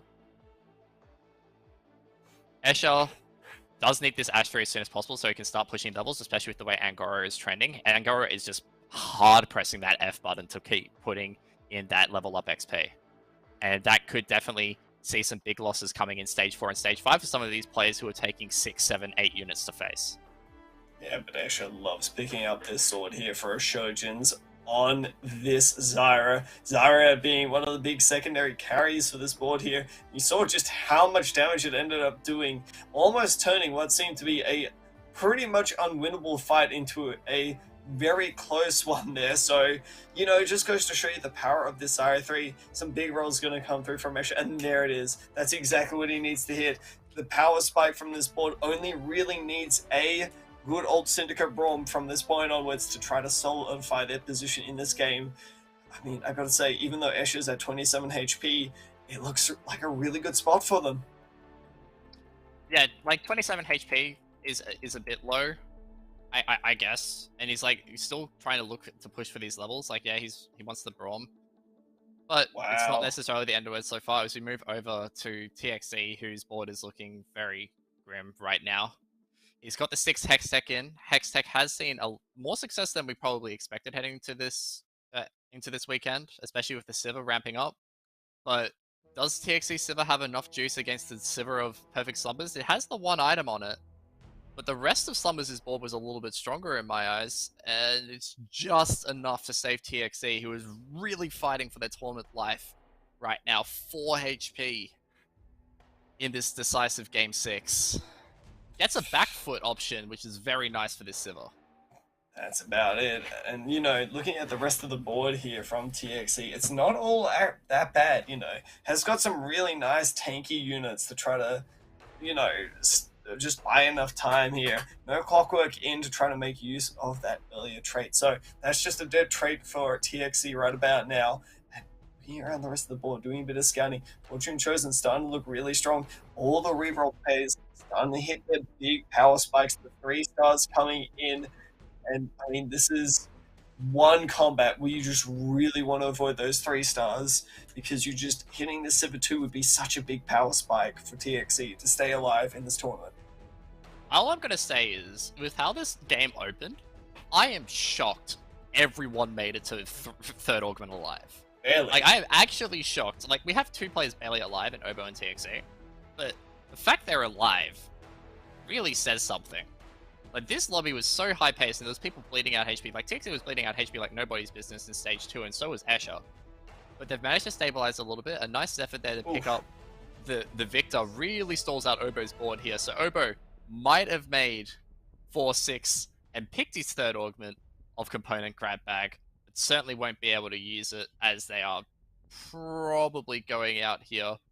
It was about a 5-unit loss, and that's just going to doom him in Stage 4. So Obo is out. Obo now becomes the biggest Fortune Chosen fan in this lobby for now, and TXE might be soon joining him. Alright. So, going into Stage 5 at this point, Ducky, let's have a look at the big players here. We've got Angora, 96 health, has been on a massive win streak. We've got Fortune Chosen, 50 health, who is playing that Camtech reroll that we know and love oh so well.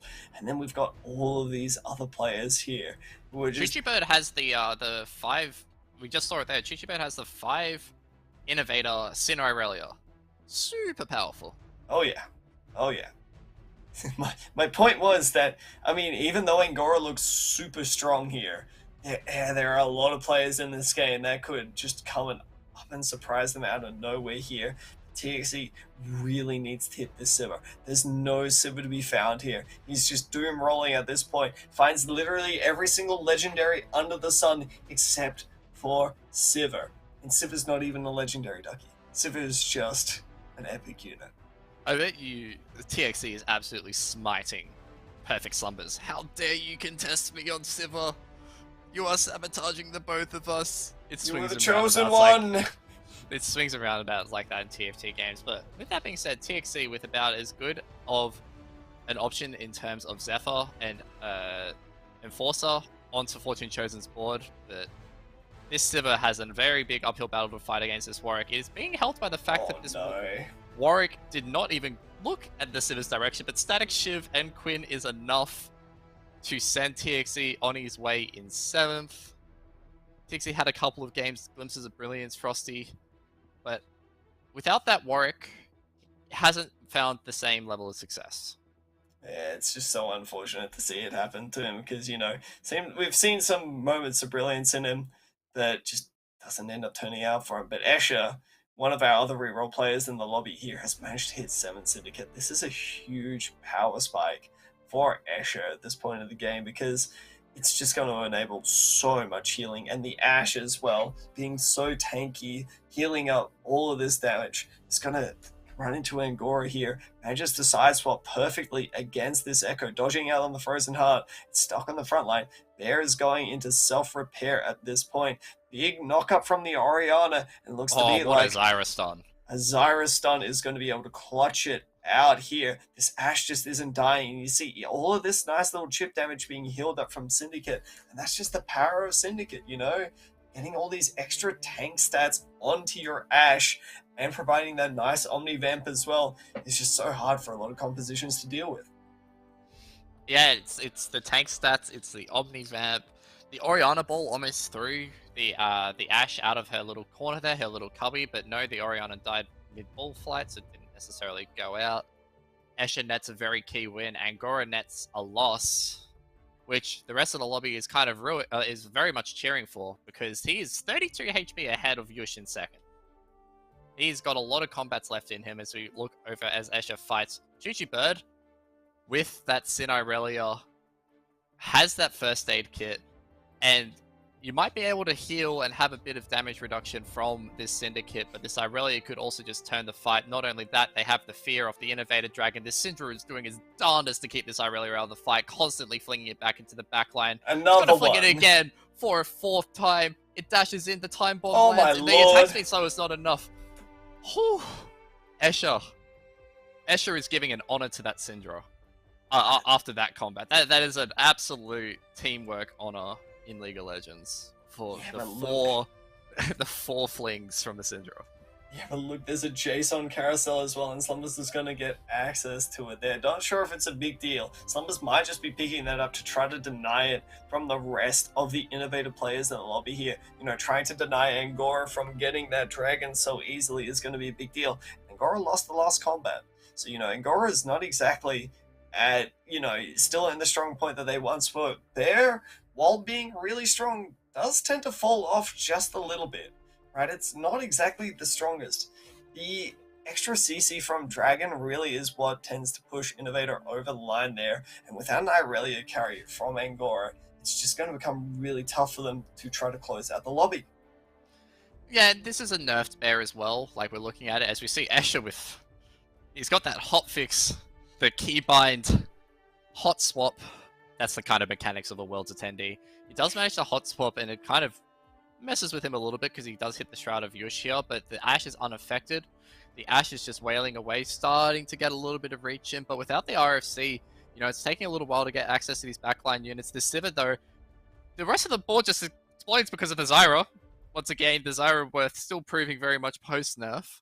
And once the units start walking into the Ashe, they're almost walking into their death. It's like walking into the volley firing squad. Those arrows hit like a truck on those backline units, especially if you can get the shred with Last Whisper.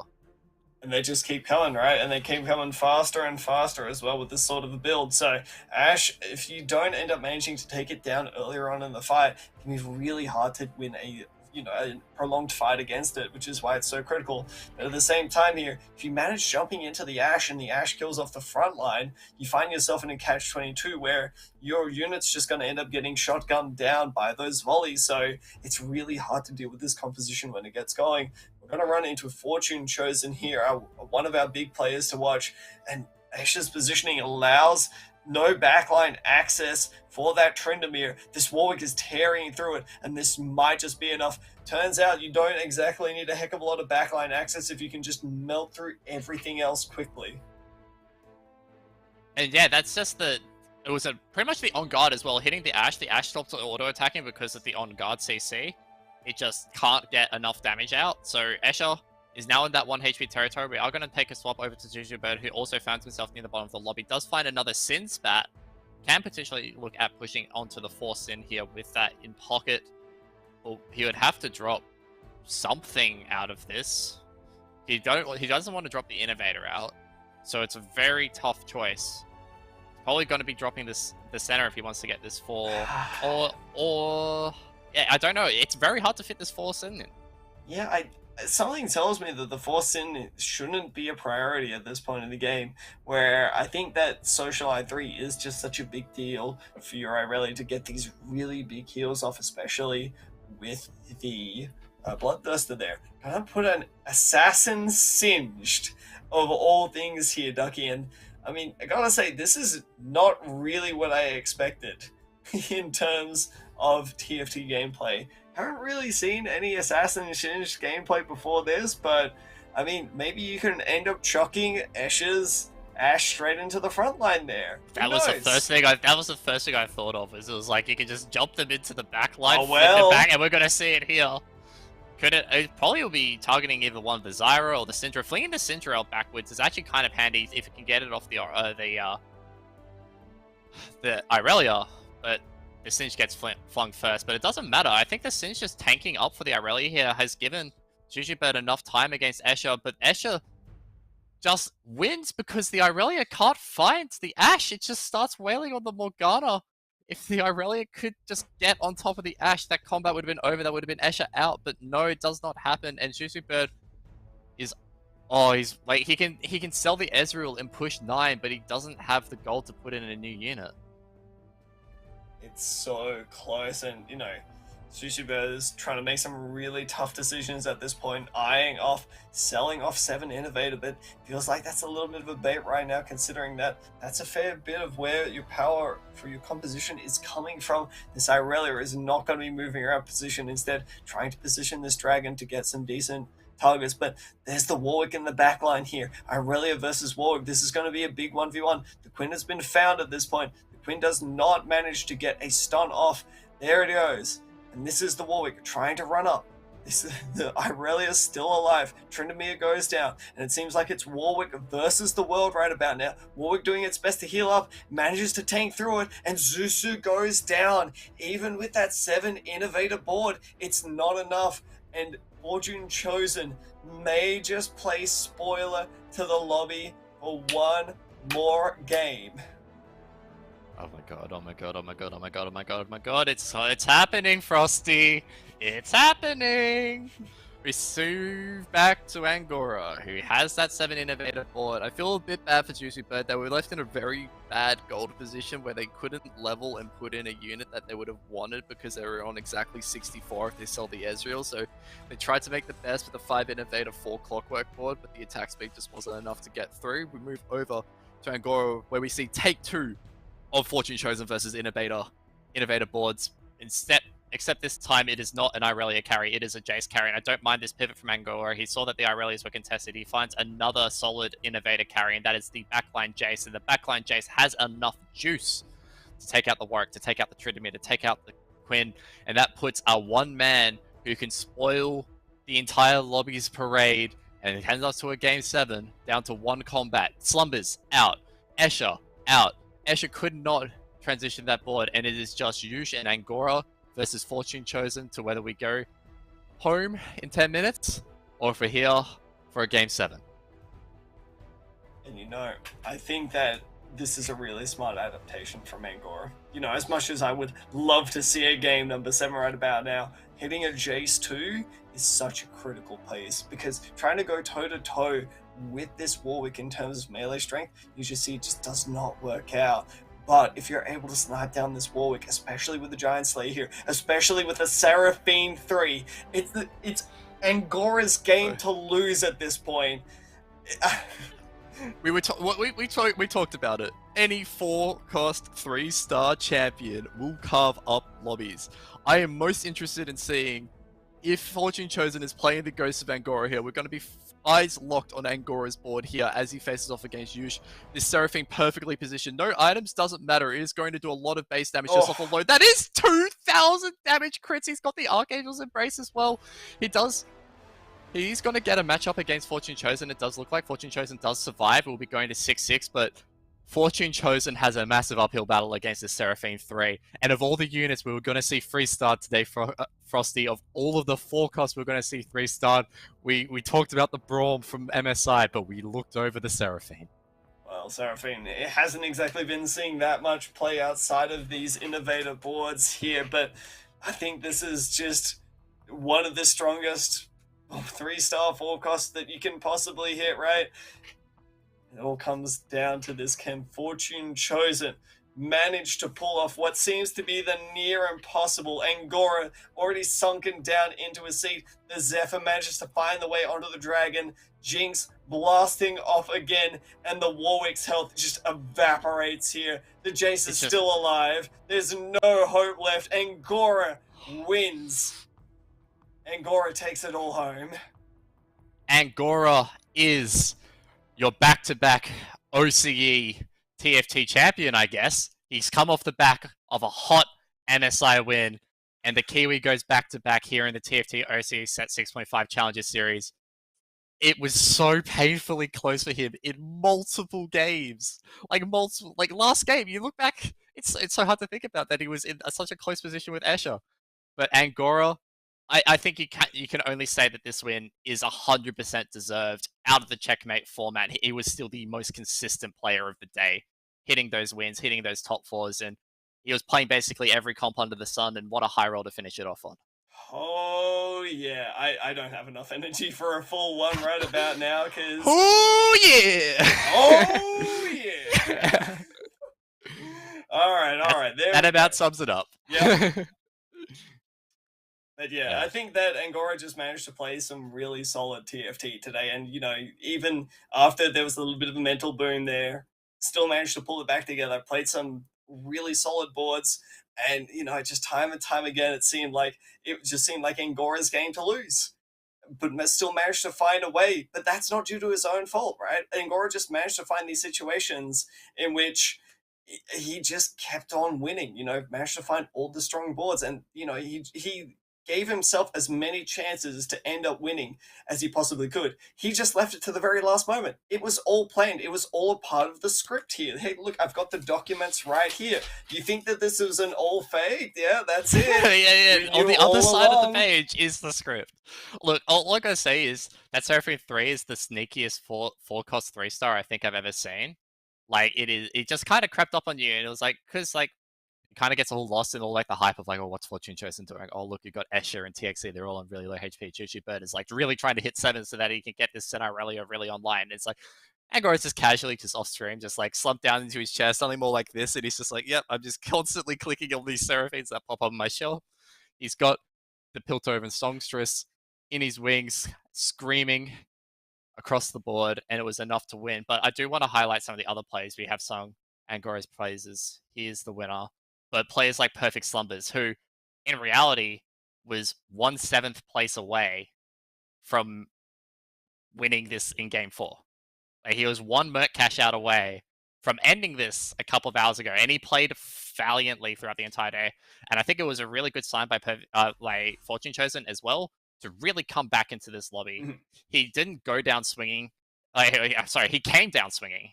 Like he didn't go down just in a whimper. He came out fighting in that final game to really try and force the game 7, and it was so close, Frosty. It was so close until it really wasn't in the end there. Unfortunately, I Yeah, think that that was perhaps one of the most stacked boards that we've ever seen here. I mean, yeah, sure, they hit the Seraphine 3, but the Jace 2 is such a big hit in that final and the game Jinx there as well.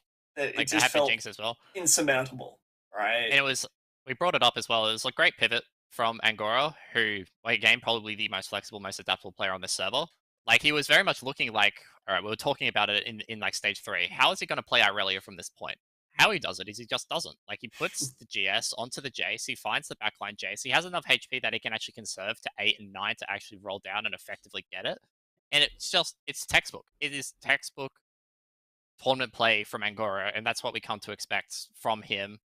Now, with the back of back-to-back tournament wins, you can bet that he's going into the regional finals on the hottest streak of form, especially when you look at how he places on ladder 2. I mean, it looks real good for him. I think that this is the most solid that we have ever seen Angora ever played before, right? And we knew Angora has been an incredibly good player before this point, but we haven't really seen him pull it off. But then suddenly, coming into MSI, has taken the win. Today has taken the Challenger Series win as well. I'm not saying that Mort Dog is writing the script here or anything, but I mean, what did we just say before? We said we had the script. So, Yeah.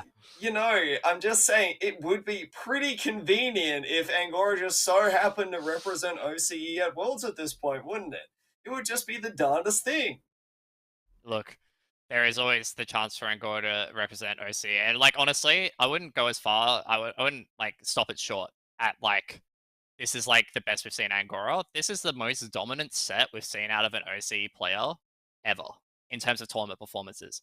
Very few sets in the past, like Raza, maybe in set 4, like it was decent across most of Fates. Escher, again, you had to be solid to like push through Reckoning and then Dawn of Heroes, but no one has consistently come out and not just gone like won tournaments, but if they've not won tournaments, they've gone top 2, top 3, top 4, like Angora has across this set. And it's just another accolade for him. And like he was really missing that tournament win. So you know, now he's getting them all in spades. We would have the scores for you guys, but sadly we're having a couple of technical difficulties. So I'll just read them out to you, just so that we can give you guys a bit of closure. Angora wrapped up the day on 44 points. Everyone ended up making checkmate with Fortune Chosen getting that second in the last game. But Angora 44 points, perfect slumbers on 36 points, and Yush beating Choo Choo Bird on the tiebreaker for third and fourth. Both got 29 points. So really sums up the day where Angora and Slumbers felt like they were a cut above the rest. Choo Choo Bird also came up with some good performances, and Yush with a very fast finish, Frosty. Yeah, and I mean, that just goes to show you just how tight this lobby was, except for when it wasn't, right? And so, I mean, coming into the set final that we're going to be having in a few weeks' time here, going to have to look out for some of these strong players as well. But I mean, everyone's going to be there. So I'd say that even with a little bit of practice, some of these players could definitely be taking it home. We talked the praises of Angora about perfect slumbers here, about Choo Choo, but let's not forget, Escher's made worlds before. Obu's made worlds before as well. It's not out of reach. So I think let's just wait and see. Well, that is us done. I'm Ducky, that is Frosty. Thank you for watching the Teamfight Tactics Oceania Set 6.5 Challenges series. We will be back for the regional finals from April 1 to 3 with 24 of OC's finest players fighting it out for that world spot. There is still one more chance for some of these players who missed out to qualify, those in day 1 of Challenges series, those who missed out. There are the ladder snapshots. You can check out more details on those on OCETFT.com. You can also check out the Twitter page, OCETFT, same handle, for all of the latest Oceanic Teamfight Tactics news. But Frosty, thank you so much for joining me on this weekend. I really hope to see you at regional finals in just a few weeks' time. My name's Ducky. Thank you so much for watching. Have a great night.